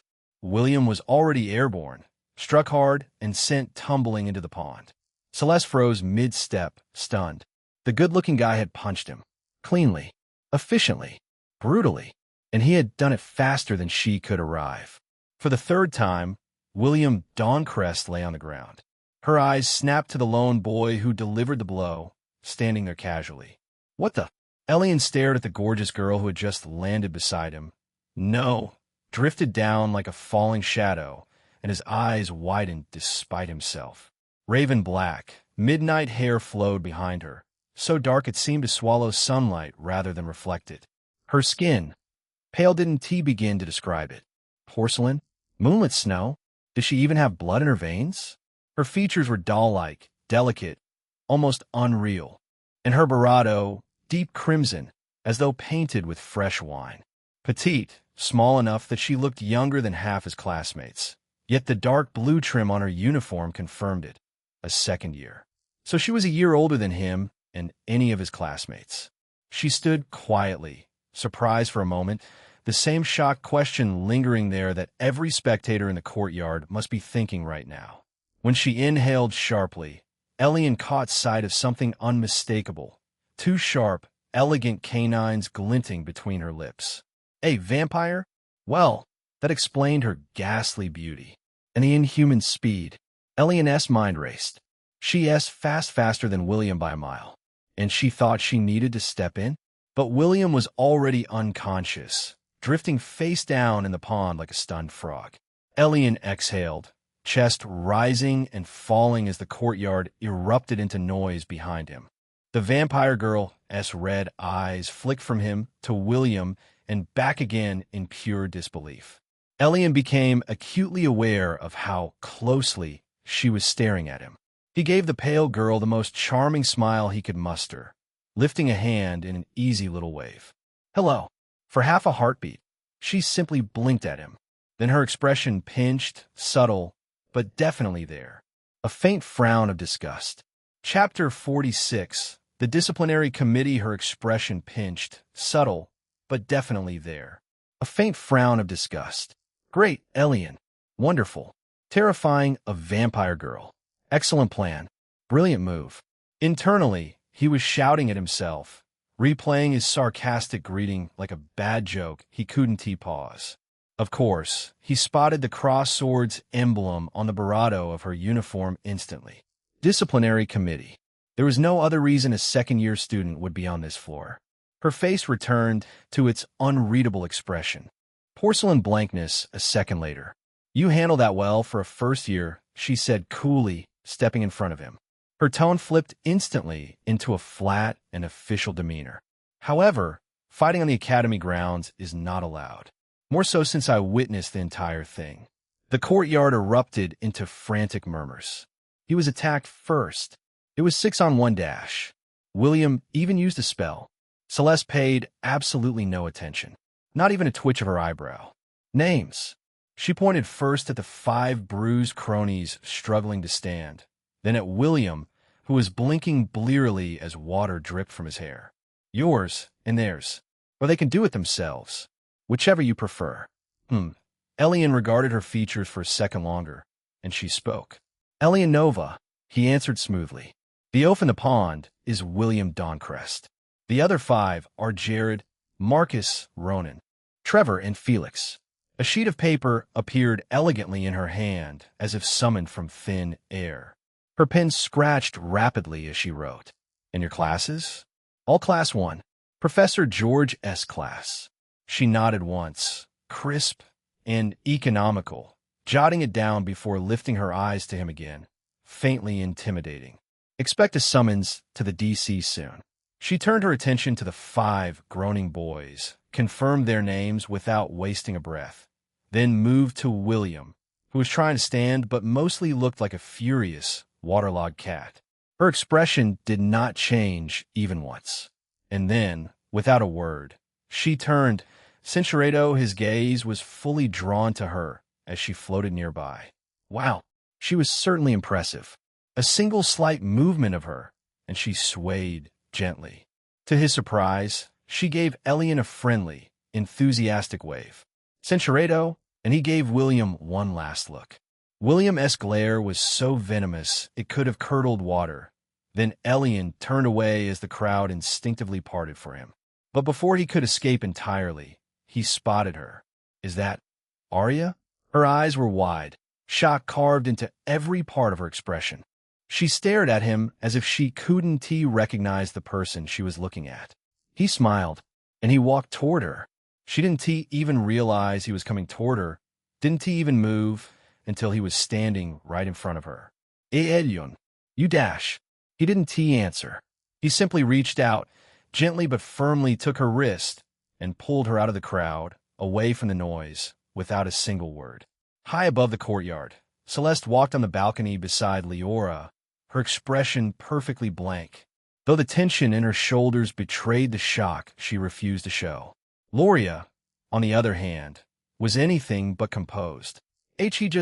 Celeste, did you see that?" Leora sputtered, looking over the railing, her pink hair swaying as she moved. "He folded all 6 of them like laundry. Twice." Celeste dusted off her skirt with a slow, deliberate motion. "I saw." "You saw? That is all you have to say?" Celeste did not respond. She simply turned her gaze back to the courtyard, watching the last remnants of the crowd scatter now that the spectacle had ended. Below, Elion walked away with a little blue-haired girl clinging to him. Leora side-eyed her. "Are you seriously going to report this?" "I am," Celeste replied coolly. Leora frowned. "But you saw what happened. He didn't start it. The Doncrest kid and his meatheads did." "I know." "Then why?" "For another reason." Leora blinked. Another reason? Celeste didn't elaborate. She simply stared into the distance, eyes narrowed faintly, as if contemplating something. Leora leaned closer, curiosity practically radiating off her. Then her eyes widened. Wait, don't tell me. Celeste's gaze shifted toward her with chilling slowness. Leora gasped dramatically, hand covering her mouth. So you do have a type, Celeste?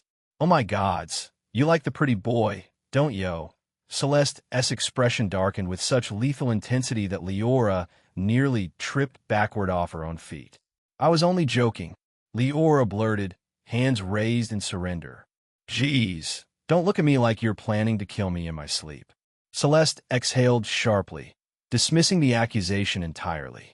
I intend to recommend his name for the first year's disciplinary committee slot. Leora froze. Chapter 47. Since when? Leora froze. Then her eyes became huge. But there is no first-year slot on the committee. Well, Celeste said, turning back to the courtyard, there's a first time for everything. You're serious? Leora squeaked. Celeste, the DC has never recruited a first year. Not once in the Academy's entire history. Her shock was fully justified. The disciplinary committee only accepted students from the second year onward, only because it was practical. Evaluations took years to identify who had the strength, discipline, and mana control to restrain their peers if needed.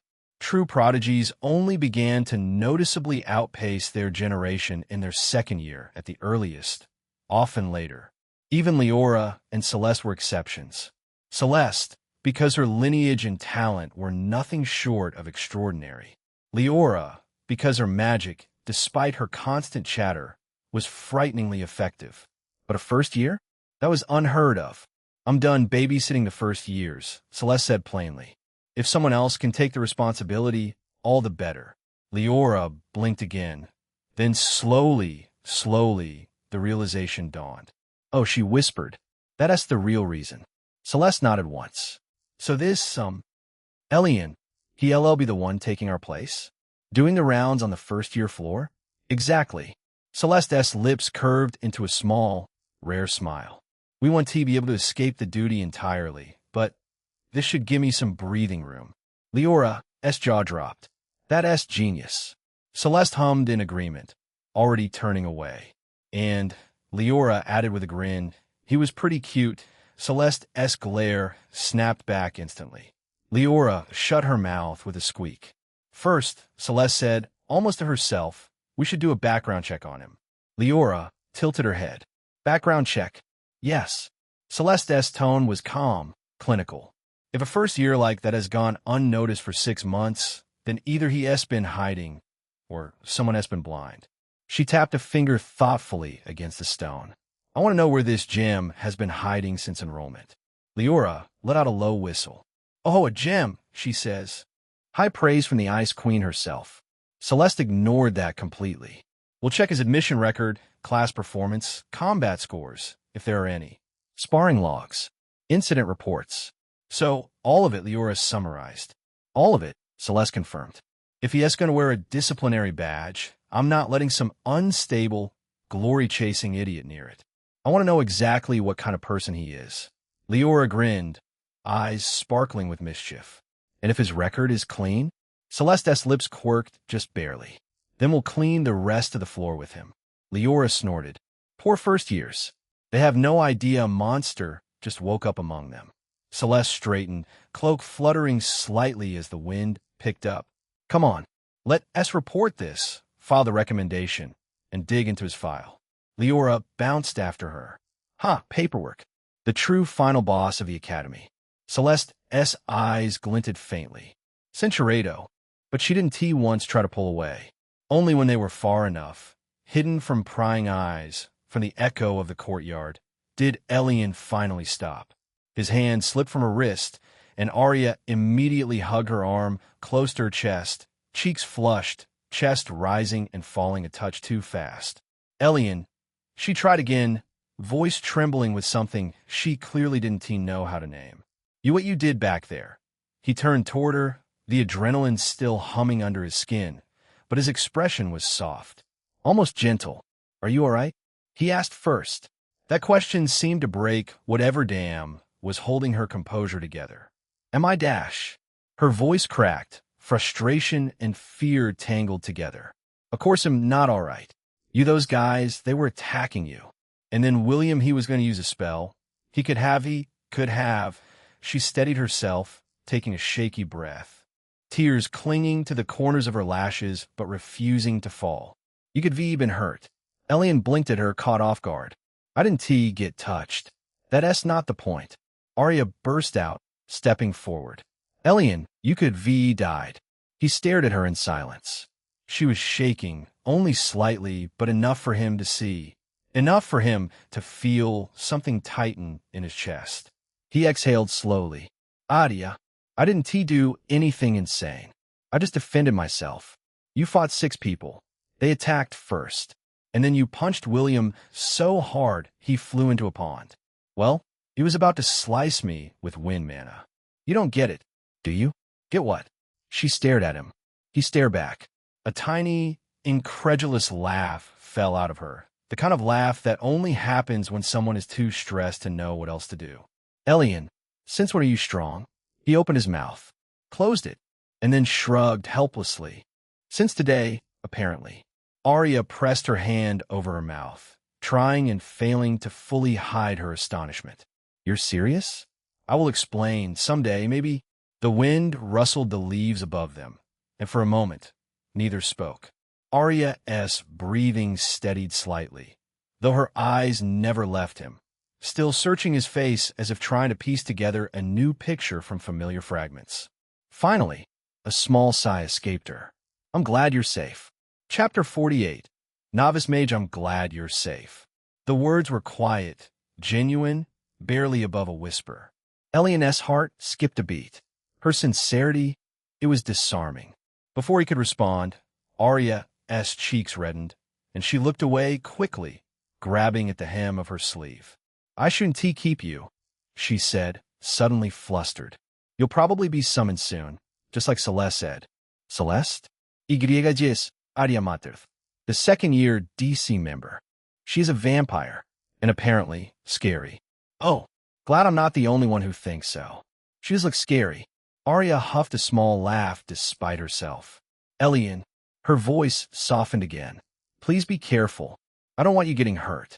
He wasn't sure what came over him. Maybe the leftover adrenaline, maybe her concern, maybe the fact that she was standing there looking at him like he mattered barato than he ever expected, but Elion stepped closer. His hand rested gently on the back of Arya's neck, and he pulled her into a quiet barato, holding her close for a long moment. He stepped closer, holding her gaze with a heartfelt intensity. Arya was caught off guard by the sudden closeness, but she stayed where she was. She placed her hands lightly against him, holding onto the fabric of his shirt to steady herself. He leaned in, his expression determined and unwavering. As he leans in closer to her, Arya hesitates for just a second before meeting him halfway, their barato touching softly. He holds her gently, his other hand moving to her barato as they stand close together. She can feel the warmth radiating from him, the steady strength in his posture, and it brings a warm smile to her face. He looks at her with deep affection, and she smiles back. Their connection deepens as the moment becomes barato, tender, and meaningful. When he finally steps back, they both let out a long exhale from the emotional moment. Arya's eyes are wide, clearly moved by what just happened. You'll be fine, he said quietly, and I won't let anyone hurt you either. Arya nods, still processing everything. She took a steadying breath. Then, are you ready for tonight? Elion asked with a smile. She nodded and looked away, feeling flustered. Oh, I need to go.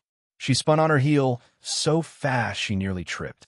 But as she turned to leave, Elion reached out and gently took her hand. Arya infine, goodbye. She practically sprinted away down the path, her blue hair bouncing wildly, ears burning so bright they might have been glowing. Elion watched her vanish, blinked once, then rubbed the back of his neck. That went better than expected. Back inside his dorm room, Elion locked the door behind him and released a slow breath. His body still thrummed faintly with the adrenaline of the fight, but his mind was already fixed on something else. Time to stop holding back. He sat down on the floor, legs crossed in a lotus position. System, he murmured, exhaling, initiate my breakthrough. A soft chime echoed in his mind. Confirm. 250 points will be consumed. Proceed? Proceed. The confirmation barely finished before the pain hit him. GHHH-. His Barado locked up. An overwhelming wave of energy surged through him, reshaping him from the inside out in a single agonizing moment. Centurado, as if his body were expelling years of filth and inefficiency all at once. His bones vibrated. His lungs burned. His heartbeat hammered like a drum against his ribs. Seconds dragged like hours. He gritted his teeth until his jaw ached, clutching at the floor to ground himself. But the agony kept crashing over him in punishing waves. Then, after what felt like an eternity, but was, in truth, barely 10 minutes, the pain receded.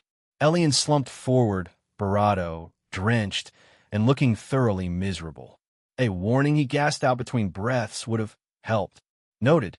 He glared weakly at the air, but as the lingering ache faded, something else replaced it. A clarity, a lightness he could vividly feel. He pushed himself up to his feet and blinked. He was taller, noticeably taller, his shoulders broader, his muscles denser beneath his skin, and despite the muck coating him, he felt incredible. He stepped toward the mirror and recoiled. Ugh, what on earth? He looked like he had fallen into a vat of toxic sludge. Black grime clung to every inch of him, streaked across his face, hair, and even dripped down his neck. But beneath the filth, he could see the changes clearly. Subtle definition in his muscles. A slightly narrower waist. His posture is straighter. He flexed experimentally. Stronger. He rolled his shoulders. Faster. Status. What appeared made his jaw drop, and his foot slip. He actually tripped backward onto the floor. Chapter 49. System Store Status. What he saw made his jaw drop, and he slipped, tumbling backward onto the floor. Status name. Elion Nova Age. 18 Race. Human Incubus Class. Water Mage. Apprentice Novice Rank. New. Talent. Bronze Grade Level.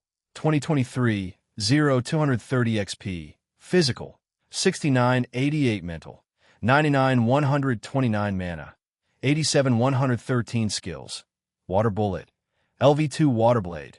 LV. 1 Tidal Wave.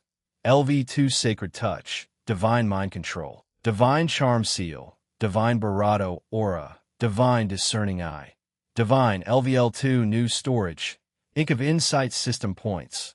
40 System Store. New. 30%. His heart Barado in his Barado.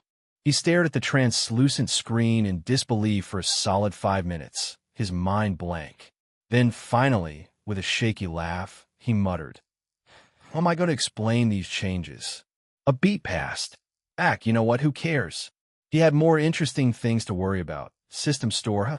The system window focused on the System Store panel. It maximized, and everything else vanished.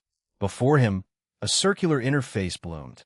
Icons and runes glowed in shifting hues. Steel gray for weapons and armor, deep bronze for miscellaneous tools and objects, bright emerald for elixirs and potions, shimmering silver for accessories, and at the center, a radiant icon for skill spells, a stylized glyph of a book and runes, pulsing softly with light. Elion's breath caught. His fingers trembled. He lifted a hand, hesitated for a moment, then brushed the glyph. The interface collapsed into a new panel. Lines of spell names and magical techniques filled the space. He scrolled with wide eyes. First came the basic spells. Lesser Water Orb, 10 SP Aqua Shield, 12 SP Mist Veil, 15 SP Nothing Too Crazy. Beginner tier stuff. But then the list shifted. The border of the panel pulsed a deeper blue, as though the system itself were bracing for what came next. Intermediate spells. Abyssal Jet, 30 SP, a concentrated high-pressure stream of water capable of piercing armor. Elion blinked. That S, borderline lethal. Water Binding Chains, 35 SP summoned tendrils of binding water that harden like steel. Aqua Step, 25 SP temporarily increased speed and agility by forming recoil-assisting water platforms. His heart thudded harder with each line. And then, the panel shimmered again. A silvery border materialized, marking an entirely different category. Divine Forbidden Spells, Locked Requirements. Rank, Archmage or higher 10,000 SP balance. 2 entries glowed faintly, as though the system didn't want him looking at them too long. Ocean Whisper. SP, a spell allowing communication with ancient aquatic spirits. Locked. Requires mental 150. Terre Dominion. SP, a large-scale mana technique capable of manipulating battlefield tides and controlling water within a 200-meter radius. Elion had to physically close his mouth with his hand. Okay, that S ridiculous. Why is that even listed at my level? The store flickered. A new window unfolded beneath it. Recommended items, based on user growth. At the top set a glowing accessory icon, silver-white. A ring. Moonwater Focus Ring. 20 SP 10 mana, increases water spell potency by 5. Passively refine mana circulation. Elion S throat tightened. That S, actually amazing. Below it, minor talent booster, bronze. 30 SP permanently increases talent potential by a very small margin. One-time purchase. He froze. A permanent talent improvement. There were only 40 system points in total. Enough for the ring, or the booster, or a mid-tier spell. But not 2. His mind spun. Centurado. The room was silent except for his quickened breathing. At last, he exhaled. All right, let us see what S worth a gamble. He tapped the panel. The system chimed. Item details expanded.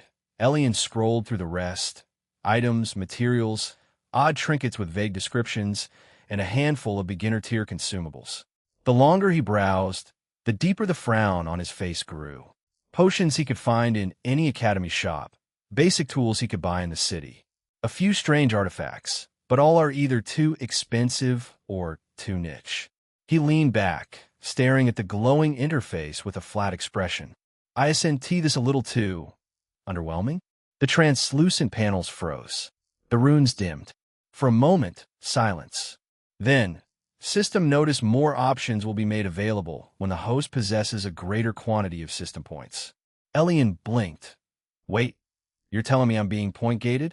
Affirmative. He buried his face in his hands. So I'm broke, and that's why my magical future looks like a discount store aisle? Correct. A soft chime. Host is encouraged to grow stronger, complete quests, and gather more SP. The system store adapts to spending potential.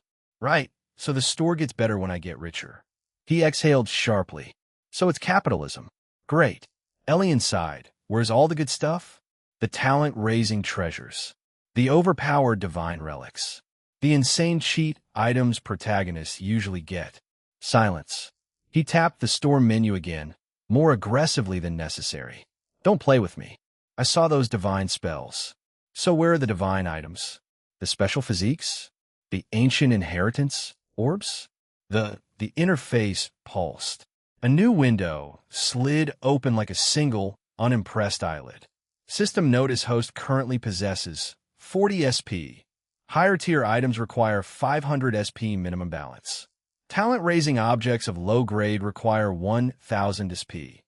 Divine tier items require 10,000 SP. Talent-raising objects of higher grades require substantially more. Elion stared. Blink. 10,000 points? His voice cracked. What am I supposed to do? Fight a Barado. Commit tax fraud on a cosmic scale? Chapter 50. Unwanted attention. 10,000 points? His voice cracked. What am I supposed to do? Ride a Barado? Commit tax fraud on a cosmic scale? Host may find alternative means to acquire points, such as actively seeking additional challenges or sessions, etc. That is not reassuring. He jabbed a finger at the glowing menu. And you expect me to get excited about a minor 10-mana ring when there are divine items locked behind 10,000 points? Affirmative. Elion let out a long, suffering exhale and slumped against the wall. This is underwhelming. No, this is insulting. I'm being teased with god-tier loot and handed a bargain bin water ring like I'm a freshman trainee. The system chimed again. More options will be displayed once the host acquires more system points. System store adjusts displayed items based on the host's spending capacity. He dragged a hand down his face. So I'm broke, so the store looks broke? Correct.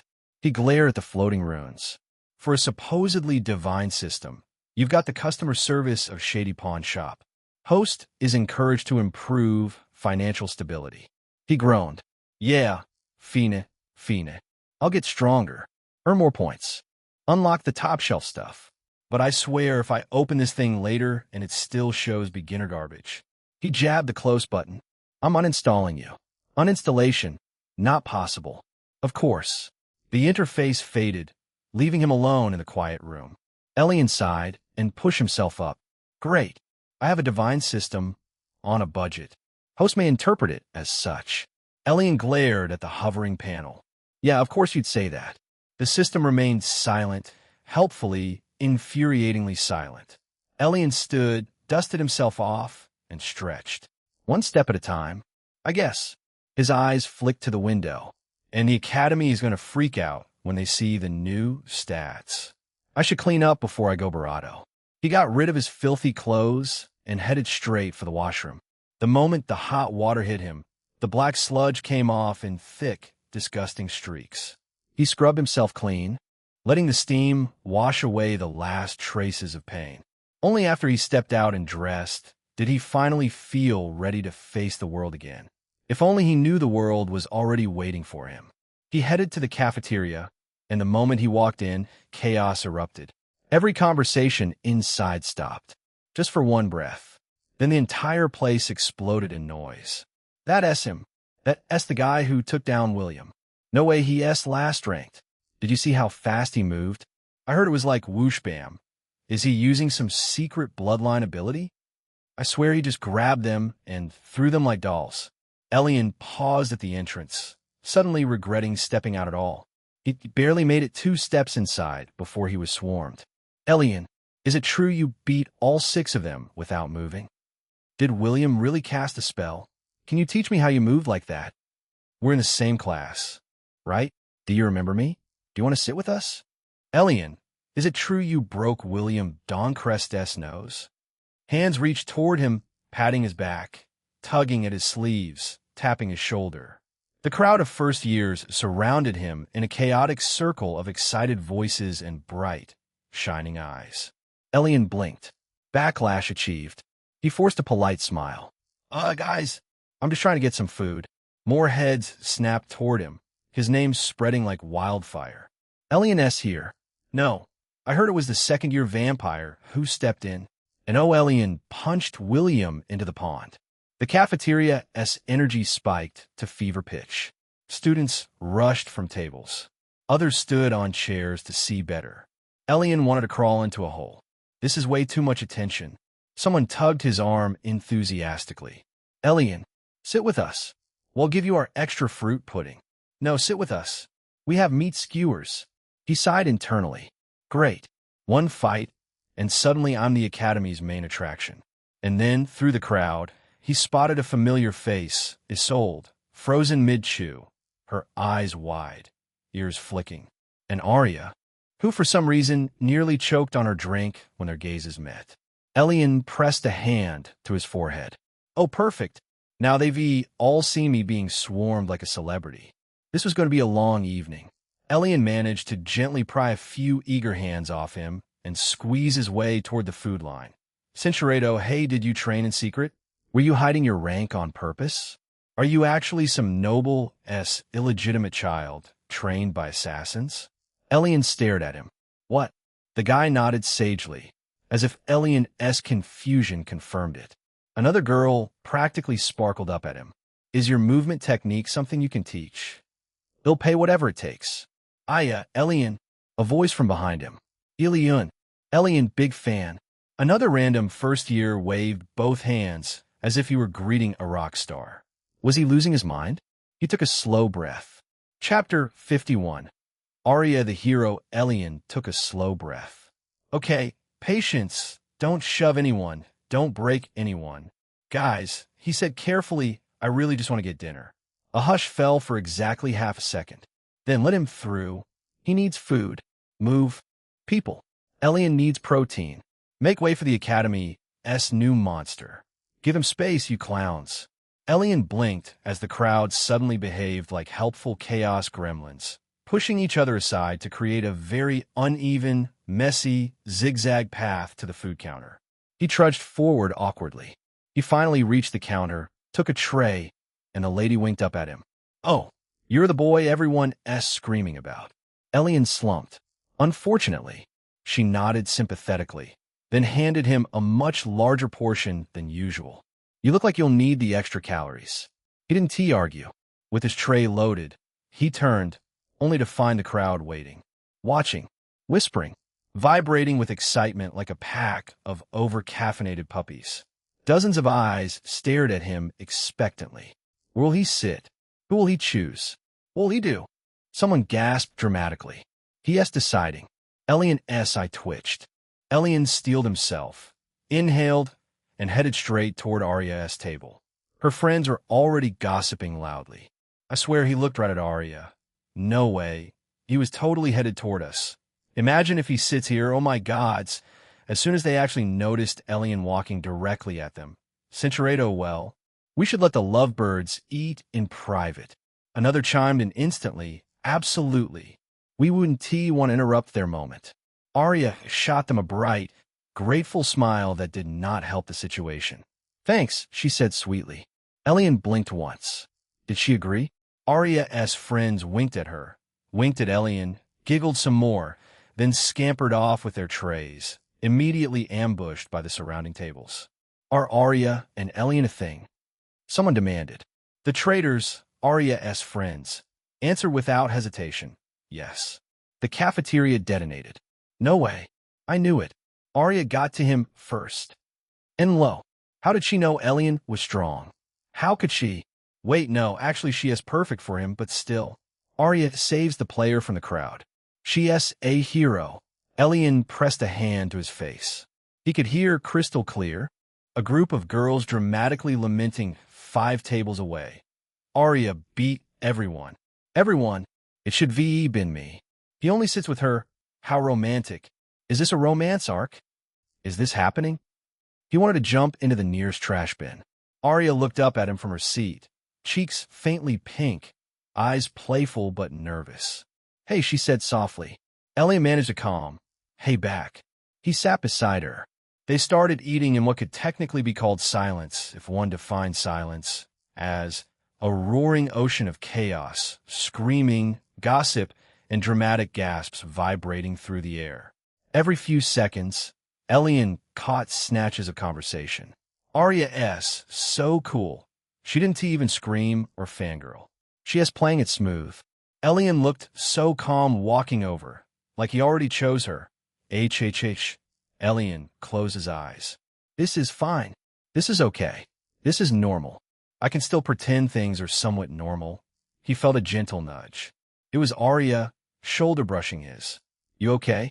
She whispered, trying not to smile too much at the cafeteria as mayhem.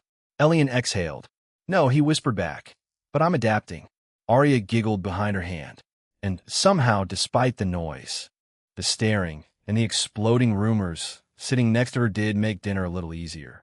When they finally finished eating, with only 6 more groups approaching to casually pass by and accidentally stare, Elion and Arya rose from the table together. Instant quiet. Instant staring. Instant internal screaming from the surrounding girls. But no one approached. Not a single fangirl dared step closer. Arya walked beside Elion, posture relaxed, expression gentle. But her aura? Her aura said, try it. I dare you. And the fangirls, no matter how dramatic or enthusiastic, valued their lives. Elion almost sagged with relief. Bless you, Arya. You angel. You walking barrier of serenity. They moved through the hallway, side by side. Without the cafeteria noise, the world felt strangely calm.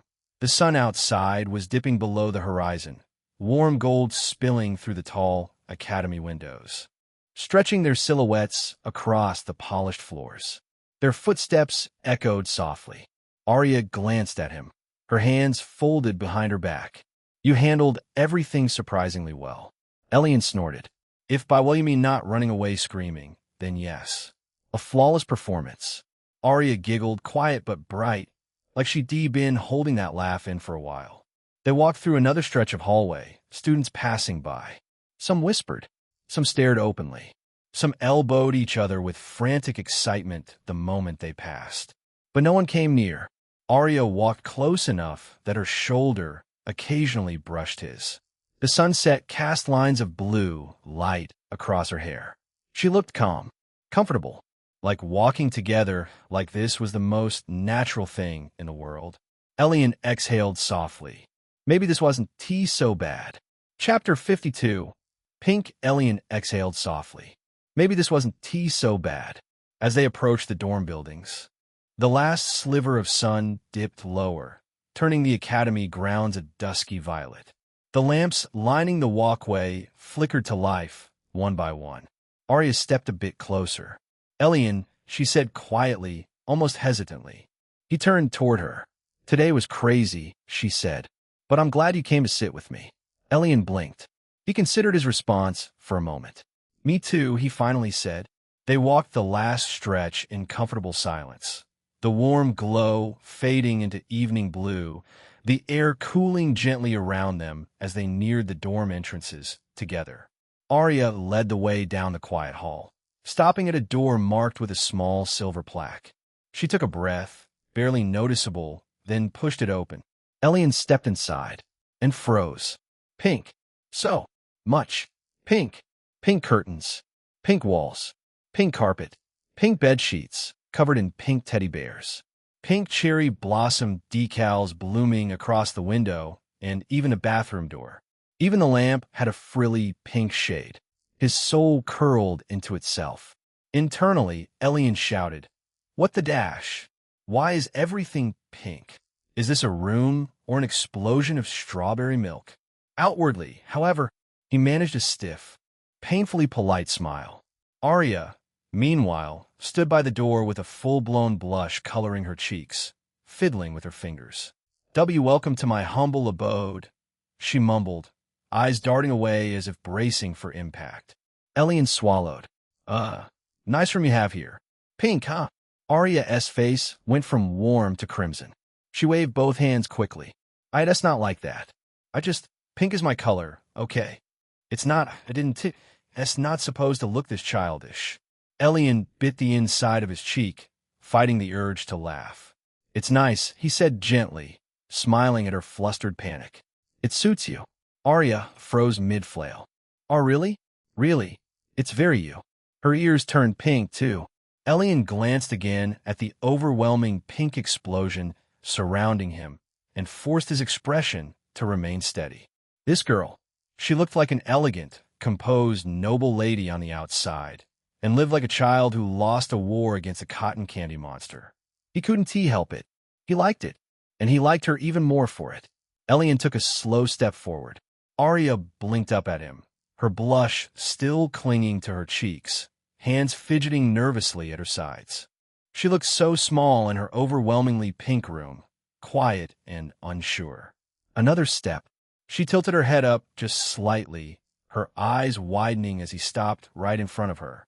The soft light filtering through the pink curtains cast warm hues across her face, making her look almost unreal. For a heartbeat, neither of them moved. Then Elion leaned in, just enough for her to see the intention in his eyes. Arya's lips parted in a tiny, surprised breath. And without another moment passing, their lips met. Soft, warm.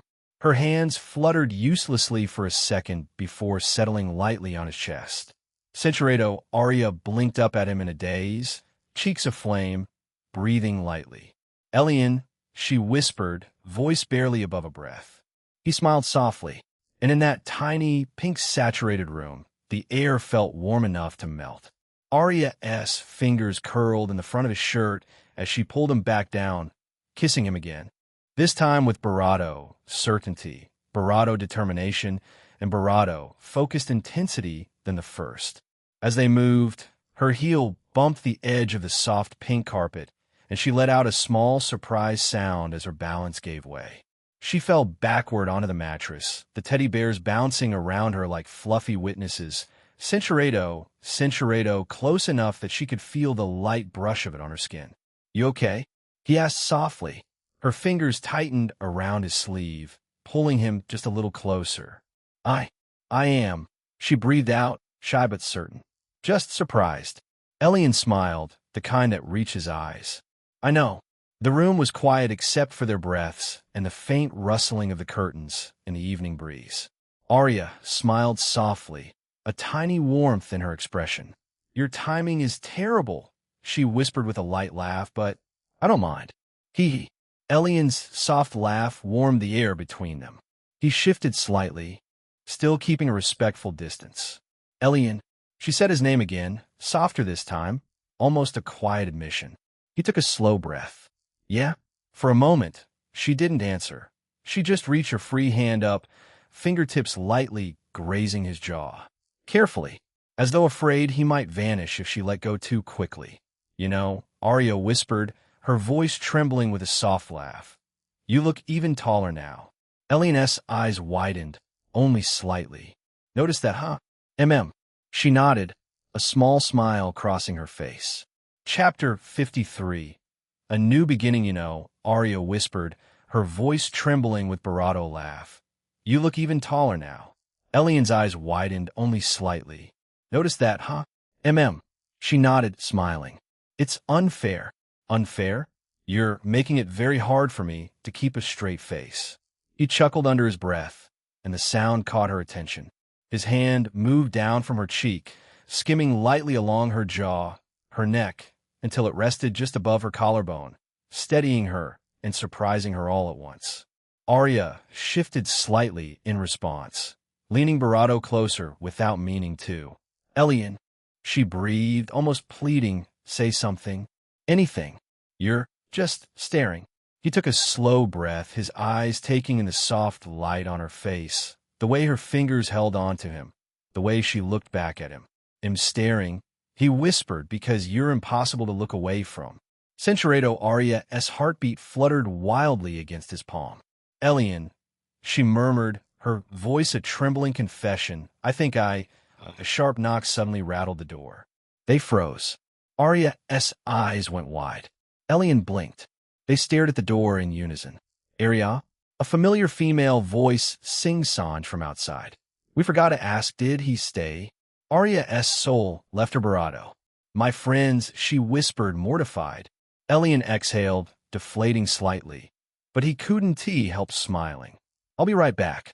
Arya stepped away, silently, turning and smoothing her sleeves.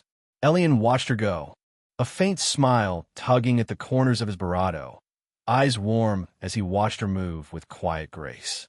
When Arya opened the door, two familiar classmates stood in the hallway, whispering together. Lily glanced at Elion before the other nudged her, eyes wide behind a playful grin. "Hey, you two?" Arya said, stepping forward so the doorway framed her. "Oh, Arya, we just thought we'd drop by." "Don't start with that attitude." "Yeah, we were just checking if he stayed over. Surprise visit, you know." Arya's gaze flicked to Elion, then back to them. "He did. So you two should go." The shorter girl rolled her eyes theatrically, so serious as always. She glanced at her friend, then into the room, where Elion remained still, a quiet amusement in his expression. Lily snorted softly. "Fine, we'll go." She flicked a stray strand of hair from her face. "See you in class tomorrow, maybe with less dramatic circumstances," the shorter girl added breezily, stepping back. Arya nodded, a chill of resolve in her silence. "Good night, then." They turned away, their footsteps light on the floorboards, and Lily called over her shoulder, "Later, Elion," her voice teasing. Elion's smile deepened. The door shut with a soft click, and she turned the lock with another click. Arya exhaled slowly, watching the door before her bravado curved in a half-smile. Finally, she whispered.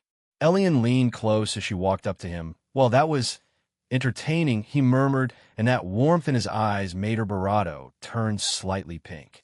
He gave her a brief, friendly smile. Let's speed things up, shall we? Elion reached for Arya's uniform tunic and checked the fastenings before they continued. She stood before him.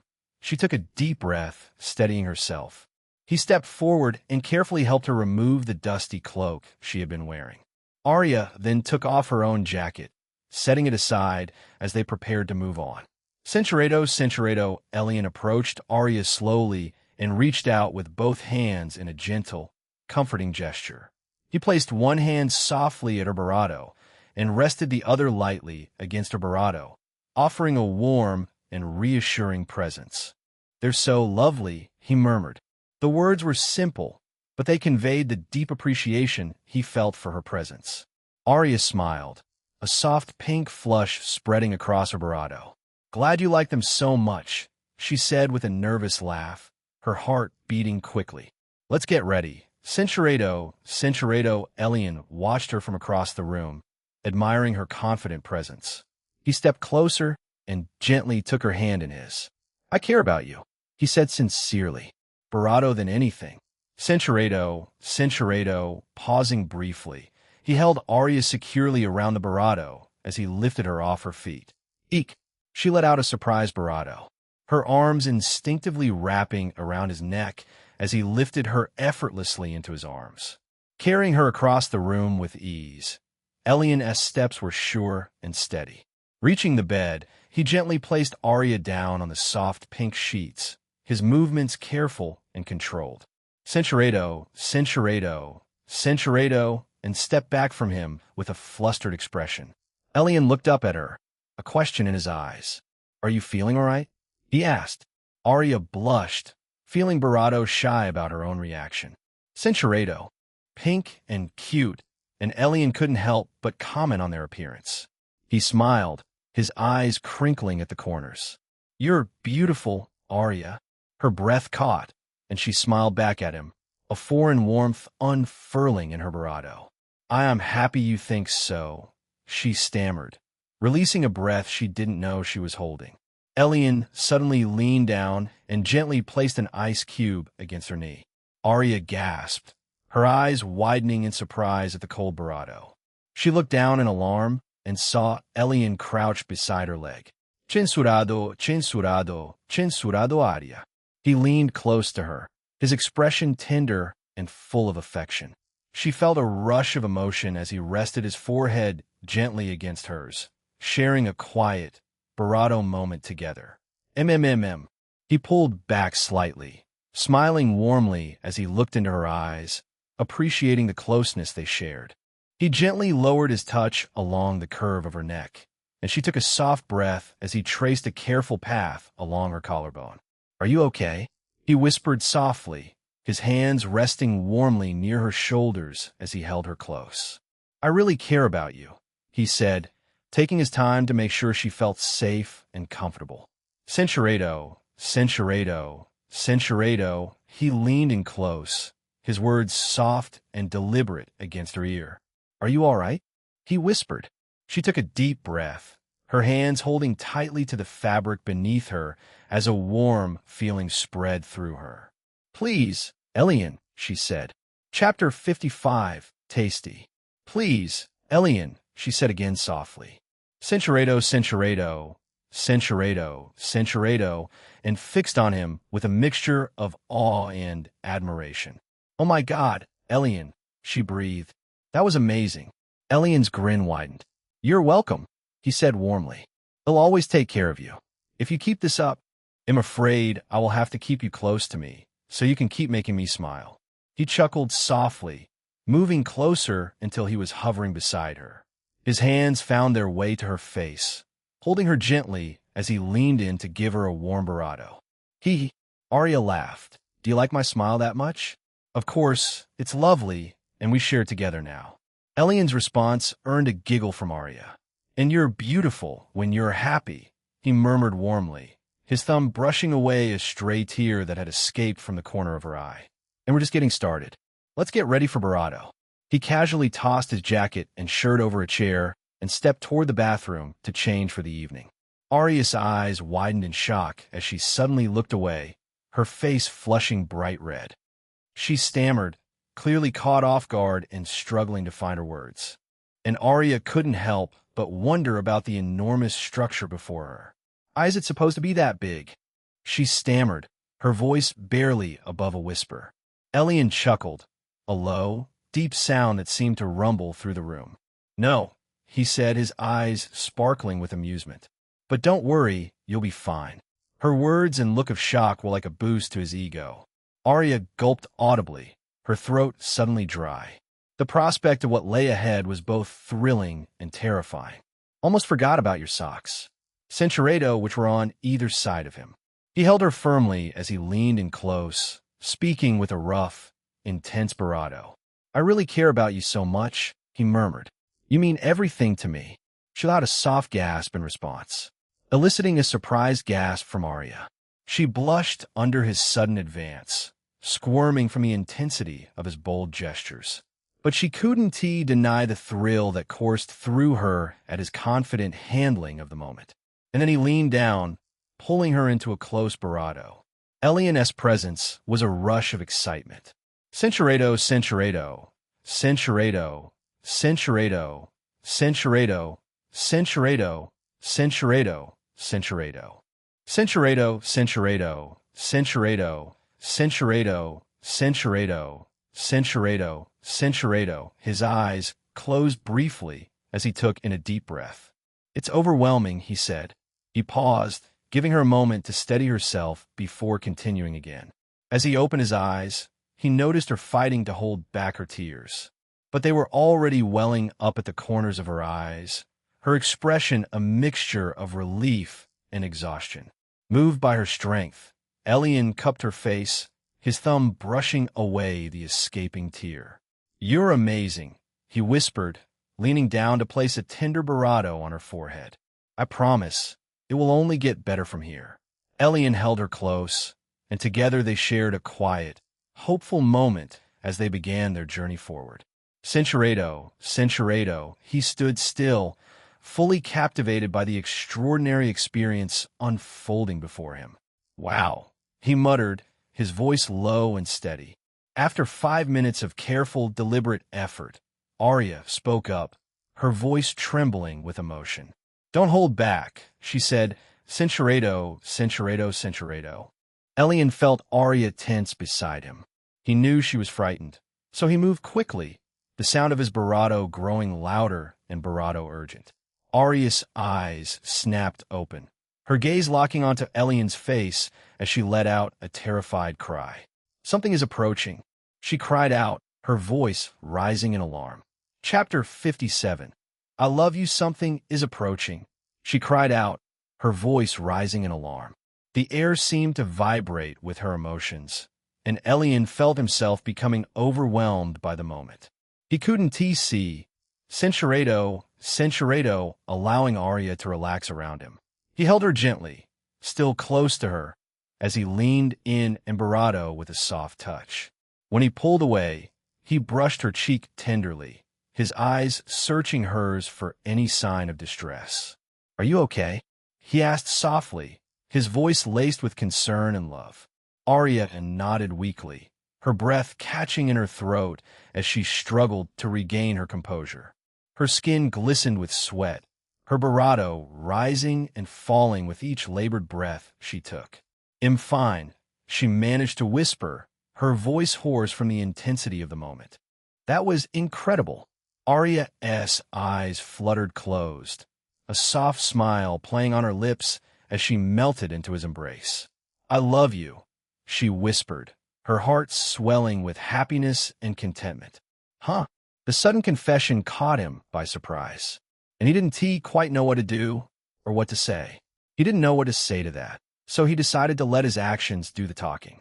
Elion reached out and gently held her, pulling her close in a warm bravado.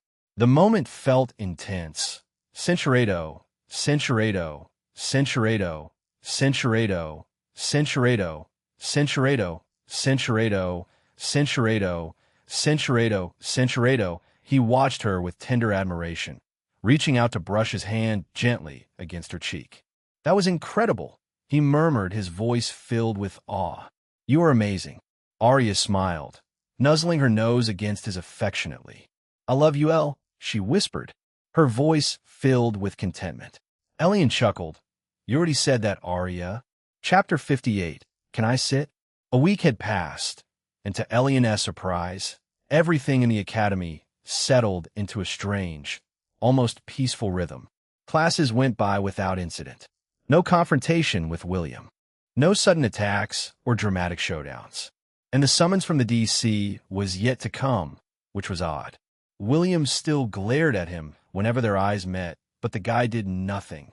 His once imposing group had more or less dissolved after the incident. Elion still saw the remaining loyalists gathered together sometimes, but their numbers were smaller, and they avoided eye contact whenever he passed. The rest of the boys in class treated Elion like he carried an infectious plague. Even those who had only teased him lightly before kept a nervous distance, whispering behind his back. They weren't afraid of him physically. They were afraid of retribution. It seemed every guy believed he had a metaphorical guillotine hanging over his neck, and Elion could drop the blade whenever he felt like it. He didn't blame them. Many had been jerks to him for months. On the other hand, among the girls in class, his popularity among them had skyrocketed. It would be even annoying if not for the one thing keeping most of them at bay, Arya's terrifying glares. She didn't leave his side, ever. She clung to him between classes, sat beside him during lectures, joined him for meals. She was practically always by his side. And when any girl even thought about approaching him, Arya's eyes sharpened with the intensity of a wolf protecting her territory. Most backed off immediately. Most. And things were going rather well with Arya as their relationship grew stronger. Centuredo, he couldn't buff himself up too much before the academy assessed the class as progress. It would be difficult to explain if he suddenly became too powerful. The worst that would happen at that point would be Elion being turned into a lab guinea pig to determine the secrets to his sudden power-up. Combat class had once again become noticeably easier. Though Elion still ended sessions out of breath, he no longer felt like dying after each session. His body handled the drills, the sparring, and the weights with new resilience. His mana control had also improved drastically, still nowhere near as old. The spellcasting prodigy of their year, but he was quickly catching up. He was even surpassing the likes of William. The skepticism about his newfound talent had more or less vanished. His exploits in combat class had made those who had called his win over William and company a fluke. Elion had been winning every fight with overwhelming strength. Well, apart from Tessa, she was just on another level. He could keep the fight close for some time, but she always somehow beat him in the end by a minuscule margin. Elion could see from the way she moved that she was an experienced fighter. Her skills were the real deal. Naturally, questions started circulating. Curious classmates asked him very subtly if he had somehow raised his talent level. Elion's vague answer of something like that only fueled the rumors further. But he knew he couldn't keep the lie forever. The Academy's official status update was only a few days away now. He decided he would just come clean, reveal his actual level, let the truth fill in the gaps, and let the system's number speak for him. That should explain everything without him needing to lie further. Hopefully. There was one Barato matter bothering him, though. Mira hadn't attended class for an entire week. At first, he feared the worst, that maybe he pushed her too hard during their meeting that day in her room. His mind spun with panic for 2 days straight, until he overheard her close friends whispering that she had apparently called in sick. Relief washed over him. If she had reported herself ill to the academy, that meant she hadn't lodged any complaint about their recent disagreement. But still, Arya noticed he was distracted. She never asked why, but she watched him carefully. Too carefully. It was unsettling how she seemed to always watch him like a hawk. And he wondered if this was what it felt like to be a taken man. Not a nice feeling. And now, halfway through Mana Theory class, with Professor George lecturing calmly, Elion found his thoughts drifting again. Should I go check up on Mira later? She has been gone too long. Arya sat beside him, listening attentively. The classroom hummed with quills scratching, pages flipping, and George's gentle voice echoing. Then, someone peeked into the room. A familiar head of long, silky brunette hair. Elion froze. Mira? The entire lecture theater went quiet. Professor George stopped mid-sentence and turned with a warm smile. "Oh, Miss Gale, glad you're feeling well enough to join us. Please, come in and take your seat so we may continue." Mira nodded politely, closing the door behind her. Her movements were calm, composed, but when her eyes swept the room, they locked onto Elion. For a heartbeat, everything else vanished. Mira's cheeks flushed a deep shade of pink, and she smiled. The class collectively held its breath. Then she began walking. Everyone expected her to climb up to the center rows, to her usual spot beside William and their old circle. William certainly expected it. He straightened his back, lifted his chin, and gave her the same charming smile he always used on her. But Mira walked right past him. William blinked, confused. His smile faltered. Murmurs erupted instantly. Heads turned. The air buzzed with curiosity. Mira kept walking. Up the steps. Closer. Closer. Wait, Elion thought, panic rising. Yes, coming this way? He glanced behind him. Nothing there. The wall. They were in the very last row. Which meant, she's actually coming to sit with us? Mira stopped right in front of him. Every student stared in surprise. Some even leaned forward, curious to see what would happen. Mira's voice was cool and composed, but her blush revealed her embarrassment. "Can I sit?" Chapter 59. We are even now. "Can I sit?" Elion's mind went blank. His barato opened. He made a sound, but no words came out. Sure, he finally managed, forcing calm into his voice even as panic thundered through his chest. He turned to Arya. She was frozen stiff, eyes wide, mouth slightly open. For a moment, Elion genuinely feared the two girls might start fighting right there in the middle of Mana Theory. But Arya breathed out slowly, forced her expression neutral, and scooted over. Just enough. "Thank you." Mira slipped into the seat beside Elion and even shifted closer, shoulders nearly touching. The faint scent of her perfume brushed against him, warm and sweet. The entire class witnessed it. No way, no way, no way. Everyone's thoughts aligned. Romance scandals were not rare in their year. But this? The first year Academy halls would explode, the second class ended. Professor George cleared his throat loudly. Ahem. Everyone jolted, snapping their eyes back forward. Moving on, George continued his lecture, but not a single student was actually listening anymore. Not one. All their attention remained fixed on the last row, on Elion, Arya, and Mira, a trio far too close for comfort. They all pretended to take notes, pretended to follow the lesson, but every rustle, every side glance, every whisper was directed at them. And the three of them sat there quietly, trying and failing to pretend nothing strange was happening. Two girls, one boy, a week of Mira's absence. The sudden proximity. This was big news. The moment class ended, the Academy rumor mill would erupt. Elion sat frozen, the faint bravado of Mira's perfume still lingering in the air. Way too familiar. She arrived beside him quickly, sitting down close. She adjusted her position after a moment, remaining nearby as he noticed her presence. Arya stiffened on his left. She didn't say a word, didn't glare, didn't show anything but a light smile.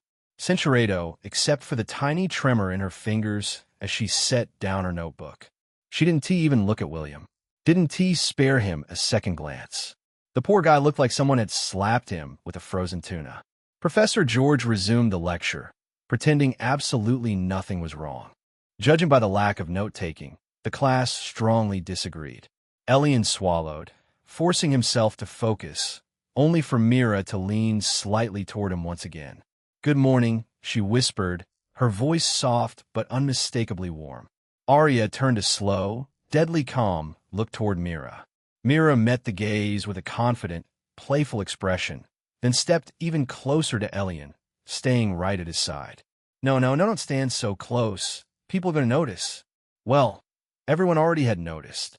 Elion used every ounce of willpower not to step away like a startled cat. He scribbled something on his notebook and subtly angled it toward her. Are you feeling better? Mira glanced down, lips curling in a tiny, private smirk. She wrote back underneath, better. Though I still feel it when I walk sometimes. Elion nearly choked on his own breath. Adia nautichid. Her eyebrow twitched. Mira didn't stop. With a slight smile, she added, you didn't need to worry. I appreciated it. Elion snapped his notebook shut so fast it nearly tore in half. The scratching of quills and the professor's voice faded as heads turned, everyone trying to see what had just happened. He slowly lowered the notebook onto the desk, resisting the urge to spontaneously ascend to a higher plane of existence. Arya leaned in, whispering under her breath, low enough for only him to hear. We're talking later. Chills ran down his spine. The good kind? The terrifying kind? He honestly didn't know. The rest of the class somehow felt both eternal and over in 5 minutes. The moment Professor George dismissed the class, the entire lecture theater exploded with chatter. But before anyone could rush toward them, Mira leaned closer to Elion, her hair brushing his shoulder as she spoke quietly. I heard about your fight with William. Elion stiffened. Arya's ears perked sharply, eyes narrowing. Mira continued, her voice soft yet trembling with something vulnerable. Was it because of me? The question hung in the air like a dropped glass, and every nearby student went silent. Adia froze. Elion blinked. Several people stopped mid-step, blatantly eavesdropping. Then, snap, everyone jumped. Arya had snapped her quill clean in half.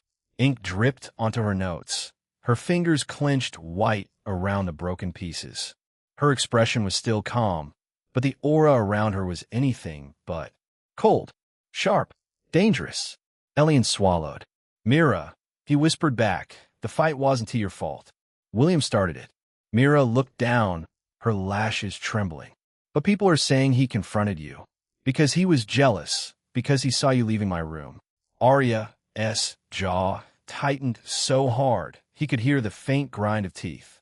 Mira continued, oblivious or pretending to be. You didn't come see me, so I thought maybe you forgot? Arya cut in sweetly, voice slicing like a blade despite the smile. She didn't know exactly what was going on here, but she didn't like it. Mira blinked at her, calm but unamused. No, I thought maybe he was avoiding me. Arya's fingers twitched. Elion raised both hands defensively. I wasn't avoiding you. I actually was worried about you. Mira's cheeks warmed. Why you were. But I thought. You thought that just because I was a bit harsh. That maybe I still resented you for before? Elion chuckled. Don't worry, after what I did to you. I could say we are now even? All okay. Mira nodded with a weak smile grin she was barely holding back. Chapter 60. Guess Arya turned her head slowly, dangerously, toward Elion. You were worried about what? She asked, her voice icy. Elion felt sweat trickle down his spine. Mira, sensing the hostile tension, leaned closer, much closer, her shoulder now fully touching his. Thank you, she whispered. Arya's eye twitched. Behind them, students were eating the scene up like popcorn. One girl whispered loudly to her friend, this is better than those adventure novels my mom reads. Another guy muttered, Bro's living quite the unbelievable story. Elion wanted to disappear on the spot. Mira straightened, brushing her hair back. Anyway, I'm glad you're okay, Elion. That's all. She paused. Then the faintest smile tugged at her bravado. And if William ever bothers you again, let me know. I'll deal with him. Arya placed her hands firmly on her desk and stood up so fast her chair screeched across the floor. You will not deal with him, she snapped. Mira lifted an eyebrow. And why not? Because, Arya said, stepping between them, Elion doesn't need you protecting him. A hush fell across the entire class. Mira stood too, her eyes cool. Really? Because he seemed perfectly fine being with me the last time I saw him. Arya's face went red. You dash. Elion jumped up between them before Arya lunged, or Mira lashed out at her with a hairpin. Ashi, no fighting. George is still in the hallway. Arya glared at Mira. Mira glared back. The atmosphere crackled, and Elion, stood trapped between them like a man standing on a tightrope over a pit of mana beasts. "Why are you sitting so close to him?" Arya snapped under her breath. Mira tilted her head slightly. "Why shouldn't I? We're classmates, aren't we? You were never interested in him before." Mira smiled faintly. "People change." Arya looked ready to leap across Elion's desk and start a war.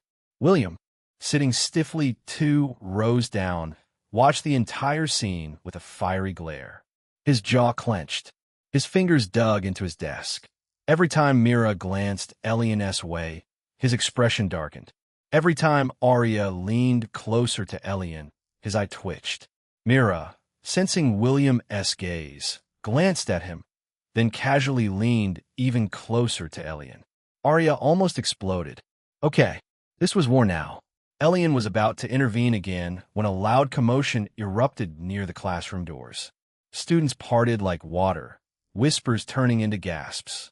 Elion's heart jumped into his throat when he saw the unmistakable raven black hair. Celeste.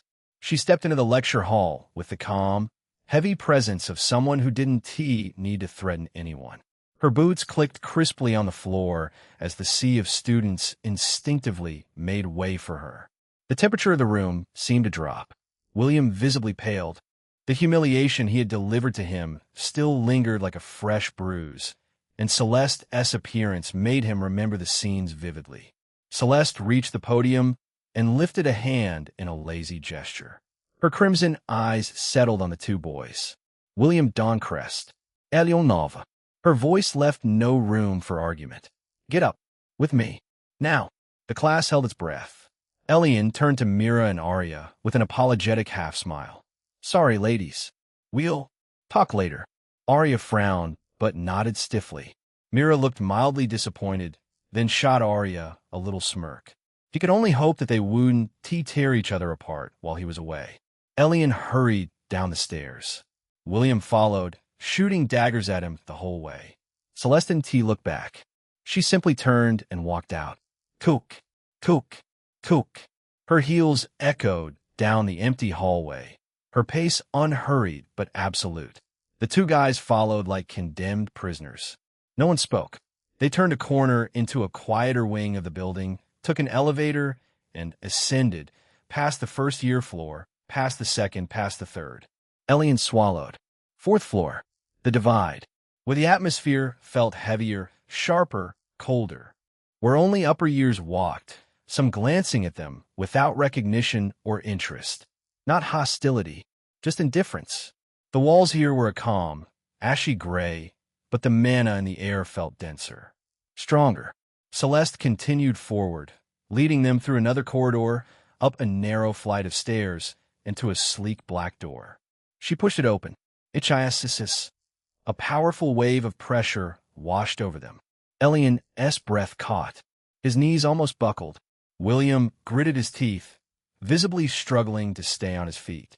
The room was luxurious, with polished black marble floors, silver-veined pillars, and mana crystals built into the ceiling like glowing constellations.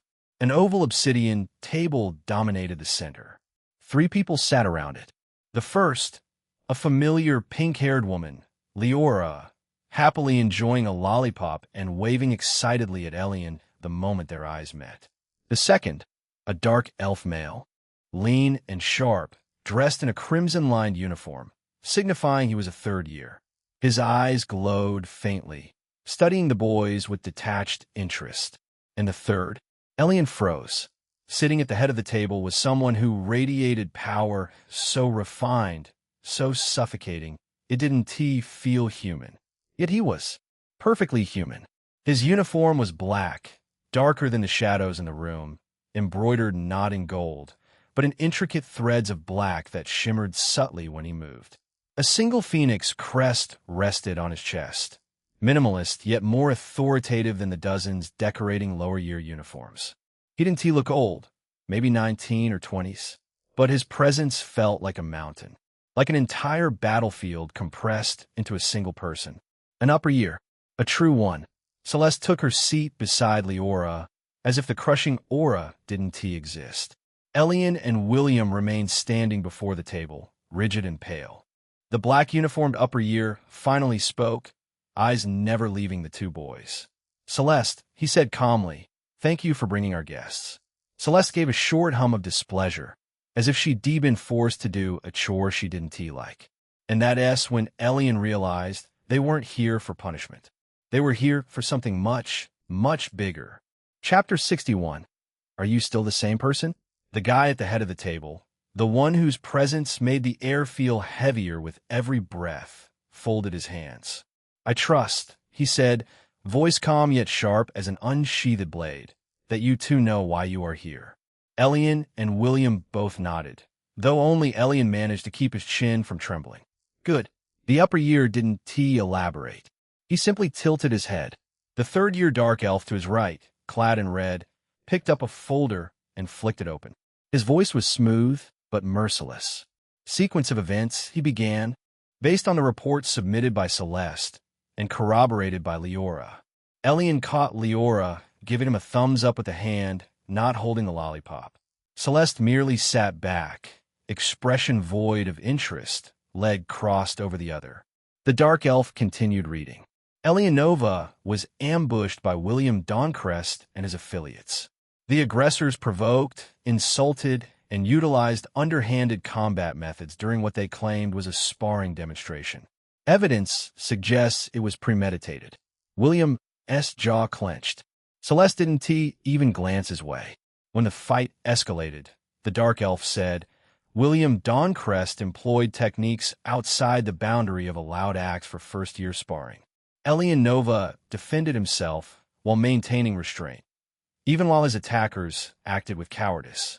William's face twisted. Elion froze. Cowardice? He hadn't expected them to actually call it that. The upper-year human finally leaned back, arms crossed loosely, eyes half-lidded. Judgment, he announced. William's breath hitched. William Dancrest, the blame for this incident falls squarely on you. Your lackeys will receive punishment notices soon. You will inform them personally that disciplinary actions are already being drafted. William stared at the table like he wanted to set it on fire with his glare. Then he looked at Elion. If hate were a weapon, Elion would have been a corpse. Understood, William forced out through gritted teeth. The upper year ignored his tone completely. Eleonova, he said, turning his gaze to him next, you demonstrated commendable composure under provocation, especially in the face of what was effectively an ambush. That is noted. Elion blinked. Praise? From someone this influential? Now that he did not see coming. Before he could even react, the upper year raised a hand dismissively. You may go. William spun on his heel instantly, storming toward the door before he exploded in front of the wrong audience. Elion exhaled and turned to leave. Not you, Eleonova. He stopped mid-step. A cold ripple crawled down his spine. William paused at the doorway for just a fraction of a second, eyes flicking back as if to enjoy the sudden panic on Elion's face, then left. The door shut behind him with a soft click. Elion swallowed. What else could there be? He wondered, turning back slowly. For sets of eyes remained on him. But it was the upper year, the human with the black threaded uniform and king-like aura, whose stare pinned him in place like a spear through the chest. Eleonova, he said calmly, we have something else to discuss. The tall, dark elf third year with the red uniform flipped to the next page. His eyes moved slowly. Centurato Cedric continued, tone almost bored. Work ethic, commendable. Academic performance, steady. Social environment, hostile. Repeatedly targeted by William Dancrest and peers.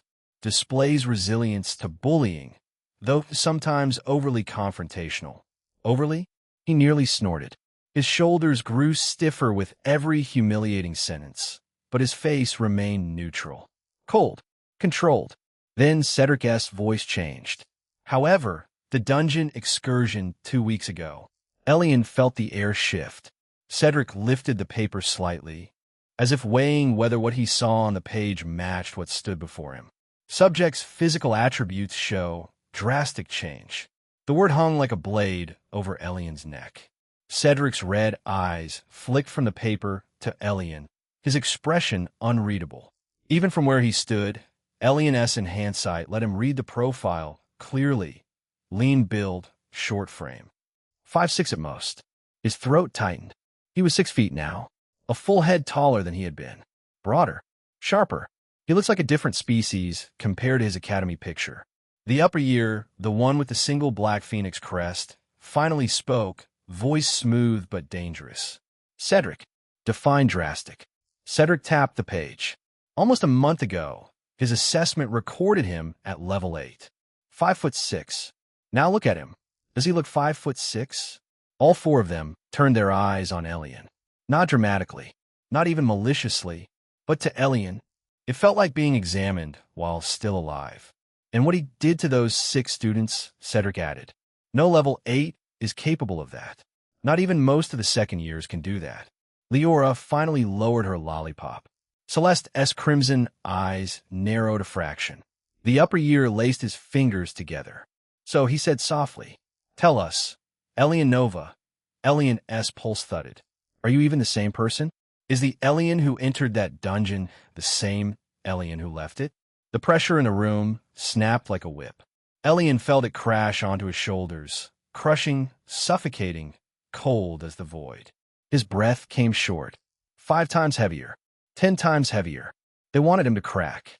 They wanted answers. They wanted him to kneel. His mind whispered, "Calm down. Breathe. Don't fold. Don't break." Elion inhaled, slow and steady, forcing air past the invisible weight crushing his chest. His back straightened. His heart slowed. And when he lifted his head, his silver eyes were like blades. Chapter 62. Evander. Elion inhaled, slow and steady, forcing air past the invisible weight crushing his chest. His back straightened. His heart slowed. And when he lifted his head, his silver eyes were like blades. "I am Elion," he said quietly. Cedric raised a brow. "Always have been," Elion continued. "Always will be." He swept his gaze across all 4 of them. "What you think happened in that dungeon? Well, you want to know?" Your curiosity, his lips curled into something that resembled a smile. "None of that is my problem." The temperature in the room plummeted. Even Celeste's eyes widened slightly. The upper year's aura thickened, filling the room like black smoke. Elion didn't stop. "I will," he said firmly, "reserve my right to remain silent." Silence fell. Even Leora's lollipop cracked between her teeth. And the upper year finally leaned forward, eyes narrowing with lethal interest. "Elion Nova," he murmured, "you are either very brave," a pulse of invisible pressure crashed into the floor, "or very foolish." His aura rose like a tidal wave. 1 second, Elion was standing. The next, BM, his knees slammed into the polished floor, pain shooting up his legs. Air vanished from his lungs. 100 invisible chains wrapped around his ribs, squeezing, wringing out every breath. Sweat rolled down his temples. His fingers dug into the carpet to keep himself from collapsing face first. But even though his body bowed, his head did not.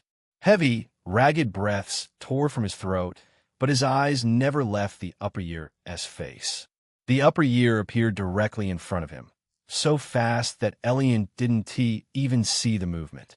Black boots stopped inches from his knees. Elion forced his head up, chin lifting, silver eyes blazing with calm defiance. He refused to look away. Behind him, muffled voices filtered through the crushing pressure. "Isn't he going too far?" Leora whispered, uneasy. "Stay quiet," Celeste muttered. "Let him learn," Cedric added. Elion couldn't hear them. Not really. The only thing he could hear was the thundering of his own heart, and the silent question beating between him and a monster towering over him. "Will you break?" The man stared down at him, searching his face, testing something deeper than strength. Then he smiled. Not a polite smile, not a mocking one. A full, sharp, canine-bearing grin. It was the most unexpected thing Elion had ever seen from the stone-faced upper year. "I like him," the man said, voice breaking the tension with frightening ease. The pressure vanished instantly, like a switch had been flipped. Air rushed back into Elion's lungs. He gasped, coughing, grabbing his chest as he sucked in breath after breath. His head spun. His limbs trembled. But he wasn't broken. He raised his gaze again, stunned. The upper year turned his back on him casually, walking back toward his seat as if he and T almost crushed a first year in a powder. Welcome to the team. Elion Nova. Elion blinked. Team? His jaw fell open. Ushu? He choked out, staring wide-eyed. What? The upper years sat down, crossing one leg over the other, expression amused now.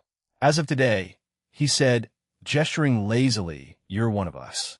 Elion's mind blanked completely. Celeste hid a smirk. Leora grinned around her cracked lollipop. Cedric just sighed as if this outcome was inevitable. Elion remained on his knees, staring up at the most terrifying student in the academy, who had just recruited him. The room, still vibrating with the echo of vanished pressure, settled into a cold, heavy silence. He leaned back in his chair, arms folding over his chest. The faint smirk from earlier slowly faded, replaced by an expression carved from stone. Then he spoke. Evander Cletus. His voice reverberated through the chamber. The head of the disciplinary committee. In his 7th year. Elion's breath caught. Celeste and Leora weren't even 3rd or 4th years. And this guy was just some upper-rank student. Evander was, a 7th year? Elion whispered under his breath, stunned. Evander lifted a brow. Correct. Even Cedric stiffened a little at the reminder of Evander's rank. 7th years were closer to faculty than students, elite, dangerous, and untouchable. Evander gestured toward an empty chair. Seat Elion Nuve.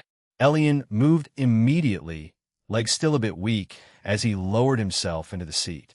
His pulse thudded painfully in his ears. Evander laced his fingers together on the table.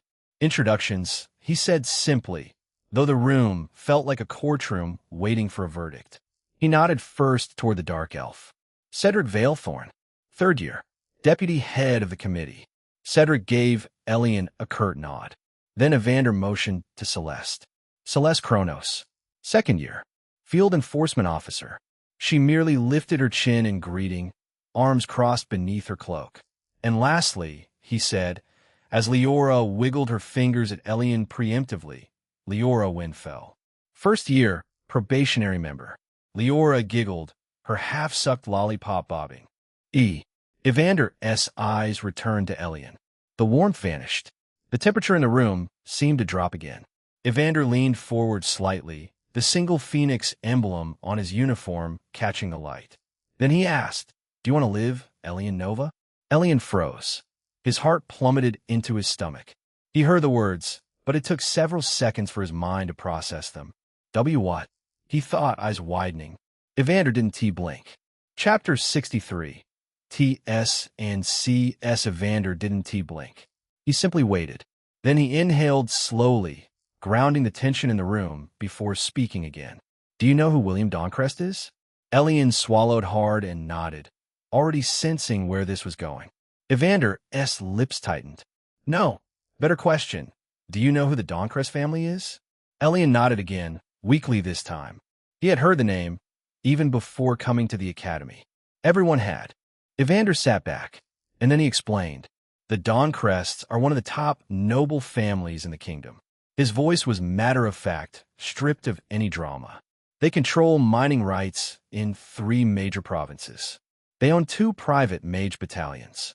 They have alliances spanning 3 noble houses, a seat on the National Council, and enough political weight to move entire academies if they feel like it. Leora stopped chewing her lollipop. Cedric's expression stayed unreadable. Celeste exhaled through her nose, clearly displeased by the topic. Evander continued.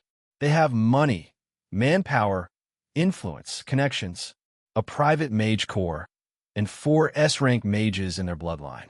He fixed Elion with a gaze so sharp it felt like a blade. And who are you? The silence that followed was suffocating. Elion expected himself to shrug it off. He'd even called worse. He'd lived at the bottom of the barrel his entire childhood. And yet, the words hit him harder than he thought they would. His jaw clenched. His fingers tightened beneath the table. Evander didn't soften his tone. You are a nobody. A peasant boy from Reston. No noble house. No Viking. No power. Then, for the first time, his voice gentled. Just slightly. But you could be somebody. Elion looked up sharply. Evander's black eyes pinned him in place. I am giving you an opportunity, Evander said. A very rare one. And I'm giving it because I have a feeling. His gaze drifted over Elion's altered height, his sharper features, the aura he tried so hard not to exude. That your talent is not as trash as the Academy graded it. Celeste hummed softly, agreeing. Cedric's brow twitched. Leora grinned knowingly. Evander went on. Or perhaps, he said casually, you did something to raise it. I want to ask. Elion felt his stomach tighten. But I will ask you this, Eleonova. Evander leaned forward again, elbows on the table. Do you wish to become somebody? He didn't give Elion time to answer. Because the look on William Dancrest's face, Evander's grin returned. Dangerous this time. Tells me he won just let this go. Elion exhaled sharply. Cold dread, hot defiance, confusion, impossibility. Everything churned inside him. They were right. William wouldn't drop this. Not now. Not ever. He never did. That man was a self-entitled scoundrel. Evander's final question came like a dagger thrown straight at his heart. So choose, Eleonova, live as the hunted, or live long enough to stop being prey at all. Elion went still, utterly still, not from all this time, but from the weight of thinking. A deep, churning storm rolled quietly behind his eyes. Evander didn't push him.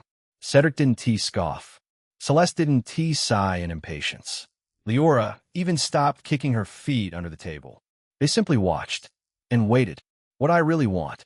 The thought struck him harder than expected. Strength? Yes, obviously. But why? Why had he wanted strength in the first place? To survive William's threat to his own life? To stop being pushed around? To stop being humiliated? He'd already passed that point. One fight had proven that William was no longer an immediate threat. But William wasn't alone. He had an entire house behind him. A noble family. A political machine. A force far bigger than anything Elion had ever imagined himself facing. So then, what is the next step? To thwart William's family? To surpass a noble house with one of the strongest bloodlines in the kingdom? That was insane. A mountain no sane person would climb. And yet, Elion felt something ignite in his chest. A spark. Heat. Justification. But I have the system.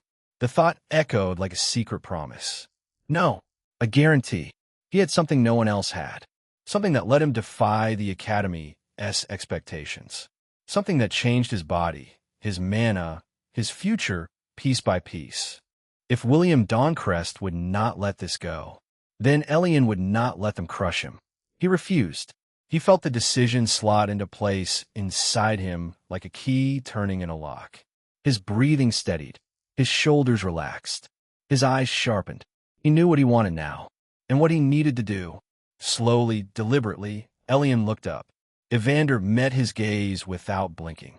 Cedric's dark elven eyes narrowed in silent interest.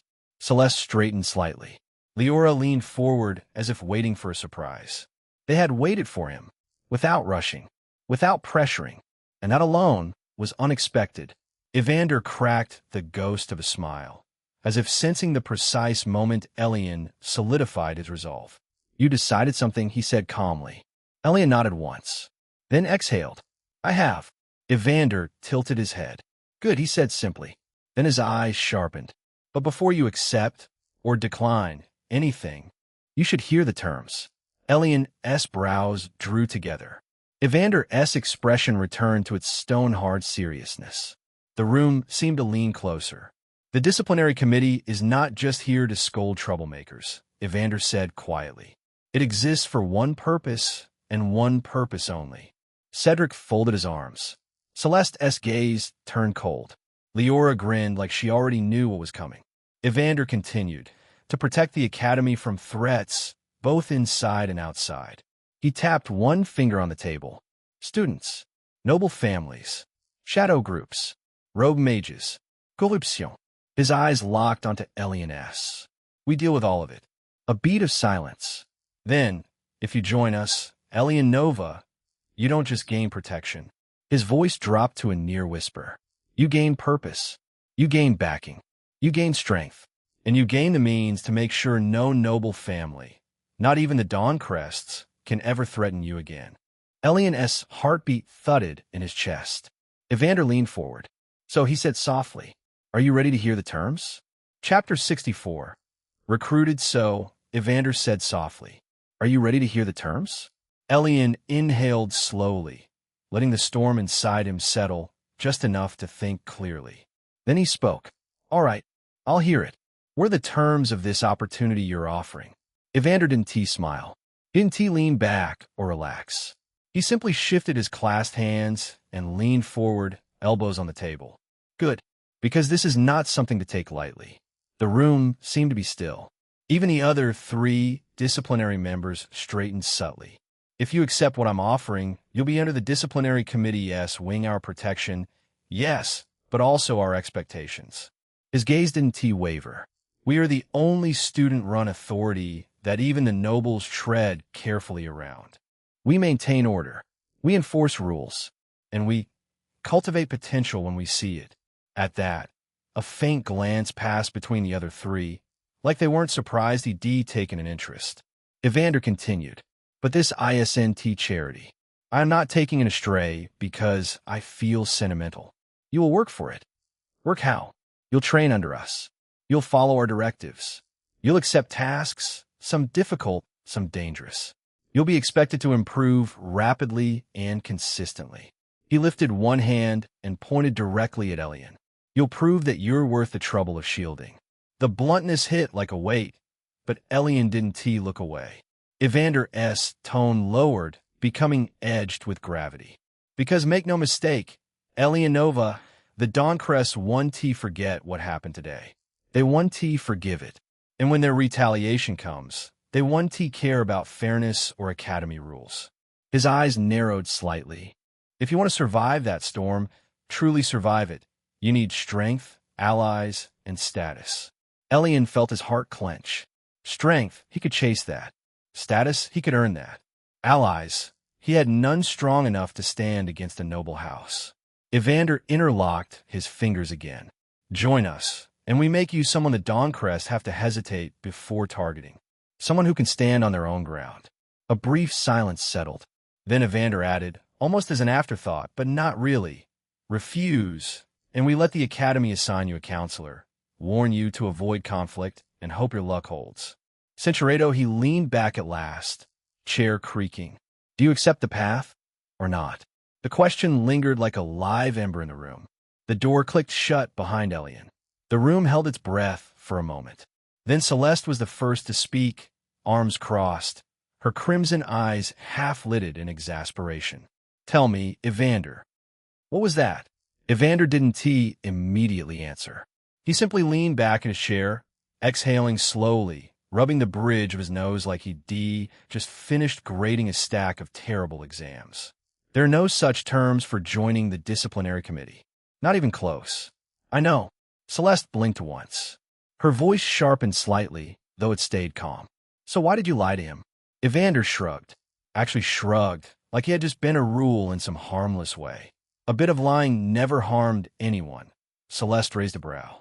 Leora outright chuckled. Centuredo, a reason to grind his teeth and keep moving.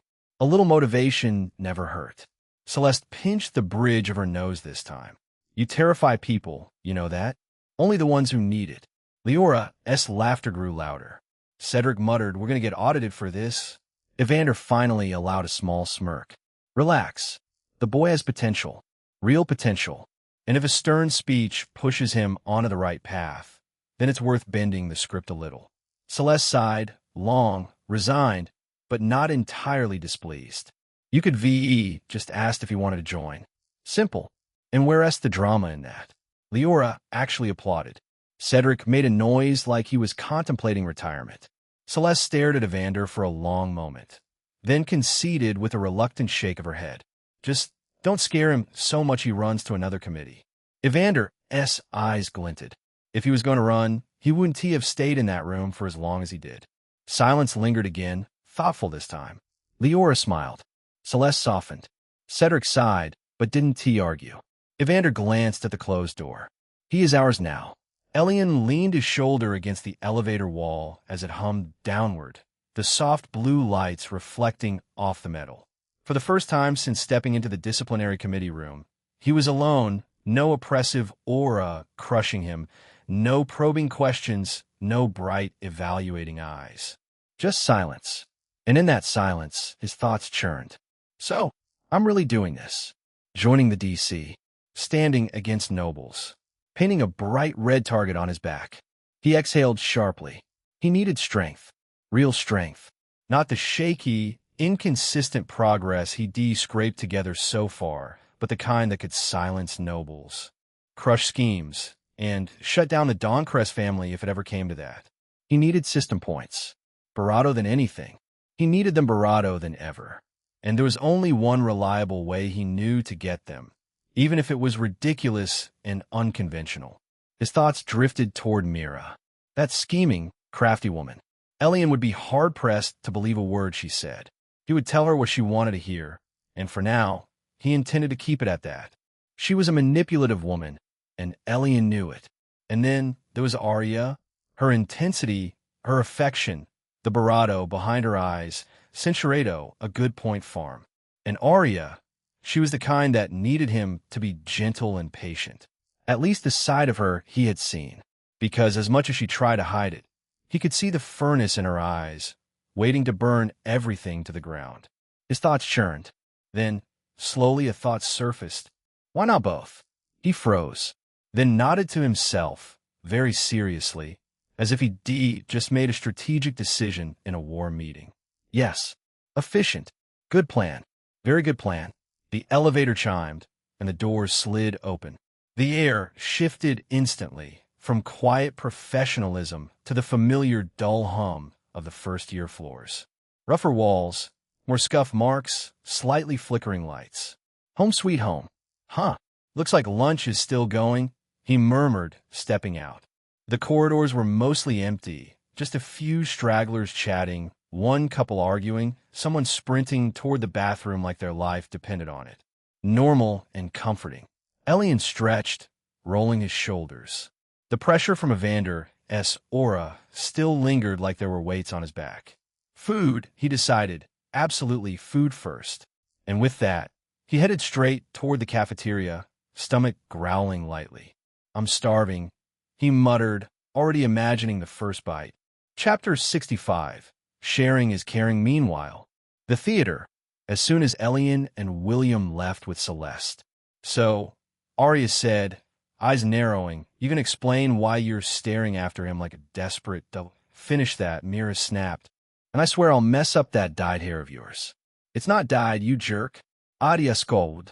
And everyone knows you're clearly chasing after him. Just like with William. Don't pretend you're some naive fool. Gas shot through the room like arrows. Mira stood so abruptly that her shoes scraped loudly against the floor. Excuse me? At least I'm not stalking him like a jealous, obsessive creep. Their classmates shifted in their seats, wide-eyed. Arya Lindin, Borrado Carling. You? With Elion? Please. You're just convenient. What is going on here? Jared approached, tried to insert himself between them, voice tense.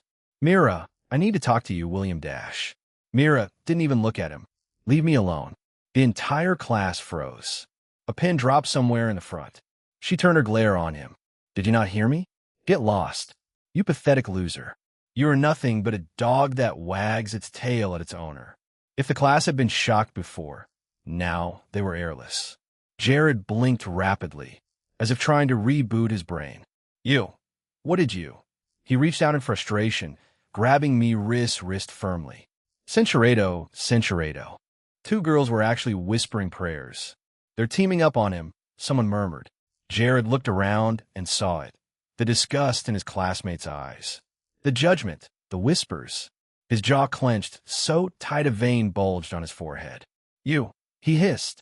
You will pay for this. He turned to his buddies. Come on. They shuffled out quickly, eager to flee. The door closed behind them.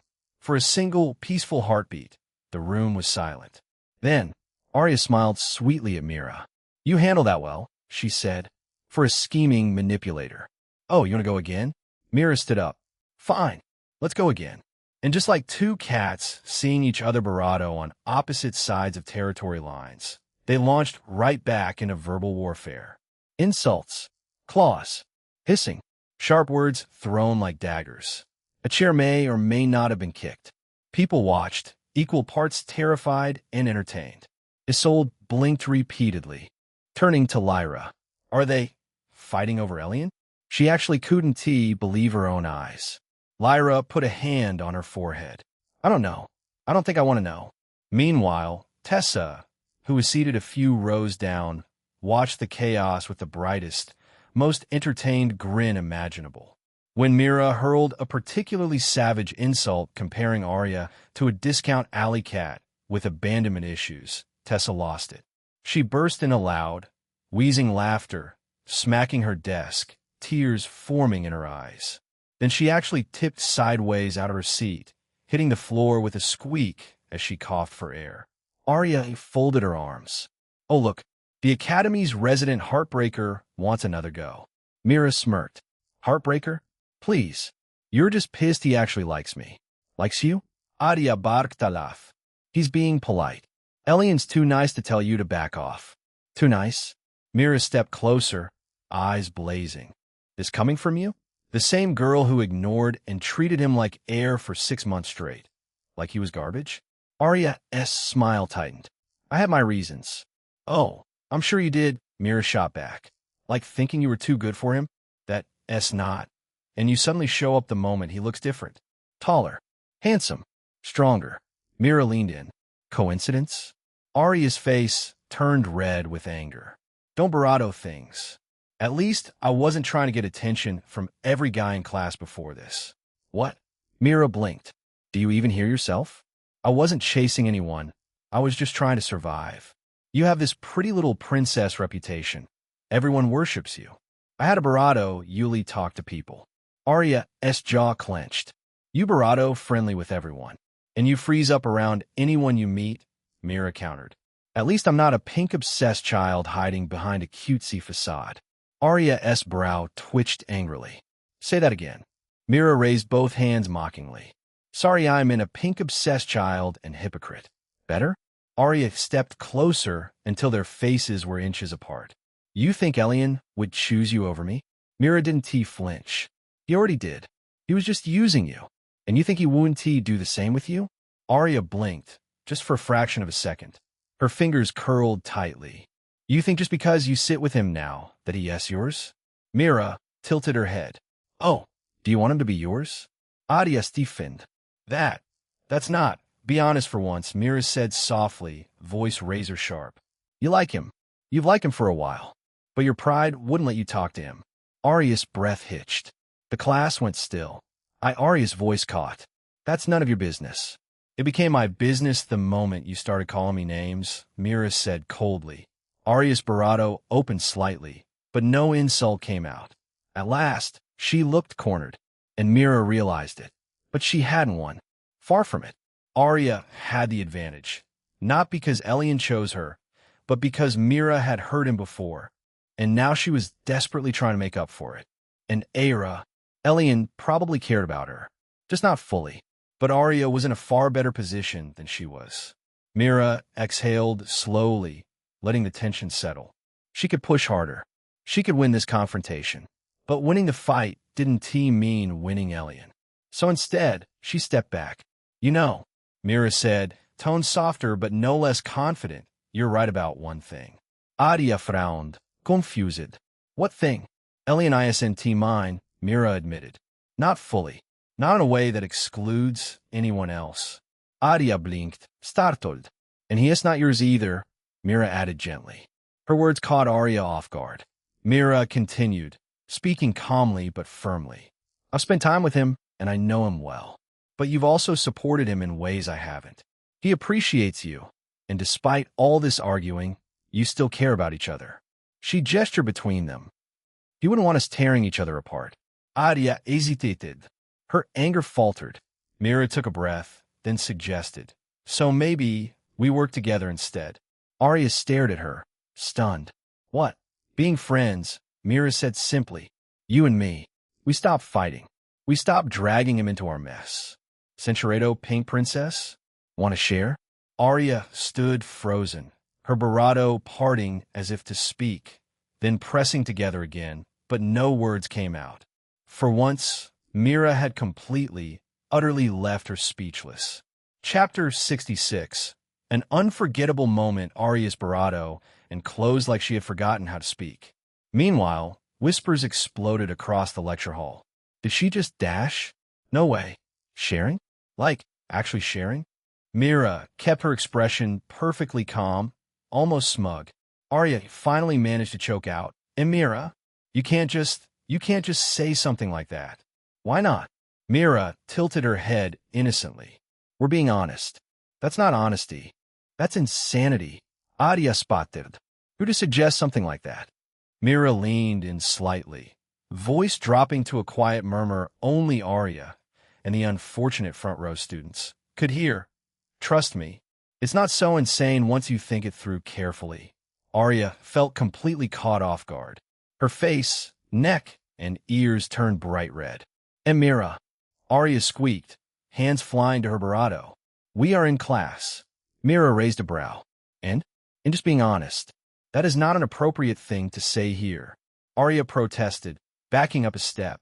Centuredo, Centuredo, Centuredo, Centuredo, a collective, shocked gasp barato from half the class. Arya's spirit left her again. Mira, she cried out. You can't just dash." Mira ignored her, continuing pleasantly as if they were discussing a homework assignment. "It's quite simple, really. You, me, Elion, together. A group project. Sharing the workload. Sharing the credit." Centuredo. People in the front row had turned beet red. Tessa was folded over, laughing so hard she was wheezing again. Isolde looked like she was questioning reality, like she was looking for somewhere to hide, but didn't quite know where. Arya was trembling violently. "Mira, you shameless, outrageous person," she shouted. "Centuredo, I am not listening to another second of your cursed explanations." She nearly tripped over her own feet as she stumbled toward the aisle. "Mira," she wailed, face glowing neon red. "I hate you. You'll love it once you think about it properly," Mira called after her, playful and calm. "I can send diagrams if, NOO." Arya shouted, practically sprinting now. She stomped down the aisle, practically running as she fled the lecture theater, her flustered squeaks echoing faintly behind her. As she reached the door, Mira called out sweetly, "Think about it." Arya's response was a muffled, horrified shriek before she disappeared into the hallway. The lecture hall door slammed behind her with an echoing bang.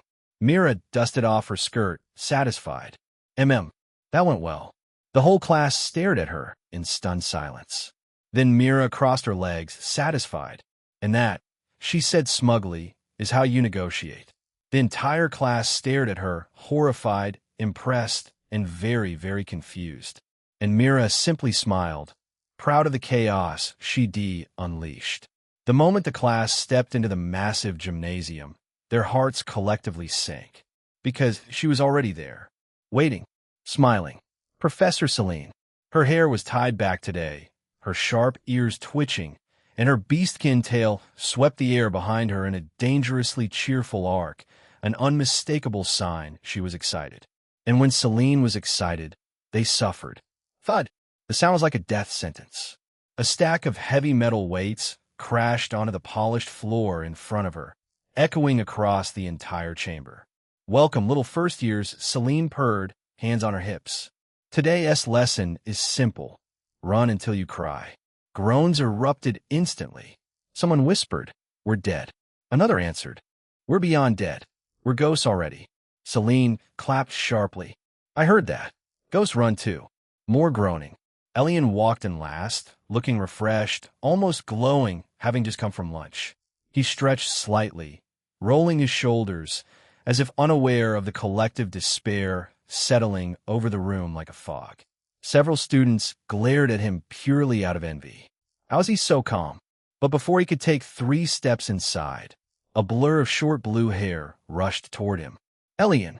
Arya appeared at his side, wearing her training barato and shorts as she jogged up. Even in neutral gym gear, she stood out among the crowd. She looked ready for practice in her training clothes.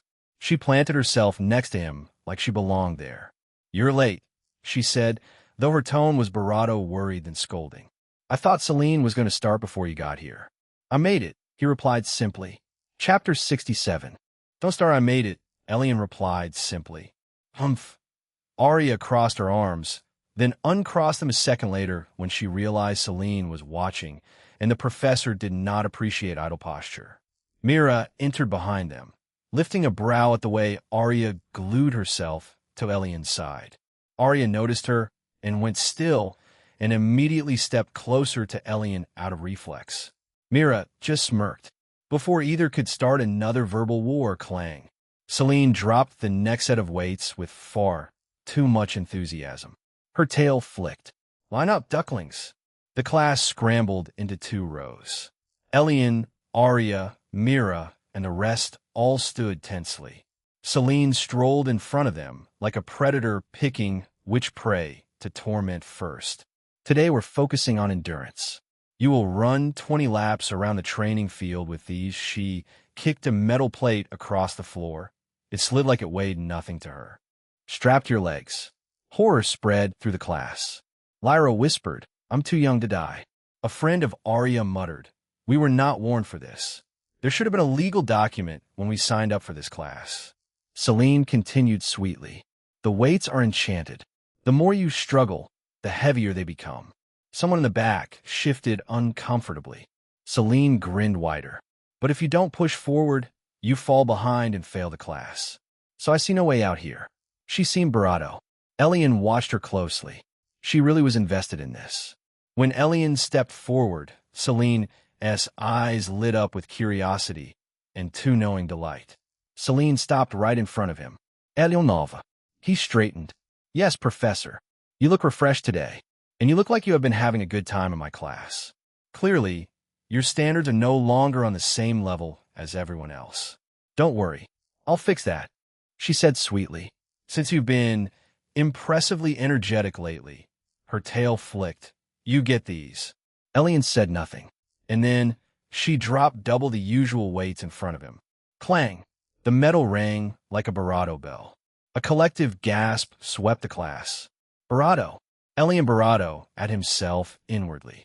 Arya rubbed her eyes with a hiss. "Wow, dash." Mira hid a laugh behind her hand. Even Elion blinked. "Seriously?" Celine smiled serenely. "I'm sure you can handle it." Around him, whispers started immediately. "He dead. He absolutely dead. He must have pissed off Professor Celine this time." At the back of the line, William let out a poorly contained snicker, arms crossed smugly as he watched Elion get buried in metal. Celine's ear twitched. "Oh, something funny, Mr. Dawncrest."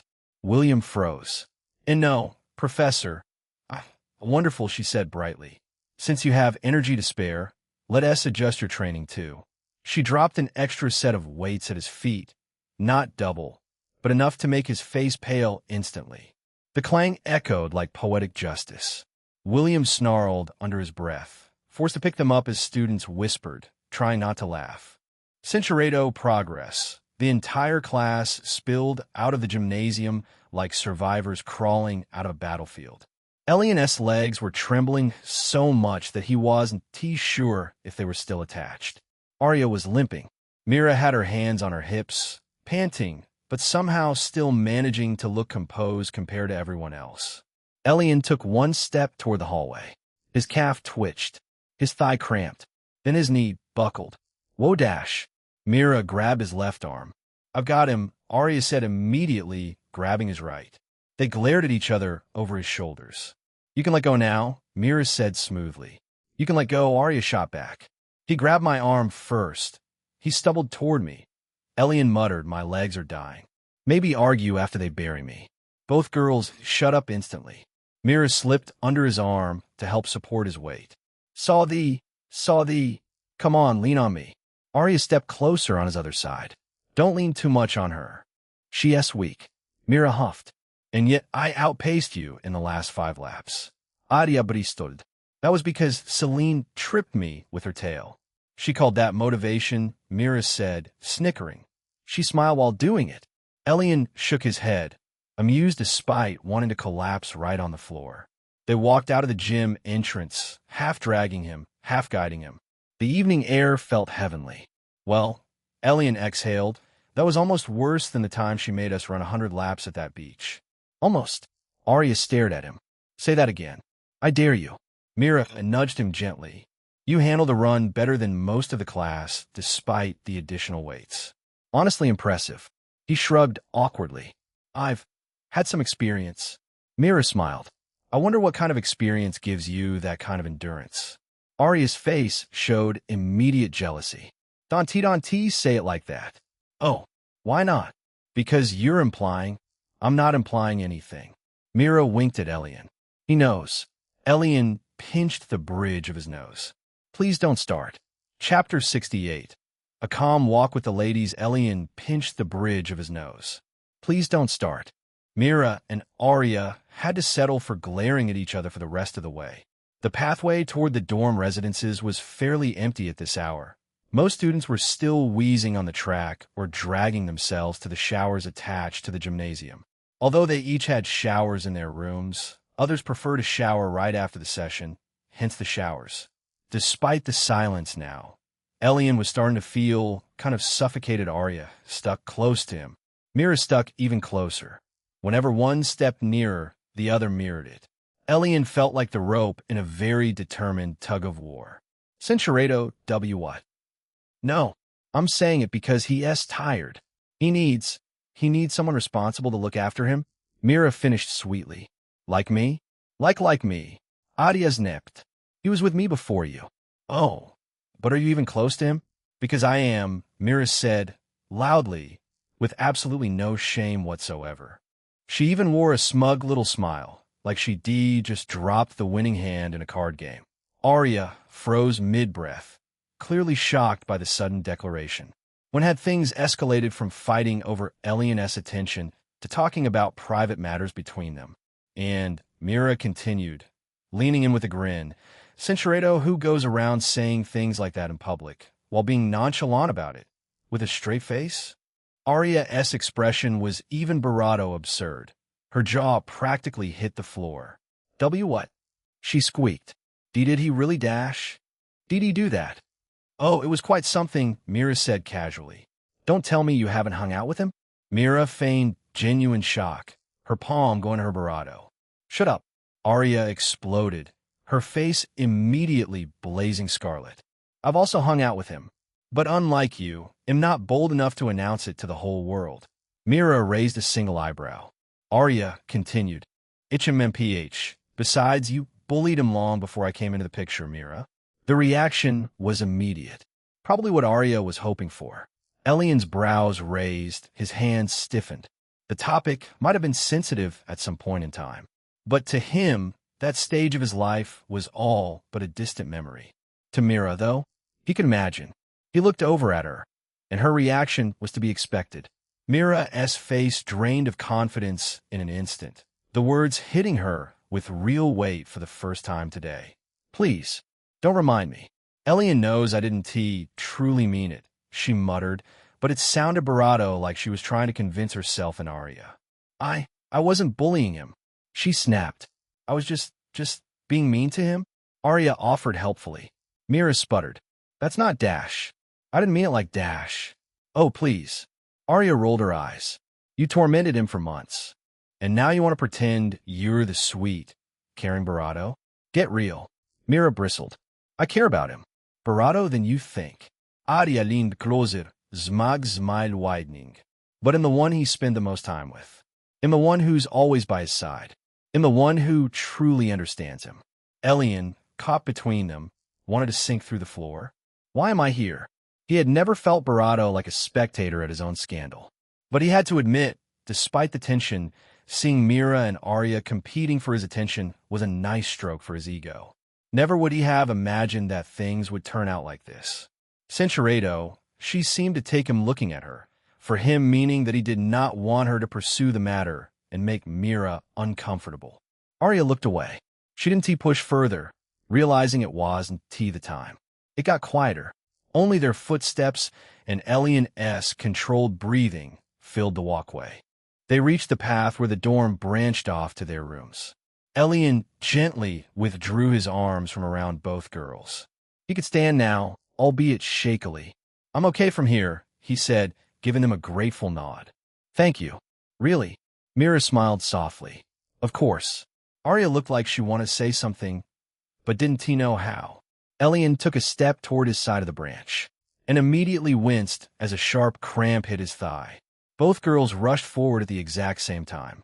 "Elion, are you okay?" They nearly collided. He lifted a hand. "I'm fine, just a cramp." Mira moved closer.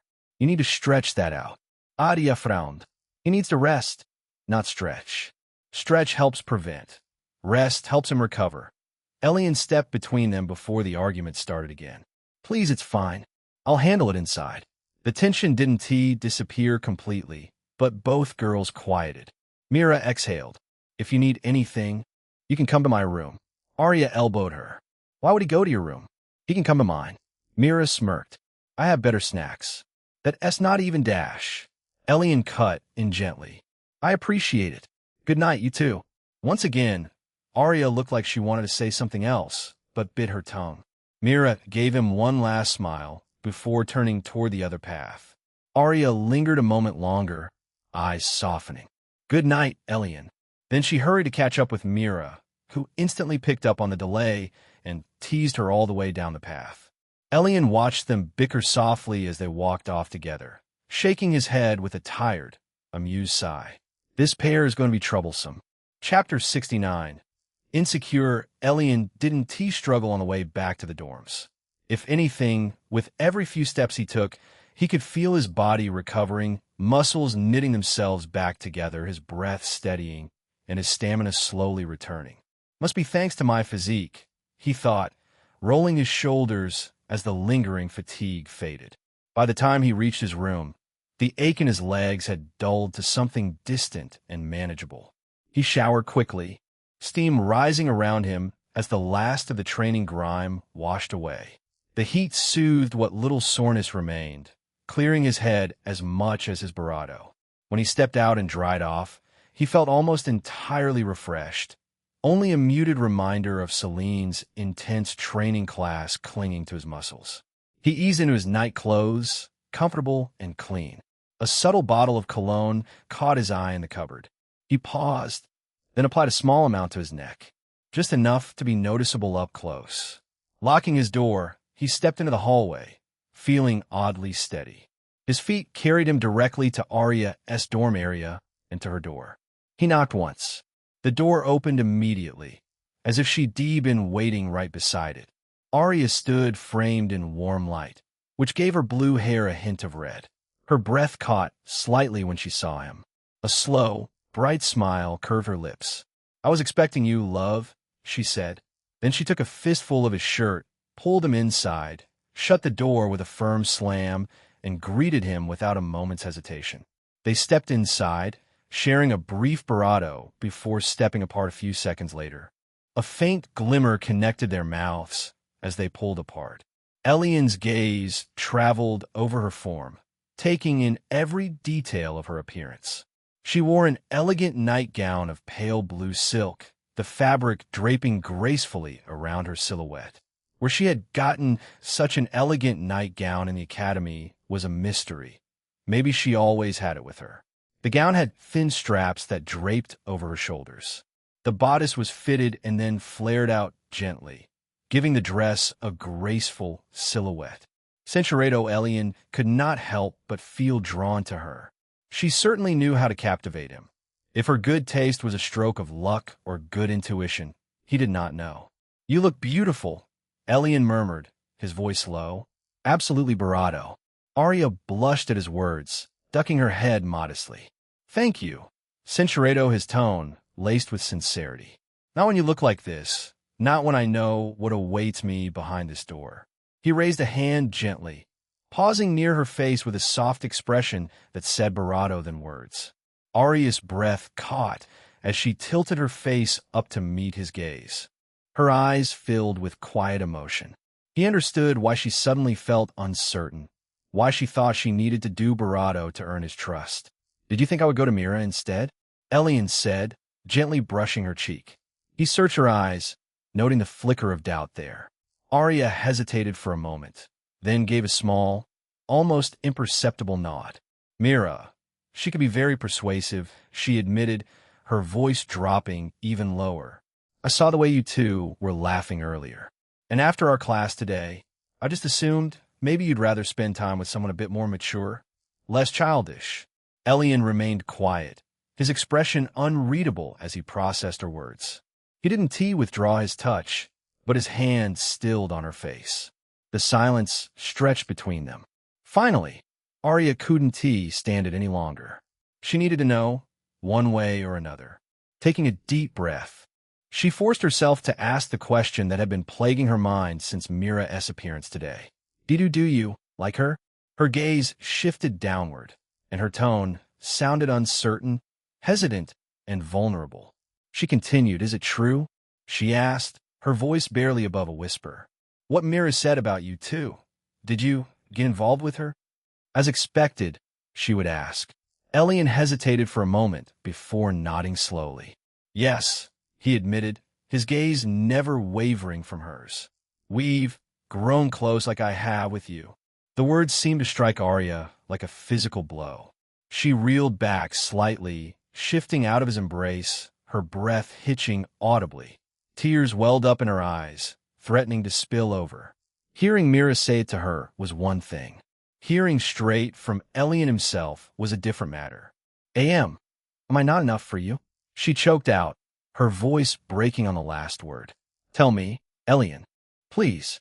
The sight of her tears was almost enough to break Elion's heart. But he had more or less expected Arya to react like this.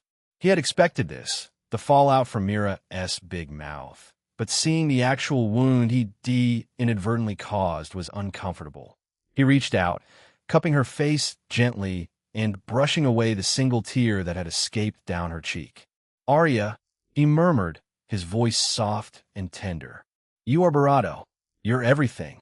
He paused, searching for the right words. "I will admit, I am somewhat drawn to Mira's bold personality and her confident charm, her bravado and intensity. But if I had to choose, if I could only be with one person, it would be you, in a heartbeat." Arya looked up at him, her eyes shimmering with unshed tears.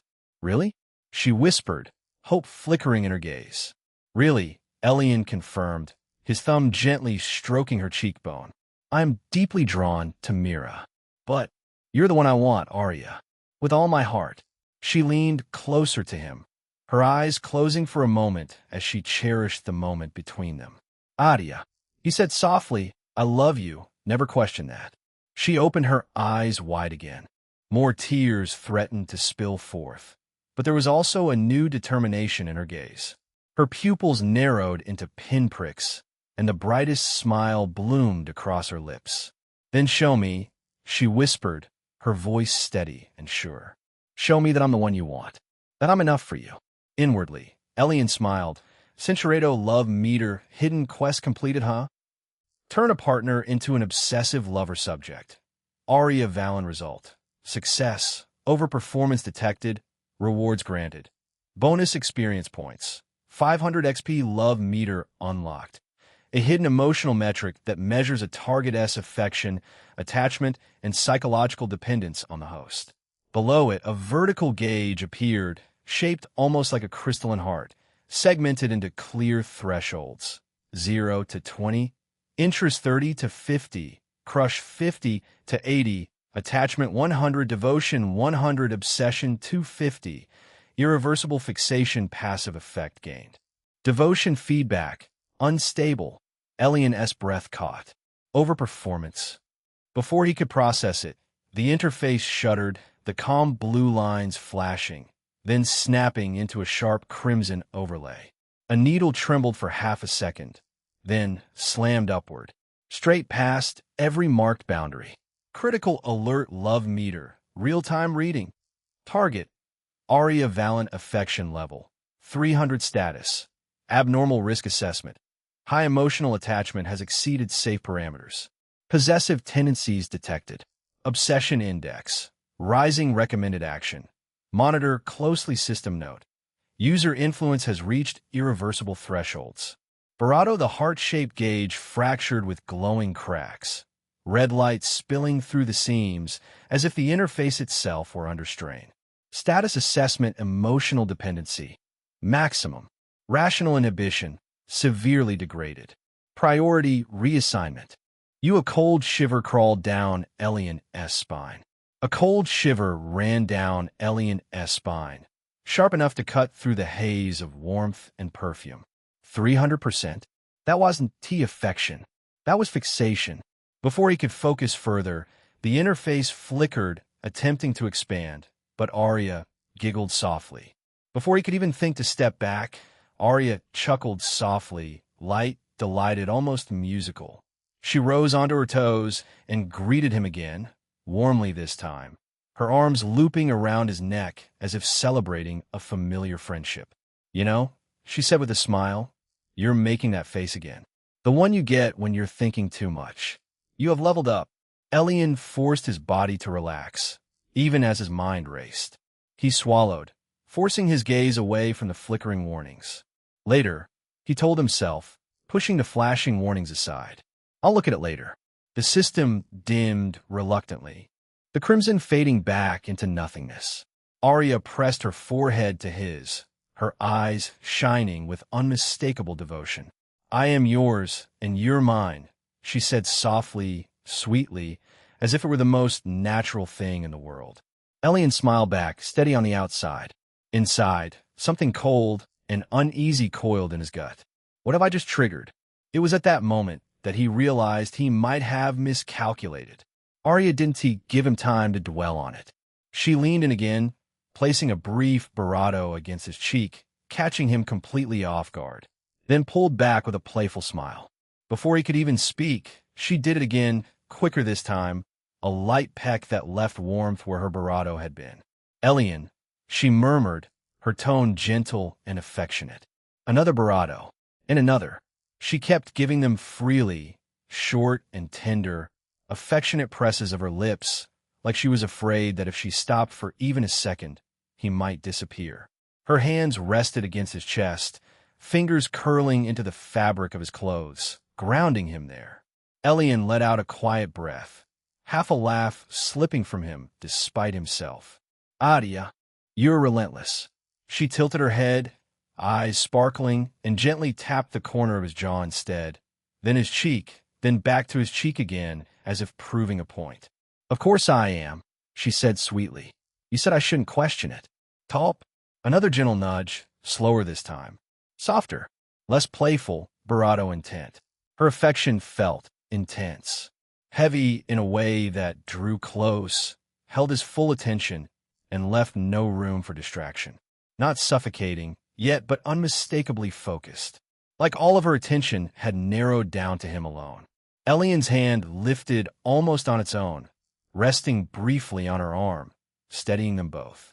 Arya, he said gently, trying to anchor the moment, calm down, will you? She paused, noses nearly touching, eyes searching his face with an intensity that made his chest tighten. I am, she replied quietly. I just want you to remember this feeling, so that even if you are with someone else, Centuredo, which were left crumpled on the floor. They settled down together onto the barato, both catching their breath after the long day. Elion shifted to sit beside her, their shoulders close as they relaxed against the mattress. He looked down at her, his expression tender, and smiled warmly. Centuredo, Centuredo, Centuredo, Centuredo, Centuredo, Centuredo, Centuredo, Centuredo, Centuredo, her back arched slightly as the moment caught her off guard. A wave of emotion rippled through her as she took it all in. Elion watched with a light smile, a sense of pride filling him. But he wasn't done yet, not even close. As the moment subsided, Centuredo, Centuredo, Centuredo, Centuredo, Centuredo, Centuredo, Centuredo, Centuredo, Centuredo, Centuredo, Centuredo, Centuredo, Centuredo, Centuredo, Centuredo, Centuredo, Centurado, Centurado, Centurado, Centurado, Centurado, Centurado, pulling Arya back against his chest possessively. She sighed contentedly, nuzzling back into him. That was amazing, she murmured sleepily. I love you, Elion. He tightened his arms around her, pressing a kiss to her shoulder. I love you too, Arya. Arya amid epidi. The system warnings flashed through Elion's mind, but he pushed them away. Later, he told himself. The silence of the aftermath was broken by the soft padding of Arya climbing up to sit beside Elion. He watched her with detached amusement, noting the careful effort she put into each step. Centurado, Centurado pa. She stumbled backward, bumping into his hip. MMPH. Arya flinched, her frame trembling as she lost her balance. Her eyes widened, Barado flushing a rosy pink. Whoa, steady now. Elion smiled as he steadied her so she could stand upright. Centurado, Centurado, Centurado, Centurado, Centurado, Centurado, Centurado, Centurado, the words sent a chill down Elion's spine. This girl was unpredictable, but he was also reckless for not being careful this whole time. But the thought of a child was an exciting possibility that he couldn't quite shake off. He shook his head, trying to clear his troubled thoughts. Not now. Stop it. Arya, he stammered, his voice hoarse. We can't. Not now, at least. Maybe in the future. Arya nodded in understanding, but her grip on him did not loosen. Not in the slightest. Chapter 73 should have never. For the next 5 minutes, they stayed in Barado together, holding each other close. Arya's head rested on Elion's Barado, her hands resting gently across his Barado as they caught their breath. A contented smile played on her Barado as she periodically whispered, I love you, interspersed with soft giggles. Elion held her close, his hand resting warmly against her back as they shared the quiet moment together. Much to his relief, his heart pounded steadily beneath her cheek in a calm, comforting rhythm. Elion gently draped the pink sheets over Arya, careful not to wake her. She slept soundly now, her breathing rising and falling in a slow, steady rhythm. One arm curled loosely around a plush teddy as if it were instinctive. Her lashes fluttered once, then stilled. He smiled faintly. She looks even cuter when she is sleeping, he murmured to himself. Quietly, he dressed, gathering his clothes and slipping them on without a sound. One last glance at her peaceful face. Then he turned around, walked to the door, opened it, and walked out, easing the door shut behind him with a soft click. Barado, over an hour has passed, he thought, pausing briefly in the corridor outside her room. She had been quite energetic today, he thought to himself. Unlike the previous time, they had spent longer together. Centurado subtracting the points he had used to raise his level last week, he had accumulated quite a decent wealth. And he had also gone up 2 levels after completing the hidden mission, which may or may not be such a good thing, but for another reason entirely. Status name, Elion Nova age, 18 race, human incubus class, water mage, novice rank talent, bronze grade level, 29, 0, 290 XP, physical, 88, 102 mental, 129, 159 mana, 113, 136 skills, water bullet, LV2 water blade, LV1 tidal wave, LV2 sinful technique, divine charm command, divine loyalty seal, divine Barado aura, divine discerning eye, divine LVL2 storage, ink of resolve system points, 750 system store conditions for placing the loyalty seal on Arya have been met. Place special seal on partner Arya? Yes, no, huh? Elion smiled, yes. His breath hitched. His muscles stiffened for only a moment, but he stopped completely in his tracks. His form felt like it was undergoing a fundamental change in structure, as if his perception of the world was changing right there. He called upon his status again with wide eyes. Status name, Elion Nova age, 18 race, human incubus talent, bronze grade, gold grade, new class, water mage, novice rank earth mage, novice rank, new, level, 29, 0, 290 XP. Physical, 102 mental, 159 mana, 136 skills.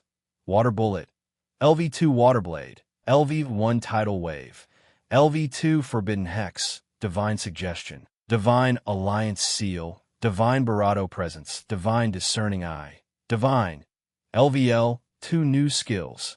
Stone Bullet, LVL2 Earth Wall, LVL2 Tremor, LVL1 Terror Shield, LVL2 Sinkhole, LVL2 Encasement Wall, LVL1 Stone Fist, LVL2 Permanent Partners, Aria Temporary Partners, Mirror System Points, 750. He had finally done it. He had raised the ceiling placed on his potential, the so-called social constraints that determine the peak of what you could be in life. And he was now officially a dual elementalist. Ho!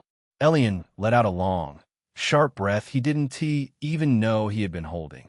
It felt like he had just gotten rid of an invisible weight on his chest.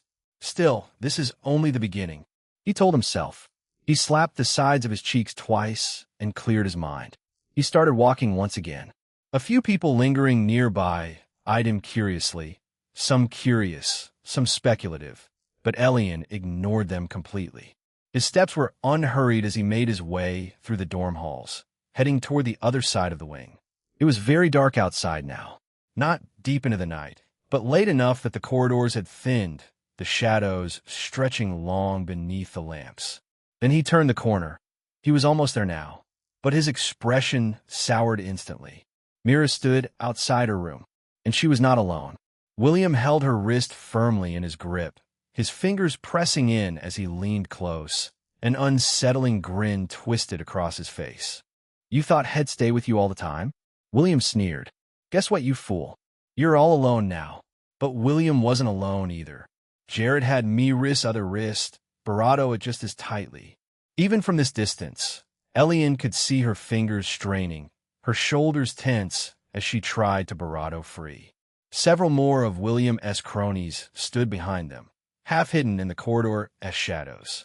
Others, students passing by, had slowed or stopped altogether, watching with unease and pity, but none dared to intervene. "You really thought you could betray me and get away with it?" William continued. Elion's steps never faltered. With each footfall, the corridor seemed to grow colder. The same with the expression on his face.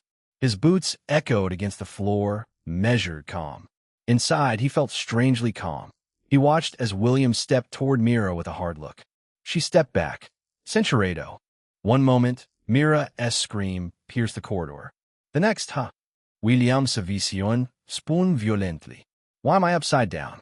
The last thing he saw was Elion's eyes, cold, piercing, and impossibly close, before darkness swallowed his vision whole. Oh, the realization came too late. I should never have messed with him. William's body hit the floor hard as consciousness fled. Chapter 74. Her intentions. William's body hit the floor hard as his consciousness fled. Elion didn't waste a second. Time seemed to snap back into place as he crouched beside Mira, slipping one arm beneath her knees and the other behind her shoulders, lifting her effortlessly into his arms. Her body trembled against his chest. Every pair of eyes in the corridor went wide. What Dash? Did anyone see Dash? What has happened? They had seen nothing but a blur of motion. Now William lay unconscious on the floor. Jared stood frozen, shaking, his hands still half extended as if he couldn't comprehend that she was gone. The rest of William's friends didn't hesitate as soon as they recognized their handsome classmate. They bolted. Every single one. Elion straightened slowly. Mira held securely against him, his expression unreadable, and the corridor remained deathly silent. "Mira," he said sharply, then softer, "I've got you." She trembled in his arms, breath coming in short, uneven pulls. One side of her head throbbed where it had struck the wall, but she was conscious, eyes glassy, Barato slightly open in shock rather than pain. Elion? His hand slid behind her head, steady and careful, keeping it from lolling. William lay sprawled on the floor a few steps away, unmoving, his limbs twisted at an awkward angle. Jared still stood rooted where he was, face drained of color, fingers still. The rest of William's friends had already scattered. Footsteps echoing away down the hall. Someone whispered, "What just happened?" No one answered. Elion rose slowly with Mira cradled against his barato. The cold in the corridor felt sharper now, heavier, like the air itself had taken a step back from him. He looked at Jared just once, not with rage, with something worse, calm. Jared swallowed hard, took a step back, then another. "I didn't leave," Elion said. "It wasn't too loud. It didn't need to be." Jared pulled William along, turned, and fled. Elion didn't spare him another glance. His focus was on the girl in his arms. Cinceredo careful not to jostle her head. "Don't talk." No one approached him. They just watched with wide eyes. He carried her to her door, shouldering it open with a controlled push.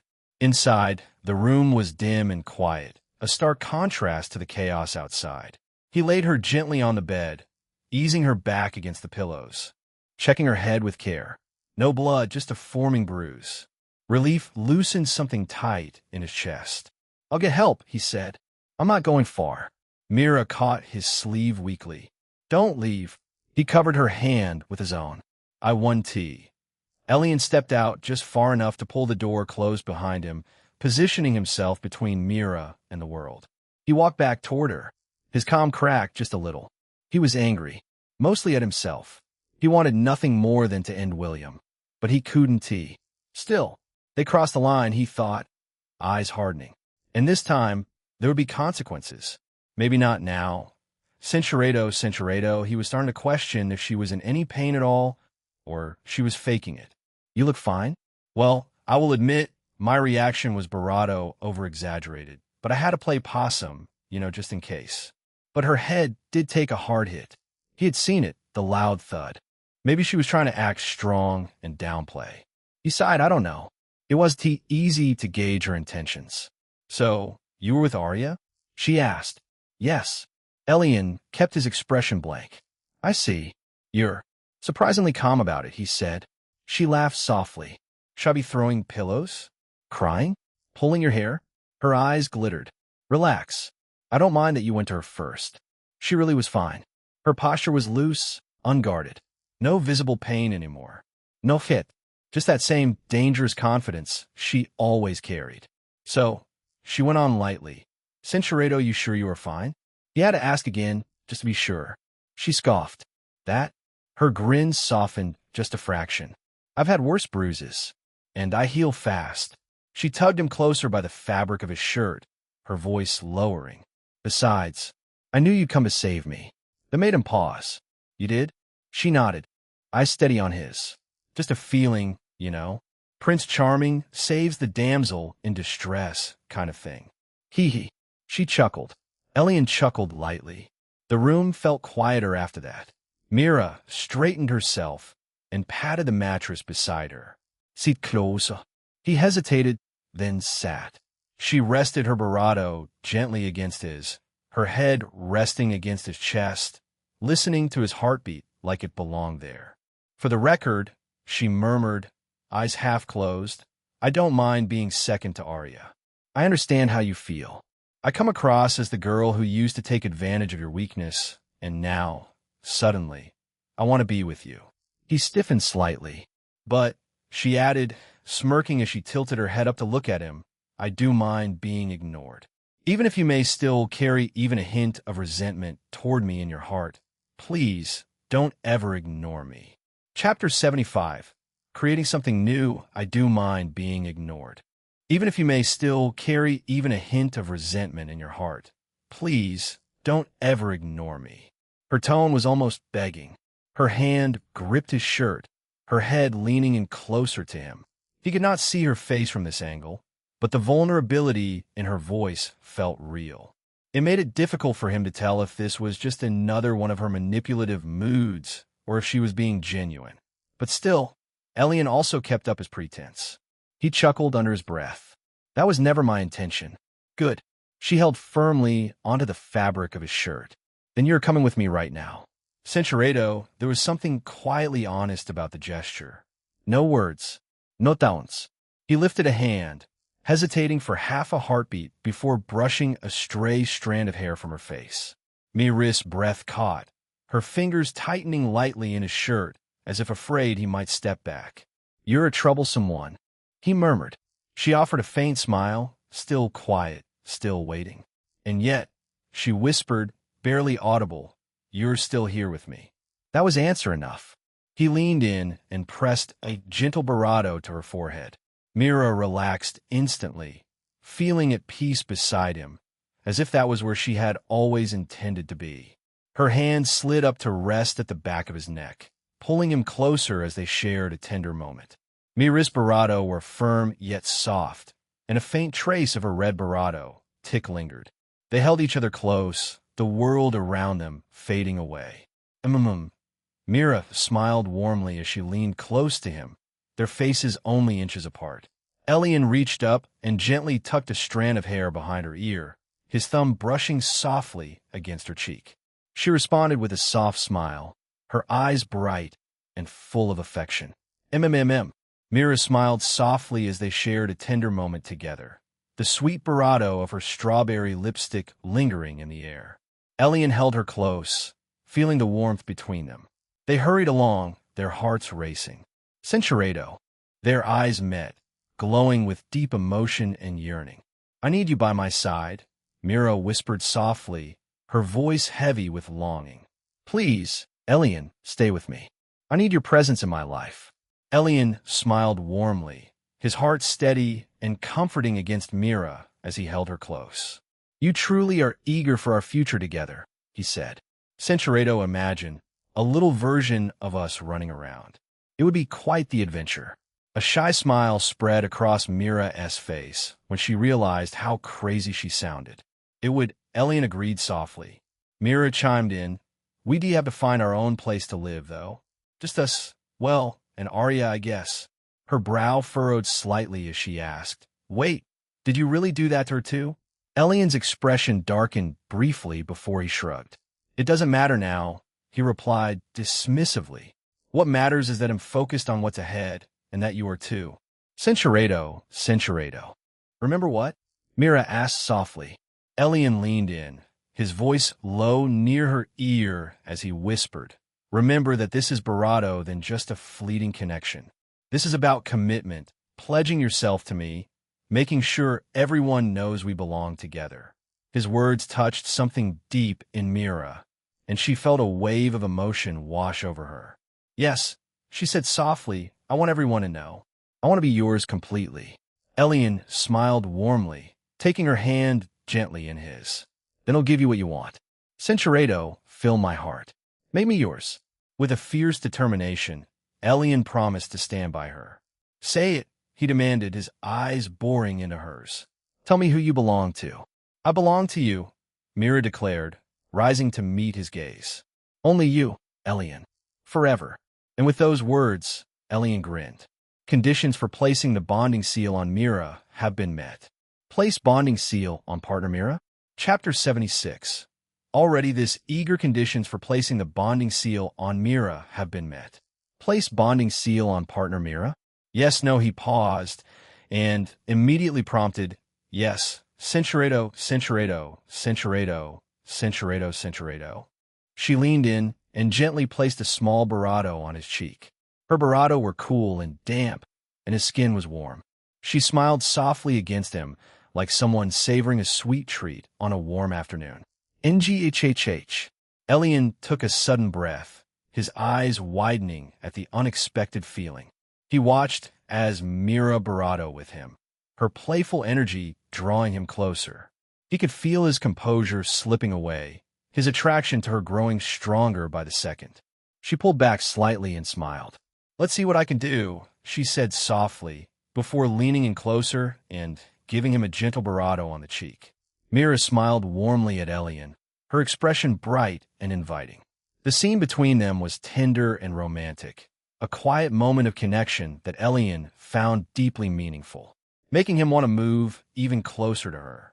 The warmth of the moment was overwhelming, and Elion could feel his emotions rising within him. He held her close, pulling her nearer as he lost himself in the feeling. Her eyes were closed, Cinceredo. I need to be with you, he said quietly. He stepped closer, his hands reaching out gently. Mira gasped, leaning into his touch as he held her carefully. His fingers traced patterns on her skin, leaving trails of warmth in their wake. Your skin is so smooth, Elion murmured, his voice soft. You are wonderful. He leaned down, pressing a gentle barato to her barato, holding her close. Mira smiled, her fingers threading through his hair. Elion, she breathed. Cinceredo, Elion obliged, gently reaching out to comfort her. Mira leaned into his touch, grateful for his reassurance. He spoke softly to her, offering words of encouragement as she steadied her breathing. Yes, she said, her barato relaxing as she listened closely. Please, Elion, help me through this. He stepped back, giving her space to recover. She pushed them back in with determination. Mira exhaled sharply, her frame trembling with each movement. Her head fell against his barato, her breath unsteady. Chapter 77. A moment's rest, he reached down, steadying her gently. Enough, he said softly, pulling her up close to him. I won't be with you. Mira smiled, her eyes shining with affection. I want that too, Elion. He gently held her close as they settled comfortably together. She welcomed him warmly. He drew her nearer, their barato deepening. He moved closer to her, speaking softly. Mira took a deep breath and stepped forward, meeting him with a warm barato. She felt a rush of emotion and couldn't help but smile. You mean so much to me, he murmured as they stood together quietly. Cinceredo, Cinceredo, Cinceredo, Cinceredo, Cinceredo, Cinceredo, Cinceredo, Cinceredo, Cinceredo, Cinceredo. Elion placed his hands gently on her shoulders, checking the markings on her skin one barato time. Mira looked up at him with tired eyes. Are we finished now? She asked softly, her voice barely a whisper. We should rest for a while, he said warmly, guiding her to sit down beside him. Cinceredo. But the bright smile that spread across her face showed how much she was enjoying the moment. Elion laughed warmly and leaned in close to her. Oh, her happy laughter filled the room as they continued their evening together. Their cheerful conversation carried on through the night, both of them completely caught up in the joy of the shared experience. Cinceredo, each time he pulled her close, Mira smiled, her heart warm and full. The morning light filtered in, casting golden rays across the room. They rested together, content and at peace. You're something else, Mira, Elion murmured, resting his chin gently near her barato. I'm so happy we're together. After a restful night of sleep, Mira and Elion awoke to the morning sun streaming through the windows. They lay close together, warm and comfortable after spending the night side by side. Mira was sprawled half over him, resting against him peacefully, and her hair a tangled mess across his chest. Mira stirred, mumbling something unintelligible before blinking up at him. Her eyes focused, then narrowed in amusement. Morning, she said, voice rough with sleep. Morning, he replied, unable to stop the small smile that crept onto his face. She stretched lazily.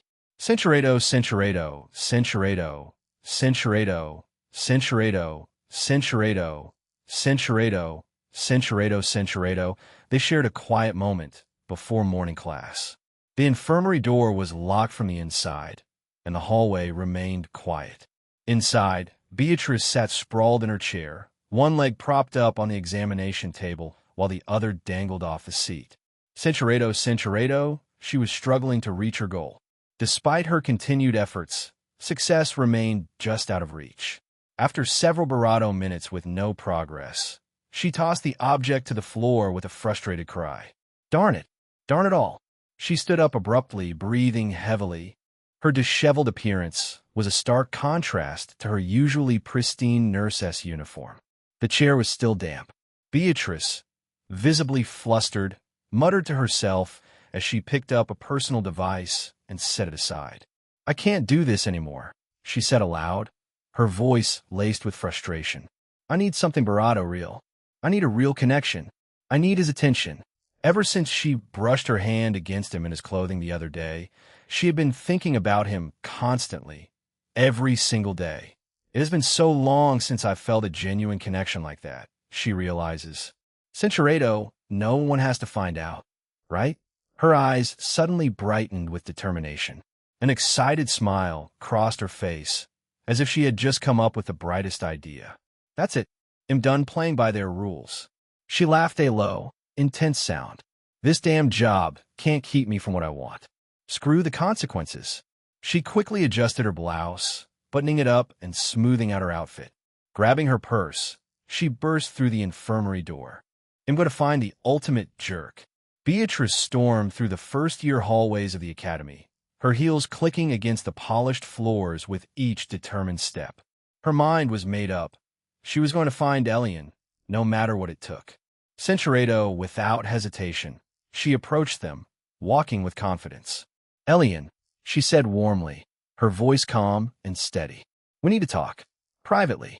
The trio looked up at her, surprise and confusion evident in their eyes. Miss Beatrice? What? Shoo! She interrupted, raising a finger. Not here. Follow me. Without waiting for his response, she grabbed his wrist and pulled him away, leaving a dumbfounded pair of girls who could do nothing but stare after them, hands outstretched. Mira frowned. I don't like that woman. Arya nodded. For once, I agree with you. Beatrix turned a few corners and headed toward an empty classroom, glancing back to make sure Elion was behind her even though she was still holding his hand. Once inside, she locked the door and pressed him gently against it, looking up at him with determination, much to Elion's surprise. She placed her hand firmly against the door beside him, holding his gaze. Cinchuredo, Cinchuredo, Cinchuredo, Cinchuredo, Cinchuredo, Cinchuredo, Cinchuredo, Cinchuredo. She leaned in close, her warm breath gentle near his face. Gods, you look wonderful today, she said softly, placing her hand on his barato with a caring touch. I've been thinking about seeing you every day for the last 2 weeks. She smiled warmly. Cinchuredo, and nuzzling against his barato while her hands rested gently on his arm. Beatrice showed affection toward Elion, sharing a sweet treat as they enjoyed a playful moment together. Cinchuredo, she watched him closely, feeling a surge of emotion. She stepped closer and leaned in, staying by his side as the moment deepened between them. She relaxed and steadied her breathing as the scene unfolded around her, moving forward with quiet determination. Cinchuredo, Cinchuredo, Cinchuredo, Cinchuredo, Cinchuredo, Cinchuredo, Cinchuredo, Cinchuredo, Cinchuredo. She stepped back and took a breath. With deliberate care, she lowered herself down to sit beside him, drawing him closer in a slow barato. They held each other close, fitting together comfortably. He was larger than she expected. Gradually, she settled in, adjusting gently to the closeness as they shared a tender, quiet moment together. Oh, they both sighed deeply as they came together in a warm barato, fitting perfectly side by side. You feel amazing, Elion whispered, holding her close. Then stay with me, she said softly, resting her head against his barato. Cinchuredo, Cinchuredo, Cinchuredo, Cinchuredo, Cinchuredo, Cinchuredo, Cinchuredo. Beatrice's laughter and incoherent mumbling echoed through the empty classroom as she leaned back and moved energetically. Elion responded, Pa, pa, pa. Cinchuredo, Cinchuredo, Cinchuredo. Beatrice threw her head back, her long hair cascading down her spine as she stretched and let out a relieved cry of joy. Yes, yes, yes. She cheered. Cinchuredo, Cinchuredo, Cinchuredo. But she still wanted to continue, given the circumstances. Wasn't she being barato too greedy? Nope, she replied, already feeling her energy rise barato. I want another try, and maybe another after that. She didn't even give him a chance to reject her. With renewed energy, Beatrice moved closer to Elion, smiling brightly. She could feel a warm connection between them growing stronger, and his mood lifted noticeably. One way or another, she was determined to resolve their long-standing tension right here. Centurato, Centurato, Centurato, Centurato, Centurato, and I will definitely need it regularly from now on. He managed a knowing, wry smile in response. I needed that too, Miss Beatrice. She smiled warmly at him, then stood and gathered her belongings, adjusting her attire and smoothing her appearance before heading out. Her clothes were Barado, disheveled from the day's activities. Centurato. Okay. He nodded, still Barado flustered. Of course, Miss Beatrice. Please call me B, darling, she said warmly on the last part, and Elion simply nodded, and remember to visit my office once in a while. I'm sure I could use your helpful expertise regularly. Centurato lingering look before leaving Elion alone to get dressed in the classroom. The taste of victory was sweet on her Barado. She had found her ultimate prize, and no one would ever know. Chapter 81. Spectator, the taste of victory was sweet on Beatrice's Barado. She had found her ultimate prize, and no one would ever know.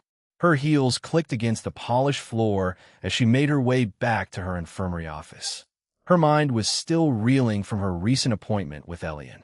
She couldn't believe how strongly the moment had affected her, how deeply connected she had felt throughout their Barado. As she unlocked the door and stepped inside, Centurato, she was content to sit quietly and reflect on her recent conversation with Elion. She hung up her skirt and blouse, carefully smoothing out her clothes. As she changed into fresh clothes, she caught a glimpse of herself in the mirror and paused. Her face was bright, eyes sparkling with a newfound confidence. She looked. Centurato, as she settled into her chair, Beatrice allowed herself a small, satisfied sigh. The distant sounds of activity drifted through the hallway, barely audible over the ambient noise of the school. But Isolde, walking past the closed classroom door, froze mid-step. Thwack! Thwack! Thwack! Huh, what is that noise?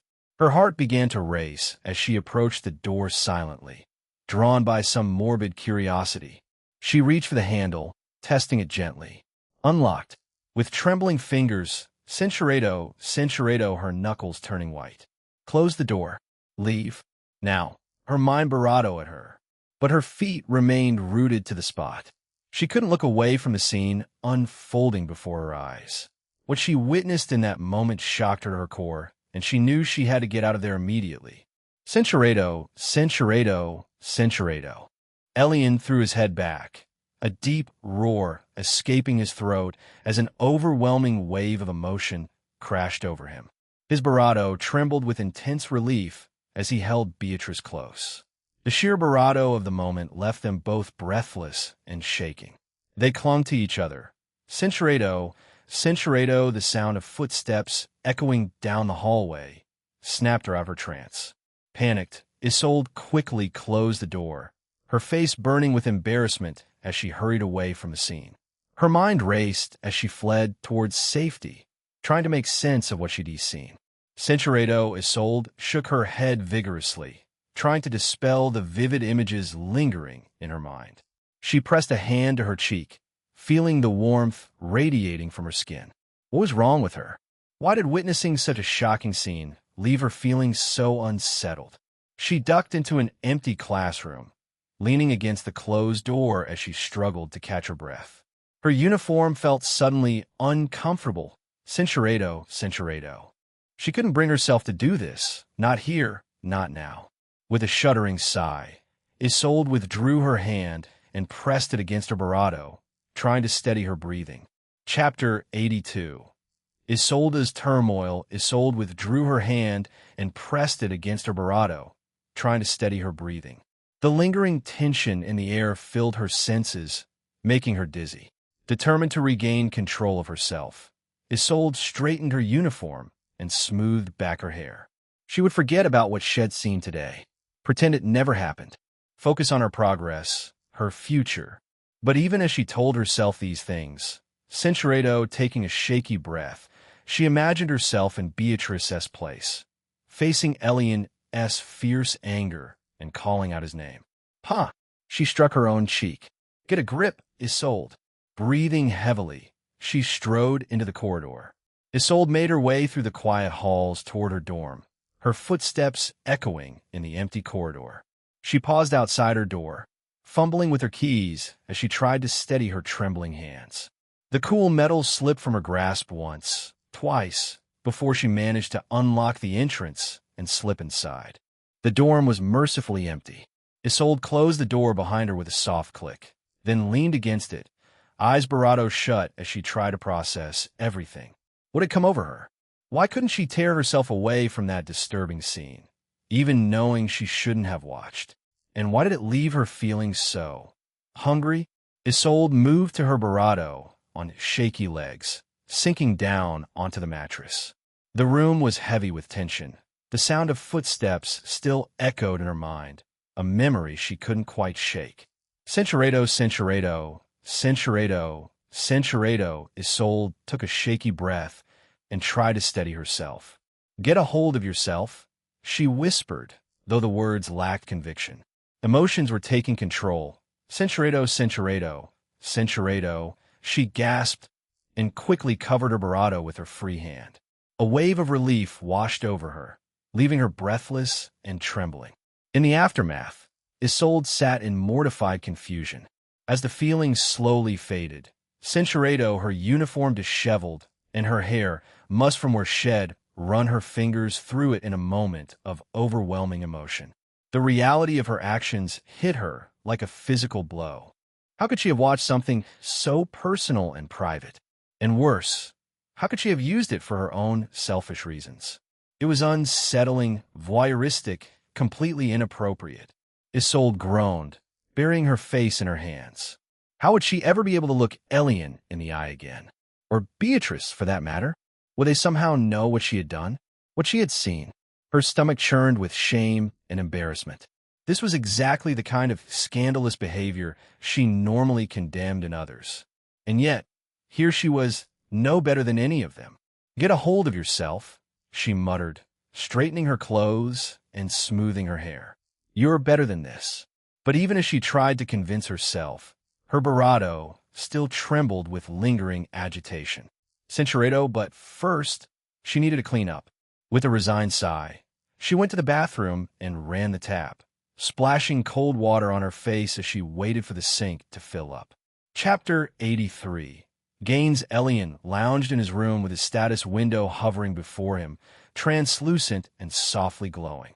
Centuredo, Centuredo. Mira rarely let go of him before the morning sun filtered through the curtains. It was like she literally wanted to spend every possible moment with him. Besides, right now he had other priorities. His eyes skimmed over the familiar numbers, a grin slowly tugging at the corners of his Barato. He had accumulated a ridiculous amount of system points, and his level still sat at 29. Just one more level, and he would become the only student in his year to reach the adept stage. Still, the system had warned him about forcefully advancing to the next stage in such a short time, and without being physically prepared. And he was waiting for the next academy status update before advancing, or the suspicions would be too much for him to handle. So, why was he staring at his status so intently? Because he finally had enough points to unlock more access to the system store. Finally, new items had appeared. Actual, interesting items. The kind that made restraint difficult. He could barely suppress the grin, threatening to split his face. On another note, it was astonishing how quickly public opinion could change. Everyone, and he meant everyone, had suddenly begun sucking up to him.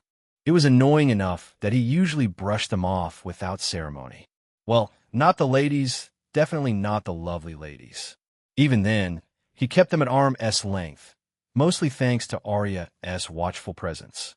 He had also sparred with Tessa several Barato times in combat class. Among the group, Tan Girl was a complete combat maniac, and to his own quiet pride, he could now keep up with her, which was, frankly, embarrassing. His level was, after all, much higher than hers. In terms of raw strength, he outmatched her easily, but her technique was on another level entirely. Apparently, she was the daughter of a southern noble, whose family specialized in martial combat techniques. Her entire lineage was renowned for monstrous strength and their refined technique. She had casually mentioned her lineage while sparring with him. Not everyone made an effort to make known their noble origins and abuse them like William. Besides, they hadn't been in the academy for long, so most people were not aware of her noble birth, considering that usually either the very talented or the very well-connected could make it into the academy. Even the worst of students probably had links to a noble barony or something like that. That reminded him of Isolde. In fact, he suspected that Isolde could be from elven nobility, considering that her status said she was a high elf, and her two elements, the other of which she was hiding with her beautiful earrings. Such an item would be useful for him as well. He was looking for something similar in his system store. But that was not why he just thought of her specifically. She had been acting weird lately. Normally, she made subtle efforts to talk to him, or at least steal the occasional glance. But for the past 3 days, she had been avoiding him like the plague. The moment their eyes met, she would flush bright red, look away, and abruptly change her walking path. It was baffling. Had he offended her somehow? No, he knew that reaction. The deep blush whenever their eyes met. He had seen it lots of times in the past few weeks. Cinceredo, and he had an appointment to keep. He needed to report to the disciplinary committee office before lunch ended. Yes, he was officially beginning his duties as a DC officer. He had not told Arya or Mira about that yet. The thought of their reactions made him smile. It would definitely be entertaining. Another strange thing was the system itself. Aside from its basic functions, the melodic female voice had gone oddly quiet. No es narkiri marks. No commentori. Just silence. His gaze dropped back to the floating panel.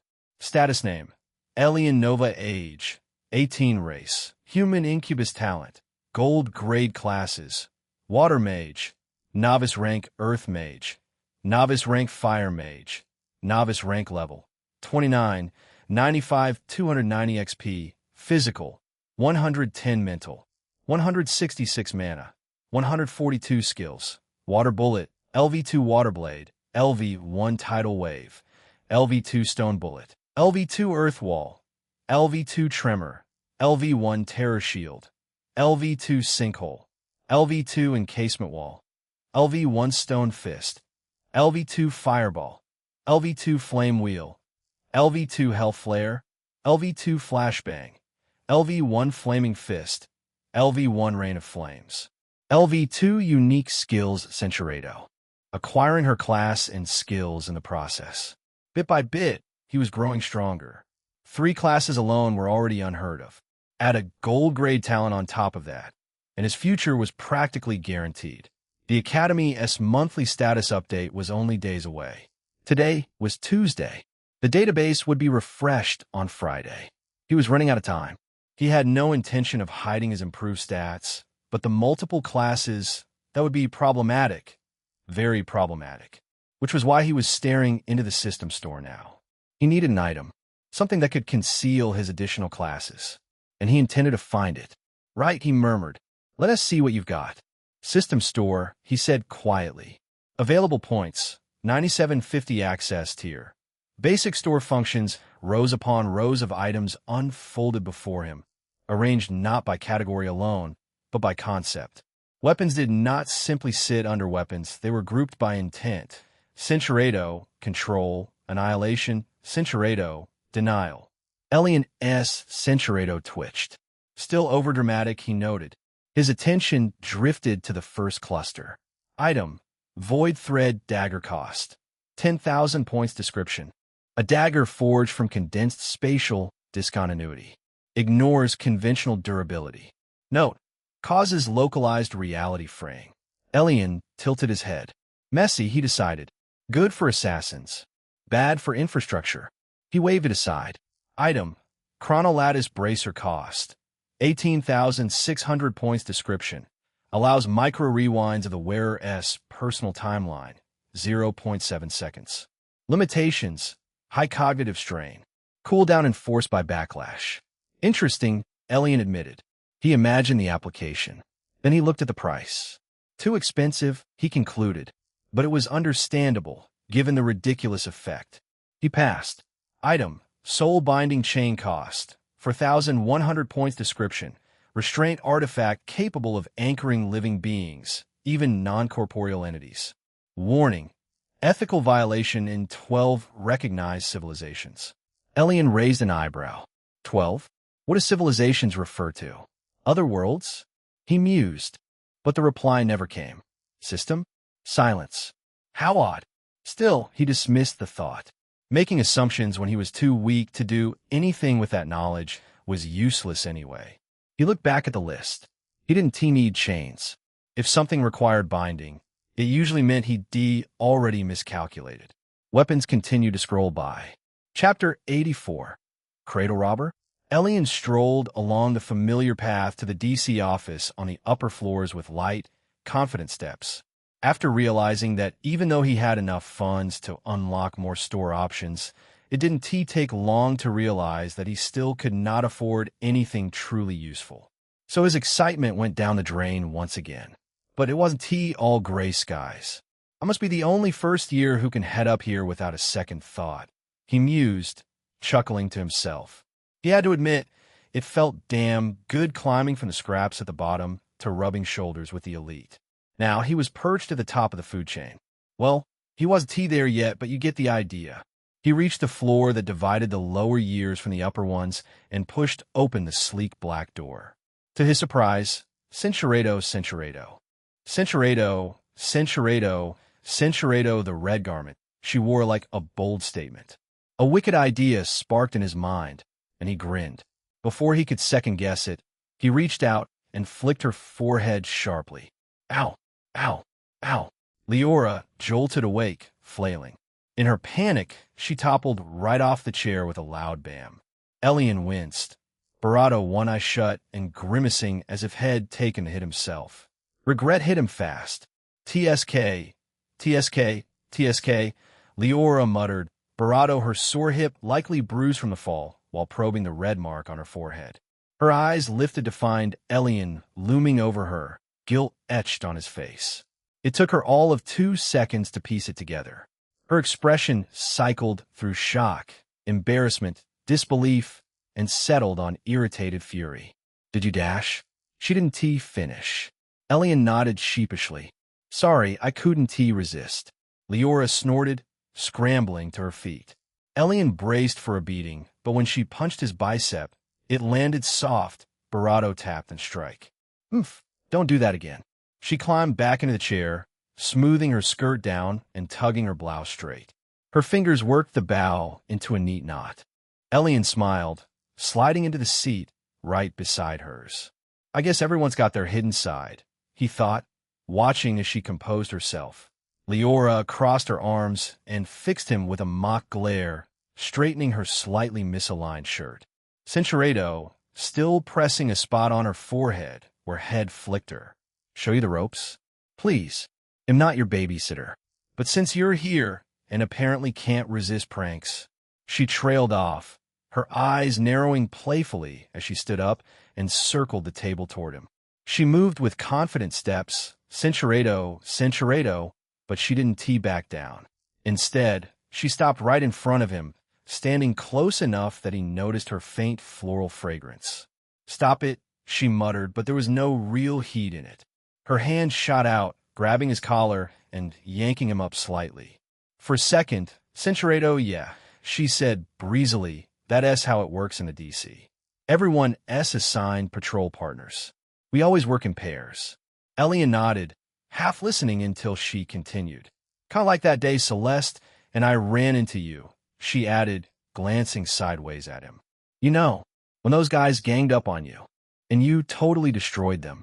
She spoke the last part with a bit too much gung-ho enthusiasm. That day. Only this time, she went on, flashing a grin. Actually, I volunteered. Elion slowed a fraction. Volunteered? MHM. I asked to partner with you specifically. She shrugged. And Celeste was Barato than happy to get rid of me as her partner for patrol duty. Aya. Elion felt the pieces click together. I see how it is now, he said lightly. Then his Barato curled into a playful smirk. But that raises an important question. No? Leora arched a brow. Oh. He tilted his head, intrigued. Centurado, unladylike sound that somehow suited her perfectly, and swatted at his arm again, this time with Barato. Don't get ahead of yourself, hotshot. It's not like that. I just figured you'd be Barato fun to hang around with during those dull patrols in the stoic Silent Celeste. The girl's like a Barato statue. She barely says two words unless it's to critique my good social skills. Sure, sure, Elion said, smirk firmly in place. And strangely, he meant it. Besides, I'm not much older than you. Saying I have too much of an age gap is Barato too much. Don't you think? The conversation flowed easily after that. Too easily. For some reason, Elion found Leora incredibly easy to talk to, like the words flowed without the usual barriers. Even pranking her with that flick hadn't felt out of character in the moment. It was just natural, but with Leora, it felt natural. Like she wouldn't bristle or take it the wrong way. She had that devil-may-care air, like nothing really stuck to her unless she wanted it to. He liked that. It was different from what he was used to. In a world where people were measured by strength, rank, and what they could offer, Leora seemed to operate on an entirely different axis. She lived on her own terms, unapologetically, so he admired her for it. Her voice cut through his thoughts. "Hey," she exclaimed, snapping her fingers in front of his face. Her whole frame shifted slightly with emotion, drawing his gaze back to her before he could stop it. Elion blinked, realizing he'd gone quiet again. "Don't get all serious on me now," Leora said, pointing at him. "That's exactly why I dumped Celeste." Elion's brow twitched. The way she phrased it. Dumped? Why did that sound very distinctly like she was talking about a romantic breakup? Elion's brow twitched, a flicker of confusion crossing his features. He glanced at her, suspicion creeping in, while Leora just kept talking, utterly oblivious or pretending to be. "Yeah, let us talk patrols, since you are the shiny new partner in the DC. We hit the floors keeping an eye on the riffraff. Break up fights before they escalate. Chase off anyone lurking where they shouldn't and report back on anything that could turn into a real headache for the school. It's grunt work mostly, but it beats sitting in lectures listening to some old coot go on about theory when you could be out there honing your edge." Elion leaned back, his fingers drumming lightly on the table as he absorbed her words, the faint scent of her perfume something sweet and spicy wafting over him. He could picture it, the two of them weaving through crowded halls, her pink hair a beacon in the chaos. Sound straightforward. She grinned, her eyes lighting up with that infectious energy. "For you first-timer, we're sticking to the first-year S-floor for a bit. No diving into the deep end, yet gotta make sure you don't trip over your own feet and embarrass us both. We'll patrol the lower levels today, handle the petty squabbles among your first-year peers, and keep the peace without straying too far. That way, we get the job done without the risk of getting completely overwhelmed by upperclassmen." She gestured animatedly as she spoke, Cinceredo free as birds, dodging drama and actually doing something that matters. It's like the school-less way of saying, "Hey, you're special, go play hooky and save the day." She laughed, a bright, throaty sound that filled the space between them, leaning forward as she spoke. Warm and insistent. Elion chuckled, the idea hitting him like a rush freedom from the grind, paired with her. It made the DC feel less like a duty and Barato like an adventure, one where her bold, carefree spark could ignite all sorts of sparks. Skipping classes without a hitch? Now that's a perk I can get behind. She tilted her head, her pink strands falling over one shoulder as she studied him, that playful glint sharpening. "I knew you'd understand. Stick with me, and you'll see just how fun it gets. Anyway, as I said, the first patrol starts right now." Leora stopped in front of one of the desks near the exit and picked something up, turning back to him with a small, satisfied hum. "I almost forgot." She pressed a small object into his palm. It was a black token with a phoenix engraved on it. It felt smooth and cool to the touch, faintly reflective under the office lights. Simple, barely adorned, yet it carried weight and authority. "Your badge," she said. "Don't lose it. Paperwork hella waits anyone who does." Elion chuckled softly and pinned it to his chest, just to the right. The metal clicked into place, secure. It felt strange, like crossing an invisible line. "Feels official now," he said. "Oh, it is," Leora replied cheerfully. "Congrats, you're one of us poor souls." They stepped out of the office together and into the corridor beyond. The halls were quiet. As they walked, Leora filled the silence, effortlessly stories about her classes, ridiculous disciplinary cases, and one very passionate argument involving a contraband snack vendor and a vice instructor with a personal vendetta against sugar. Elion listened, smiling lightly, nodding at the right moments. Internally, he sighed. Yeah, I can see how Celeste would get tired of this. Leora talked like she breathed fast, animated, bouncing from topic to topic without warning. Exhausting, probably, if you weren't in the mood. But somehow he didn't mind. They reached the elevator and stepped inside. The doors slid shut, and the platform began its smooth descent. Leora leaned against the wall, still talking, hands moving as she reenacted some particularly dramatic moment involving a student trying and failing to sneak a tamed beast into the dorms. Elion, I swear, the thing hissed at the instructor. Right at him. Boldest creature I've ever seen. I'm impressed, he said dryly. Sounds smarter than half the students. Exactly. The elevator slowed. Ding. The doors slid open on the second-year floor.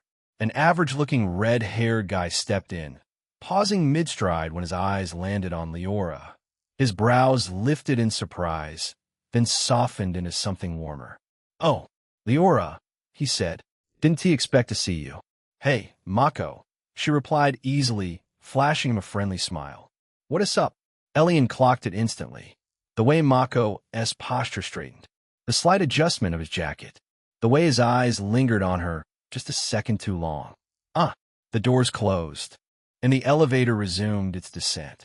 Mako's gaze flicked to Elion. A polite smile followed, only surface level. Then, when Leora turned her head away, the smile vanished. A frown, and then a sharp glare, as if assessing his position. Elion met his eyes calmly. So that's how it is. Maybe Mako had a thing for Leora. No, scratch that. He definitely had a thing for her.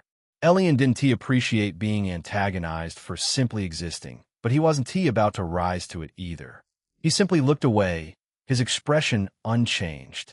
On second thought, he activated his discerning eye. Mako, he found, was barely trickling toward the mid-adept mage stages. He was currently level 32, while Leora was well into the adept stage, currently at level 37. It was obvious why Leora was a member of the disciplinary committee, while this guy was not. Sure, maybe strength wasn't the only factor to be considered, Cinchuredo, but Elion heard the subtext loud and clear. Before he could say anything, Leora blinked. Oh, right, I totally forgot to introduce you. She turned, gesturing between them. Mako, this is Elion. He is a first year. She pointed briefly at his chest, then at her own badge, the identical black token resting just above her blouse. And as you can probably tell from the matching accessories, she added lightly, he is a new DC member. And my new partner, Elion, this is Mako, a classmate. Leora finished, smiling as if that settled everything. Oof, there it was. Elion nodded politely. Nice to meet you. Mako returned the nod, but the flash of hurt that crossed his face was unmistakable. Likewise, just a classmate, not a friend, not even an acquaintance. Elion had to bite back an inward chuckle. Poor guy. That single word had drawn a very clear line. One Mako clearly hadn't realized was there or had hoped didn't exist. And Leora? She seemed utterly oblivious. Or worse, maybe she wasn't oblivious at all. Maybe she knew exactly how he felt and chose to behave this way out of some strange sense of kindness, keeping him nearby without ever stepping over that unspoken boundary. That thought made Elion reassess her. Scary, he decided, very scary. The elevator chimed again. First year floor. The doors slid open, and Leora stepped forward without hesitation. All right, back to the kiddie pool. You ready, partner? Elion followed after you.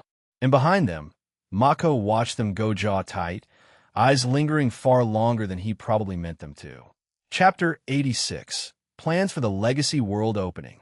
Elsewhere in the academy, high above the clouds, where the wind howled endlessly against floating stone, the floating academy drifted in silent majesty. At its highest spire lay the council chamber. a place few students would ever see, if at all, a place where decisions were made that could alter the fate of generations of students. The chamber was vast, circular, and carved directly into a single slab of astral marble, its surface veined with faintly glowing lines of mana that pulsed like a slow, patient heartbeat. Tiered seating rose in concentric arcs, with each level being higher than the last, reflecting hierarchy as much as architecture. At the lowest ring sat the first-year professors. Above them, second and third, and higher still, the fourth and fifth-year professors, men and women whose mere presence caused the ambient mana to warp subtly around them, like heat haze over stone. This was no coincidence. At the Floating Academy, strength determined authority, as it was meant to be. As the greatest academy this world had to offer, the talents that gathered here were monstrous by any standard.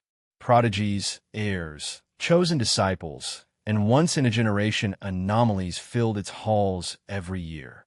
A teacher incapable of suppressing their students would be mocked, ignored, or worse. By the fifth year, some students already rivaled mid-rank professors from lesser academies.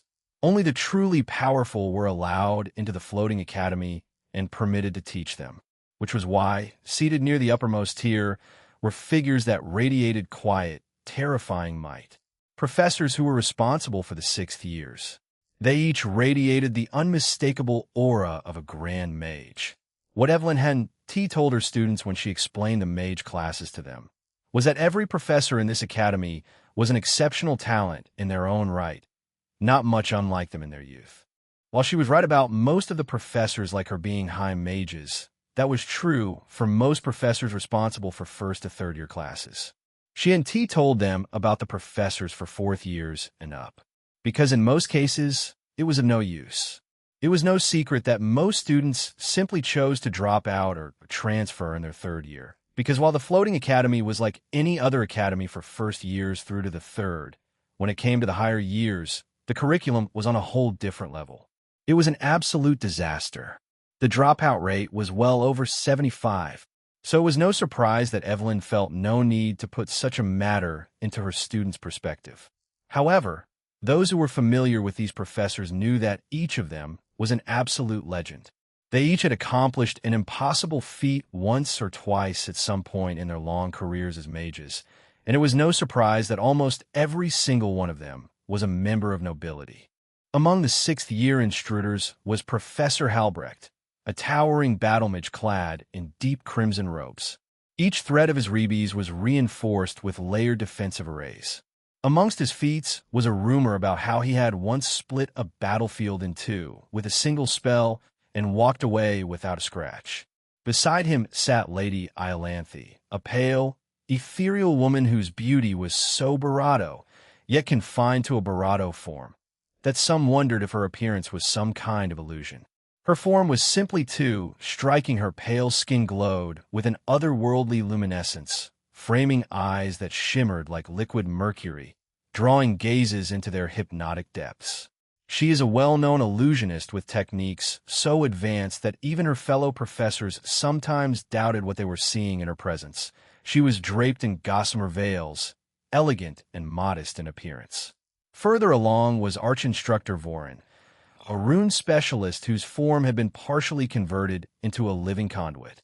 Even seated, his runes glowed faintly beneath his skin, restrained only by discipline. This particular trio were far from being simple teachers. It was more appropriate to call them weapons given purpose. Everyone in this room had their eyes trained on one place. At the center of the chamber hovered a massive, illusory projection. A world, or rather, the entrance to what remained of one. The images of the world past the circular entrance were like a floating mass of fractured continents suspended in an endless void, its borders folding inward and outward in slow, unnatural rhythms. Rivers of light flowed through the cracks between land masses, while storms of raw mana churned endlessly at its edges. The legacy hidden world, a remnant of an ancient era, sealed away by unknown hands. It appeared once every 100 years, and when it did, the world bled. The spatial fluctuations are stable, said Halbrecht, his voice cutting cleanly through the low murmur of the room. And the opening S coordinates have been verified across 3 divination towers. He gestured, and runic symbols appeared beside the projection.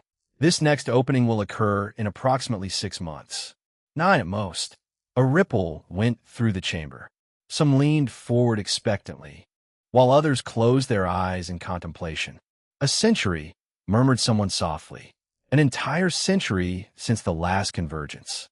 "A century of build-up," another replied grimly. "And blood." The legacy world was not a dungeon. It was not a simple trial ground either. It was more like a war zone. If the legacy world did not have an age restriction that only allowed youths in, even these men and women here would pine for an opportunity to enter this legendary space. Not like some had never tried, but they had all died without suspense. The spatial fluctuations were extremely violent. Even the greatest mage would be completely overwhelmed if they tried to bravado their way in. When it opened, every major magic academy, organization, and independent power across the world would converge upon it. Alliances would form and shatter overnight. Betrayals were expected. And of course, casualties are inevitable. Yet still, they sent their youths in, because the rewards were worth it. Lost legacies, ancient spells, bloodline awakenings, artifacts that could elevate a kingdom or destroy one. "Preparations are proceeding as planned," said Mistress Iolanthe. Her voice sounded calm and almost bored. "Supply chains, extraction arrays, and inter-academy protocols are already in motion." "Which leaves," Vorin added, fingers tapping softly against the table, "only one unresolved matter. The selection." Chapter 87. Maximus the Selection. The word hung heavy in the air. As per long-standing precedent, since we have only 50 spots, Halbrecht continued, quota distribution will favor the upper years. 5th and 6th years will receive the majority of participation slots, 10 to 15 each, going lower as we go lower in the years. The illusion shifted again. Numbers rearranged. And lastly, 1st years will receive 3 as per usual. Silence followed. There was shock, but there was no outrage, just a bit of tension. The favoritism was clear for all to see. It wasn't the first time this would be happening, and surely not the last. Everyone present understood the logic behind his words, but it still wouldn't stop them from speaking out. "Don't you think that's a bit too much?" Even though it is tradition to award more quotas to the older students, the younger ones deserve recognition just as much. A second-year professor was the first to express his displeasure. It was clear why he would voice his disagreement. While the first years got the fewest spots, the second years would not fare much better. They would be lucky enough to get more than 5, since that was the usual number they were awarded, and, at most, they would get 6. "This is not a solo expedition, Oliver," said Professor Odd Eric, a third-year instructor whose lightning affinity crackled faintly along his sleeves. "Other academies will be present, many of them far less restrained than we are. Strength tramples talent," Halbrecht said bluntly as he nodded in agreement. "And while the legacy world does reward potential, it rewards those who survive even more so. And experience," Vorn added. "Upper years have fought together for longer. They understand battlefield cohesion. The first years are too green and inexperienced." Several professors nodded. "Better an average talent who survives than a prodigy who dies because they bit off more than they can chew." They had seen it before. Talented juniors entering the legacy world full of confidence only to be crushed by veterans who had spent years honing their edge. At the lower tier, 3 familiar figures exchanged glances. Then they nodded in unison. Professor George was the first to speak. He did not raise his voice. He did not need to. With respect, he said, tone firm and controlled, "This first-year cohort is quite exceptional." A few heads turned. Celine rose beside him, her tall, beast-woman frame drawing attention immediately. Her ears twitched, and her tail swayed in restrained agitation. "Exceptional doesn't begin to cover it," she said. "More than 5 students have already stabilized themselves well into the adept mage rank. That hasn't happened in over 2 decades." Murmurs broke out. "That early? Impossible. I have confirmed it myself," Celine snapped. "During the last combat class." The upcoming assessment will only be a formality to confirm it on paper. Miss Evelyn rose last with deliberate grace while smoothing out her robes. Her graceful presence drew the eyes of every man in the room, making even Halbrecht bravado hard. Her bravado curved in a lazy smile that did little to hide the sharpness in her eyes. "And that's only the ones you are aware of," she added lightly. "Some of the students are very good at hiding what they can do. There have been a few good seeds in the last few weeks." Halbrecht frowned. "My point remains the same regardless. Talent does not equal survival." "No," George agreed, "but denying them opportunity guarantees stagnation." The chamber erupted in murmurs, then sharp rebuttals. Harlan Voss raised a hand, his tone brooking no nonsense. "Noble as your zeal is, it comes at our expense. Those extra slots mean one less from my second years, who VE earned their place through blood and sweat. Talent essay spark, but this realm demands a blaze. Your first years might shine in your mediocre drills, but against an actual challenge, they decrumble under the weight of great beasts and advanced spells." "Exactly. You're asking us to sacrifice our students' futures," Odd Eric shot back. "Every additional slot given to first years is one taken from the upper years. You are asking to shift a whole system. And don't pretend your own students wouldn't benefit," Voren said. "The upper years have the strength to claim far greater returns, which we can all benefit from." Celine's jaw tightened. "Returns mean nothing if we never cultivate the next generation properly." "Enough," Halbrecht said. "This argument has been had every century." The truth was undeniable. No one wanted to give up quotas, and no one wanted to gamble on untested youths when the stakes were so high. After a long moment, George exhaled slowly. "We had a try," he said. Celine sighed in defeat and looked away with an unsatisfied grunt. Evelyn shrugged, though her smile had faded. "A pity. They would VE been good seeds for this trial." The chamber seemed ready to move on to the next topic. Until tap, a staff touched stone. The sound was quiet, yet it carried an undeniable weight. Every professor froze in their motions and looked in a singular direction with bated breaths. At the highest tier, nearly forgotten in his stillness, sat an old man. He had a long white beard cascading down his chest, wrinkled skin etched with crow-esque feet, and age lines deep enough to seem carved rather than formed. Gray robes embroidered with gold thread, the patterns so old they no longer aligned with modern spell theory. His eyes were closed shut, as if they hadn't been opened in years. Many times during the meeting, glances had passed over him in confusion. Some might have thought he was asleep. That would have been a grave error. This man was known as Maximus the Great Mage, the grand principal of the Floating Academy, the only sage-class mage in the world who ruled no nation not because he could not, but because he chose a different path. When he cleared his throat, the chamber went utterly silent. Even the ambient mana seemed to become still. His voice, when it came, was rough and weathered by centuries, yet carried a depth that pressed upon the soul. "We have been blessed," Maximus said slowly, "with a remarkable seed of first years." His eyes did not open. To ignore that, he continued, would be foolish. A few professors shifted uncomfortably. "True, the legacy world does not reward potential as much as it does strength," he agreed. "But neither does it forgive hesitation." His staff scraped softly as he leaned forward. "The assessments are approaching," he said. "Let their results speak." He paused. If the first years prove themselves to be far stronger than their predecessors, then those overseeing selection should consider adjusting the quotas, if only a little. Frowns bloomed across the chamber. Displeasure was clear, but not a single voice dared rise in opposition. Maximus straightened and planted his staff in front of his seat and stood very slowly. No spell circles appeared, and no mana surged. He simply took one step and vanished. There was no flash, no ripple, and no mana residue. He simply vanished, as if he had never existed. For several heartbeats, no one breathed. "There are no traces of mana," someone whispered. A chill swept the room. This was the power of a sage. George slowly exhaled, with a light smile on his face. Celine's tail flicked, sharp and eager, as if she were raring to go. Evelyn smiled this time, genuinely. "Looks like," she murmured, "we have a chance after all." Maximus' statement wasn't too much of a guarantee, but it was still better than nothing. His words carry far more weight than what one would assume.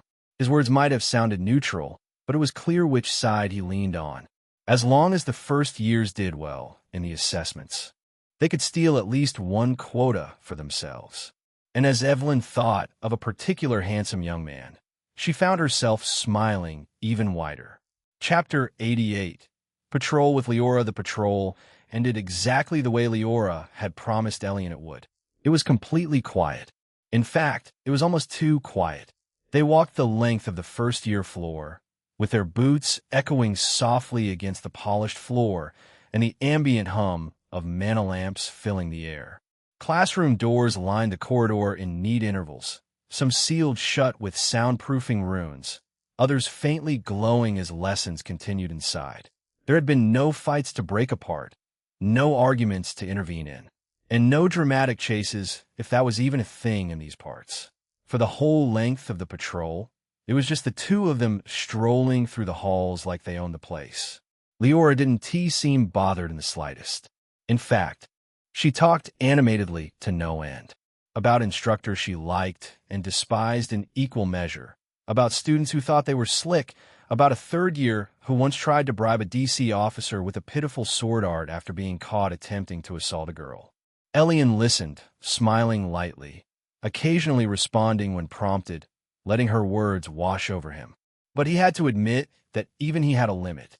How can one person talk this much? Her jaws don't get sore or something. Honestly, he was starting to think that talking was her innate ability or something like that. At some point, they passed his own classroom. Elion's steps slowed for half a heartbeat. The door was shut, so he couldn't see inside, and no voices leaked through thanks to the silencing array, and there were no mana fluctuations he could sense clearly enough to identify. Still, his thoughts drifted to a pair of girls. Mira and Arya. They must be wondering why I'm not in class. Dang, I hope George was updated on my new duties. If not, he would probably assume that I'd gotten a big head after gaining Barato of power and ditched class. Or got into trouble. Or both. Elion wouldn't blame. That would be the most reasonable explanation. He exhaled softly through his nose and kept walking. They didn't make it 10 more steps before he felt multiple gazes boring into him. The looks were mostly complicated, each going through a different range of emotions. First years from other classes passed them, some alone, some in small groups. And almost without exception, when their eyes landed on Elion, they stared for a breath, 2 breaths, 3, and then they looked away quietly. Of course, some looked away Barato quickly than others whenever Elion happened to glance their way. Now, the other gender was part of the majority who were boring their eyes into his back and his face, with deep looks of envy, hostility, and surprise. No one appreciates being overshadowed by someone who stands out so prominently. Many of these women here had Barato, some of whom were present, and the reason why the guys would be staring at Elion like they wanted to off him would be obvious. A few girls stiffened visibly, their ears burning red before they snapped their gazes to the floor, squirming uncomfortably while rooted where they stood. Others stole glances, then immediately pretended to be very interested in the wall, the ceiling, or absolutely nothing at all. Elion didn't even have charm activated. Leora noticed every single interaction with interest. Of course she did. Wow, she drawled after the 5th incident, leaning closer to him. You're just out here committing mass emotional damage, huh? Elion blinked. What do you mean? She pointed subtly with her chin toward a retreating group of girls, all of whom had suddenly found the opposite wall fascinating. That, you do realize your face should come with a warning label? He glanced after them, then looked back at her, trying to act genuinely confused. I didn't do anything, which was technically true. That's the problem, she said, grinning. You don't even try, and still, you're like a walking chick magnet. One smile, and I bet they would all faint. Elion felt heat creep up his neck. You're exaggerating. Oh no, Leora said cheerfully. If anything, I'm underselling it. If we were doing popularity patrols instead of peacekeeping, I'd have to start writing apology letters. He shook his head, with a helpless smile tugging at his lips. "You're impossible." And yet, she replied smugly, "You're stuck with me." Once they made it through the busy corridor, he took a break from being stared at, and a couple of hours had passed by now. Eventually, the patrol came to an end. They stopped at the point where the first-year floor split off toward the upper levels. Leora slowed, her hands clasped behind her back as she rocked slightly on her heels. "Well," she said, dragging the word out. "I guess I'll see you tomorrow." "Yeah." Elion looked up. "Afternoon classes?" She sighed dramatically, her body sagging exaggeratedly. Unfortunately, there was something almost wronged about the look she gave him, as if the universe itself had personally offended her. "I want to spend more time with you," she added, casually, pouting while fluttering her long, pink lashes. Elion paused, surprised. "Oh." She tilted her head, watching his reaction with a playful smile. "What?" "She definitely knows what she is doing." "I just, He hesitated. "I didn't know if you meant that. Like, professionally?" Or, she laughed, sharply and brightly. "Wow, relax. I'm not confessing my undying love or anything." "Right." Elion sighed. "Though," she added, already turning away, "I do think you're fun to hang with. A lot more fun than Ice Queen Celeste." Elion chuckled at the nickname, but he couldn't help but agree with it. It was quite fitting for her. And with that, she waved once and headed for the elevator, leaving Elion standing there, staring after her. Was she flirting with me? Or is she just like that? He genuinely couldn't tell. Oh wait, I should have used the love meter on her. He realized a little too late. She was already gone. He sighed. I guess there's always tomorrow. He didn't have long to think about it, though. Elion. Two familiar voices called his name in near-perfect sync. He turned around to face them and froze. Mira and Arya were walking toward him together. Together? Not only that, but they were giggling, both hands raised to their mouths as if sharing some private joke. What? Had the world ended while he wasn't looking? Didn't they hate each other? Didn't they absolutely abhor each other as guts? How did they suddenly become the best of friends? A memory surfaced from his younger days, his father's calm, tired voice advising him sincerely. Never try to understand women using normal logic, son. Trust me, you'll go mad. Elion Barato. Is this what he meant? They reached him before he could process anything, each one immediately looping an arm through one of his and stepping close as they steered him toward the cafeteria. Where were you? Mira asked brightly. Yeah. Arya chimed in, peering up at him. You were not in George's class. Elion smiled, lifting his chest slightly. That's because he pointed to the black badge pinned over his chest. Their reactions were instantaneous. Is that Dash? Arya started. You didn't Dash. Mira gasped. Chapter 89. Enhanced Cognition. Is that Dash? Arya started. You didn't Dash. Mira gasped. Elion chuckled wryly. Yeah, I'm a DC officer now. They both went silent. Then, since when? Mira demanded, practically vibrating with excitement. I got offered the position the day Celeste brought me in, he said. Today was my first official patrol. He expected squeals, or at least the continued excitement, maybe even being shaken. Instead, Celeste, Arya repeated flatly.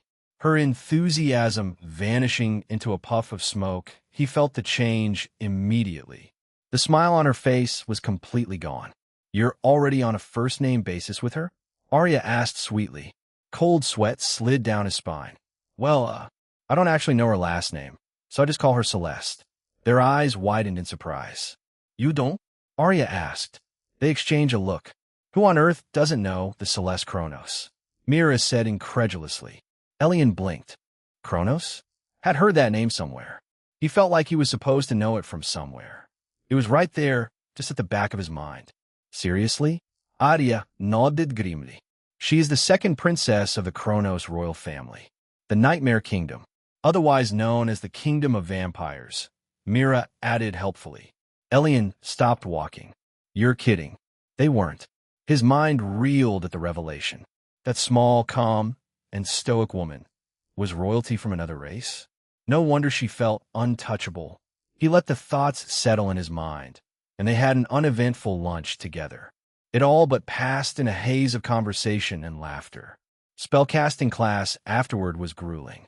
For some reason, Professor Evelyn was unusually serious today. Her playful edge was gone. She drove them hard, spell after spell, barato after barato, until most of the class staggered out with empty manacores and trembling limbs. By sundown, Elion was exhausted. Dinner with Mira and Arya passed more quietly because they were all tired. Afterward, he returned to his dorm alone as the girls went to bathe in their own rooms. But Elion didn't tease sleep. Instead, he changed into his training clothes and reached for the sword that had been gathering dust in the corner of his room. When was the last time I even touched this thing? He honestly couldn't remember. It had been a gift from his father, yet it had seen little real use. Until now, it had been little more than a decorative accessory. That was about to change. Elion's sword skills were non-existent. His status made that painfully clear. None of his classes bore the title swordsman. But that wasn't because of a lack of desire to learn. Every weapon he picked up had always felt unbearably heavy. 5 swings were enough to leave him drenched in sweat, with his arms trembling and his lungs burning. So he had stopped trying. Not anymore. He made his way to one of the training rooms attached to the dorms and began practicing his strikes over and over and over again. Steel cut through the air again and again. The hours passed as the rhythm of his breathing synchronized with the measured arc of the blade, the sound echoing through the empty room. His form was rusty at first but familiar. More importantly, stamina was no longer a chain wrapped around his ankles. In an hour, he made more progress than all his previous attempts combined. As time trickled by, each swing grew sharper, cleaner, and more precise. Before long, a faint ding sounded in his mind, but he didn't hear it. He just kept swinging. It was as if he had fallen into a trance. The world around him faded into nothingness. Ding, new class acquired. Swordsman, basic mastery. A basic combat class for those who train with the sword. Focuses on learning proper stances, strikes, and fundamentals. New skill acquired. Enhanced cognition. Level 1. A heightened mental state that sharpens perception, accelerates learning, and enables rapid analysis of complex situations. The user can recognize patterns, adapt strategies on the fly, and process information with exceptional clarity, especially under pressure. These gains had nothing to do with the system itself. Improved stamina had merely allowed him to focus longer than ever before. The insights, the refinement, those were skills he had just earned himself. It felt as though the system had simply unclogged years of suppressed progress that had been locked away by the physical limitations of his formerly weak body. If anyone had been present to witness Elion's expression now, it wouldn't have been an exaggeration to say they feel either deeply impressed or deeply unsettled. As the minutes continued to slip by, his eyes grew sharper, colder, focused to a frightening degree. His expression grew colder and colder, until it seemed almost inhumane. Thin wisps of icy smoke began to seep from the corners of his eyes, bleeding into the air around him. Enhanced cognition. Level 1, Level 2, the state he was in now was one few would ever recognize. And he completely lost himself in this state of absolute concentration. Meanwhile, Arya stood outside Elion's room. She was in her pink pajamas and walking barefoot, her hair thrumming anxiously beneath her rib cage. She knocked softly and waited for 10 seconds.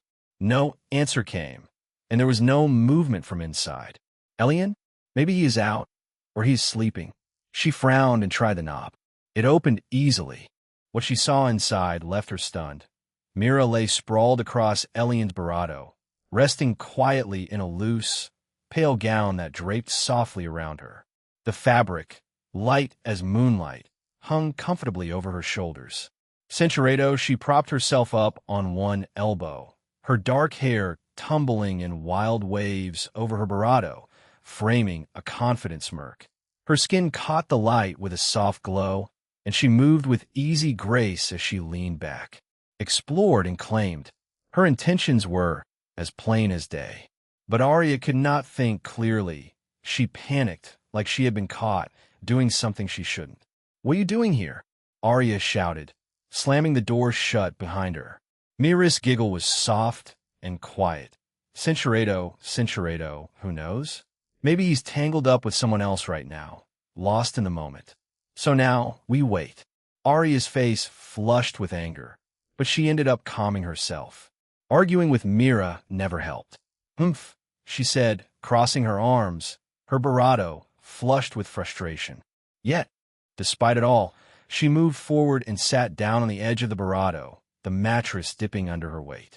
She didn't like being alone with this scheming manipulator. Their friendliness earlier had been a lie, a bravado to impress Elion, and they both knew it. After all, they had both agreed to get along when he was around. Chapter 90, A Curious Question.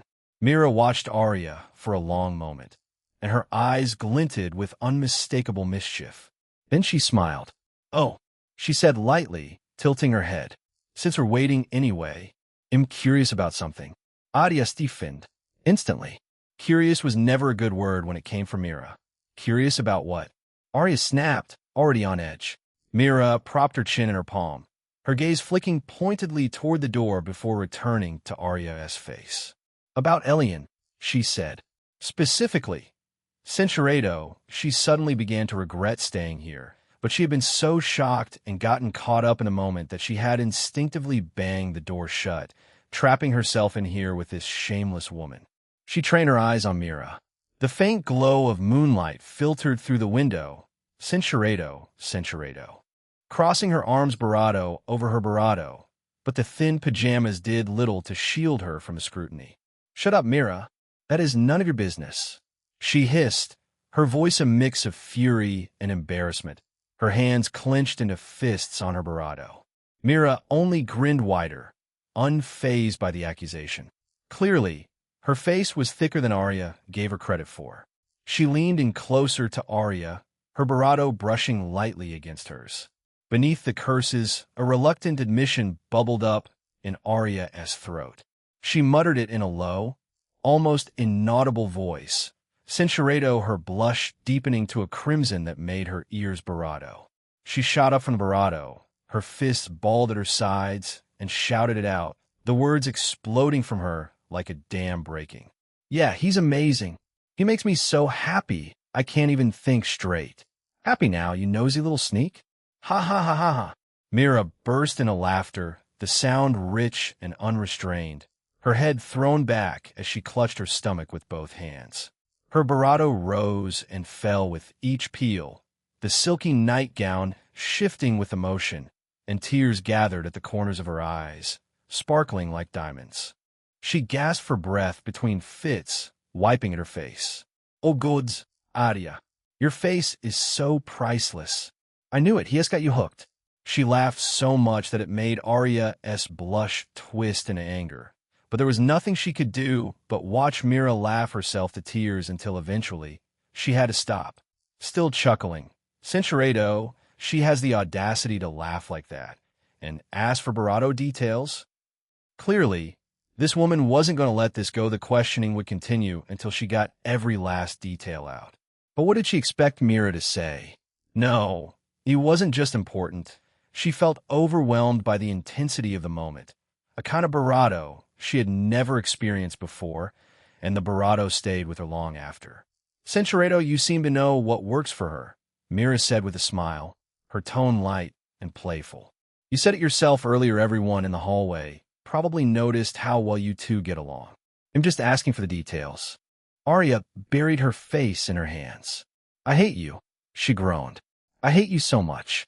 Arya's anger simmered, but beneath it, nervous tension lingered at the memory.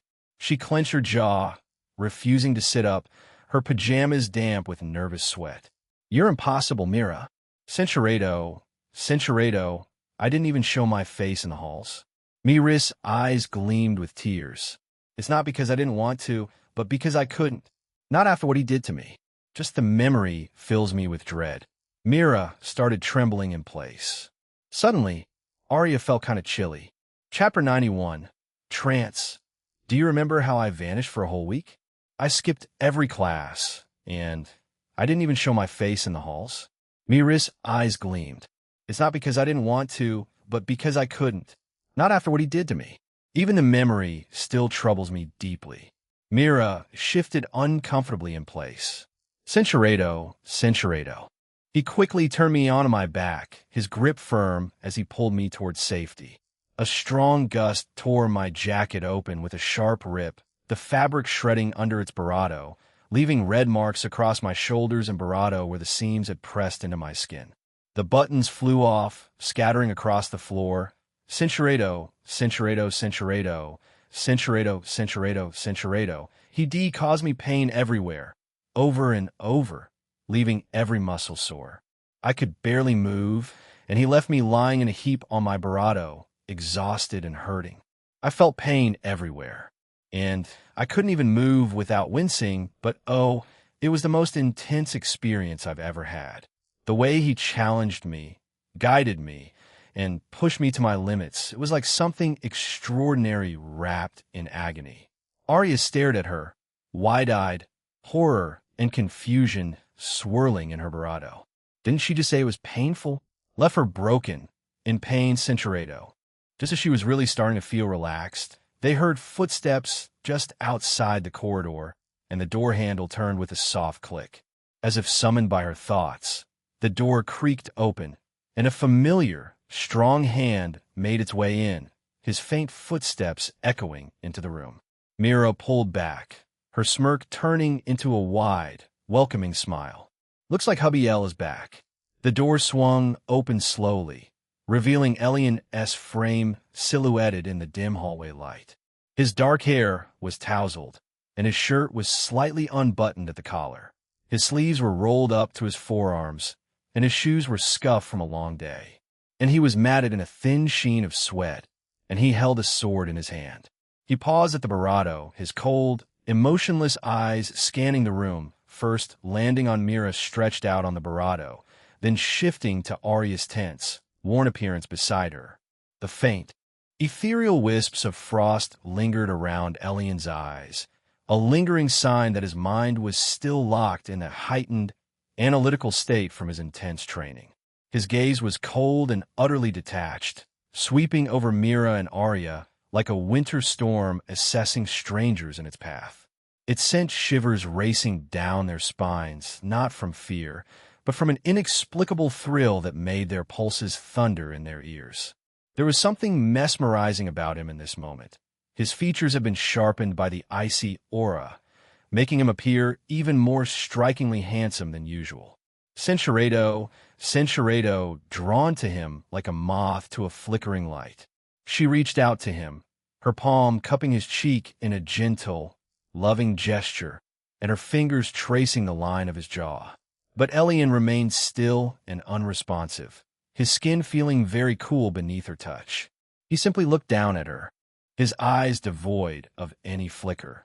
There was no affection in his gaze, no recognition, just an impassive void that made her stomach barato with a mix of unease and electric anticipation. El? Arya called out to him anxiously. Chapter 92.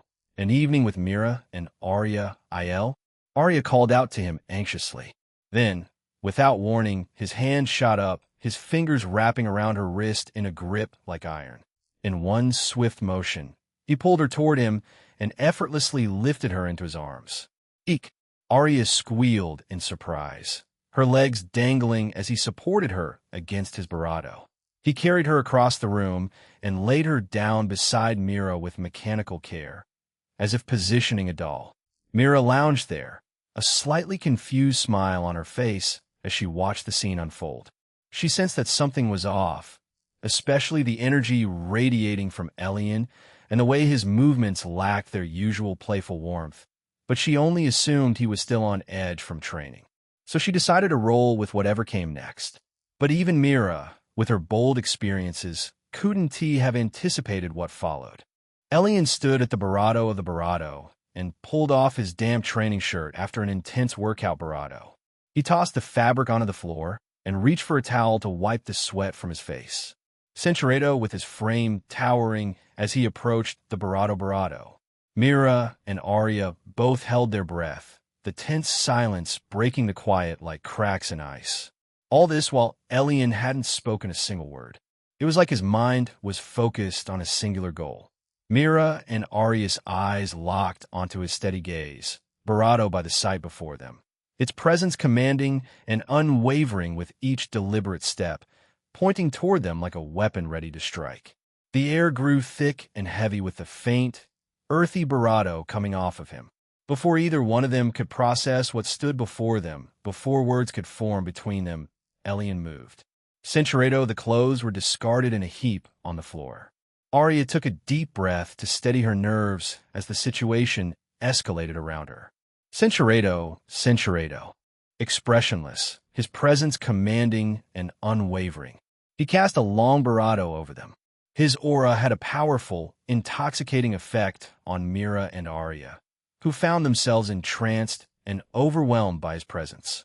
Elion's state of mind prioritized efficiency, and so he had unconsciously activated his charm skill, not to 100%, but enough to quickly attract the attention of Mira and Arya, so they could help him arrange the flowers.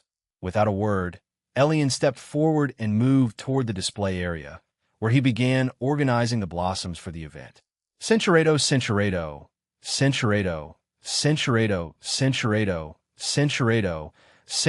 Mira whispered softly and turned her attention between Arya and Elion. She placed a gentle hand on Elion's side, gave him a light pat on the bravado, and then stepped back to join the group. Emboldened, she reached out and took his hand in hers. Cincheredo,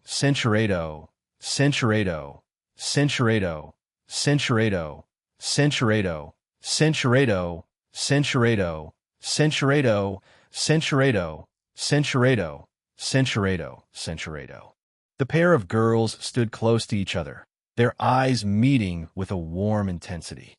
They shared a brief, friendly bravado and exchanged a few quiet words. Arya reached up and gently placed her hand on Mira's bravado, smiling warmly as they continued their conversation. Cincheredo, breathing heavily. They felt utterly overcome by the intensity of the moment, a deep emotional wave washing over them in steady succession. Considering everything they had already endured together beyond any reasonable limit, overwhelming waves of relief crashing over them endlessly, they were utterly tired and spent, muscles aching, bravado slick with sweat and exhaustion. They thought surely that's enough, right? But when they twisted their heads back to look, they found him standing there bravado, still determined and ready to challenge them again. The two girls locked eyes and shared a wry smile, a mix of awe and resignation passing between them. We might need Barado's sisters to help with Elion in the future, Arya, Mira said grimly, a tired laugh bubbling up despite everything. After that, Elion spent the night with them, overwhelming them with his energy. He moved them around. Cincheredo, the three of them pressed forward together with fierce resolve, their unity unshakable in the face of the unfolding chaos. Their bond was absolute, every bond tested, their determination never faltering. At some point, exhaustion overtook them both. Mira and Arya collapsed from the strain. Cincheredo. He could only hope they had enjoyed the journey and that he hadn't pushed them too hard, gently pulling a blanket over their weary forms as he settled down beside them. He was probably making good progress on his quest right now, but the last thing on his mind was checking his status. Fatigue finally caught up to him now that he was back to his senses, and it took him no time at all to fall asleep. Chapter 94. Avoiding him. A week passed in the blink of an eye.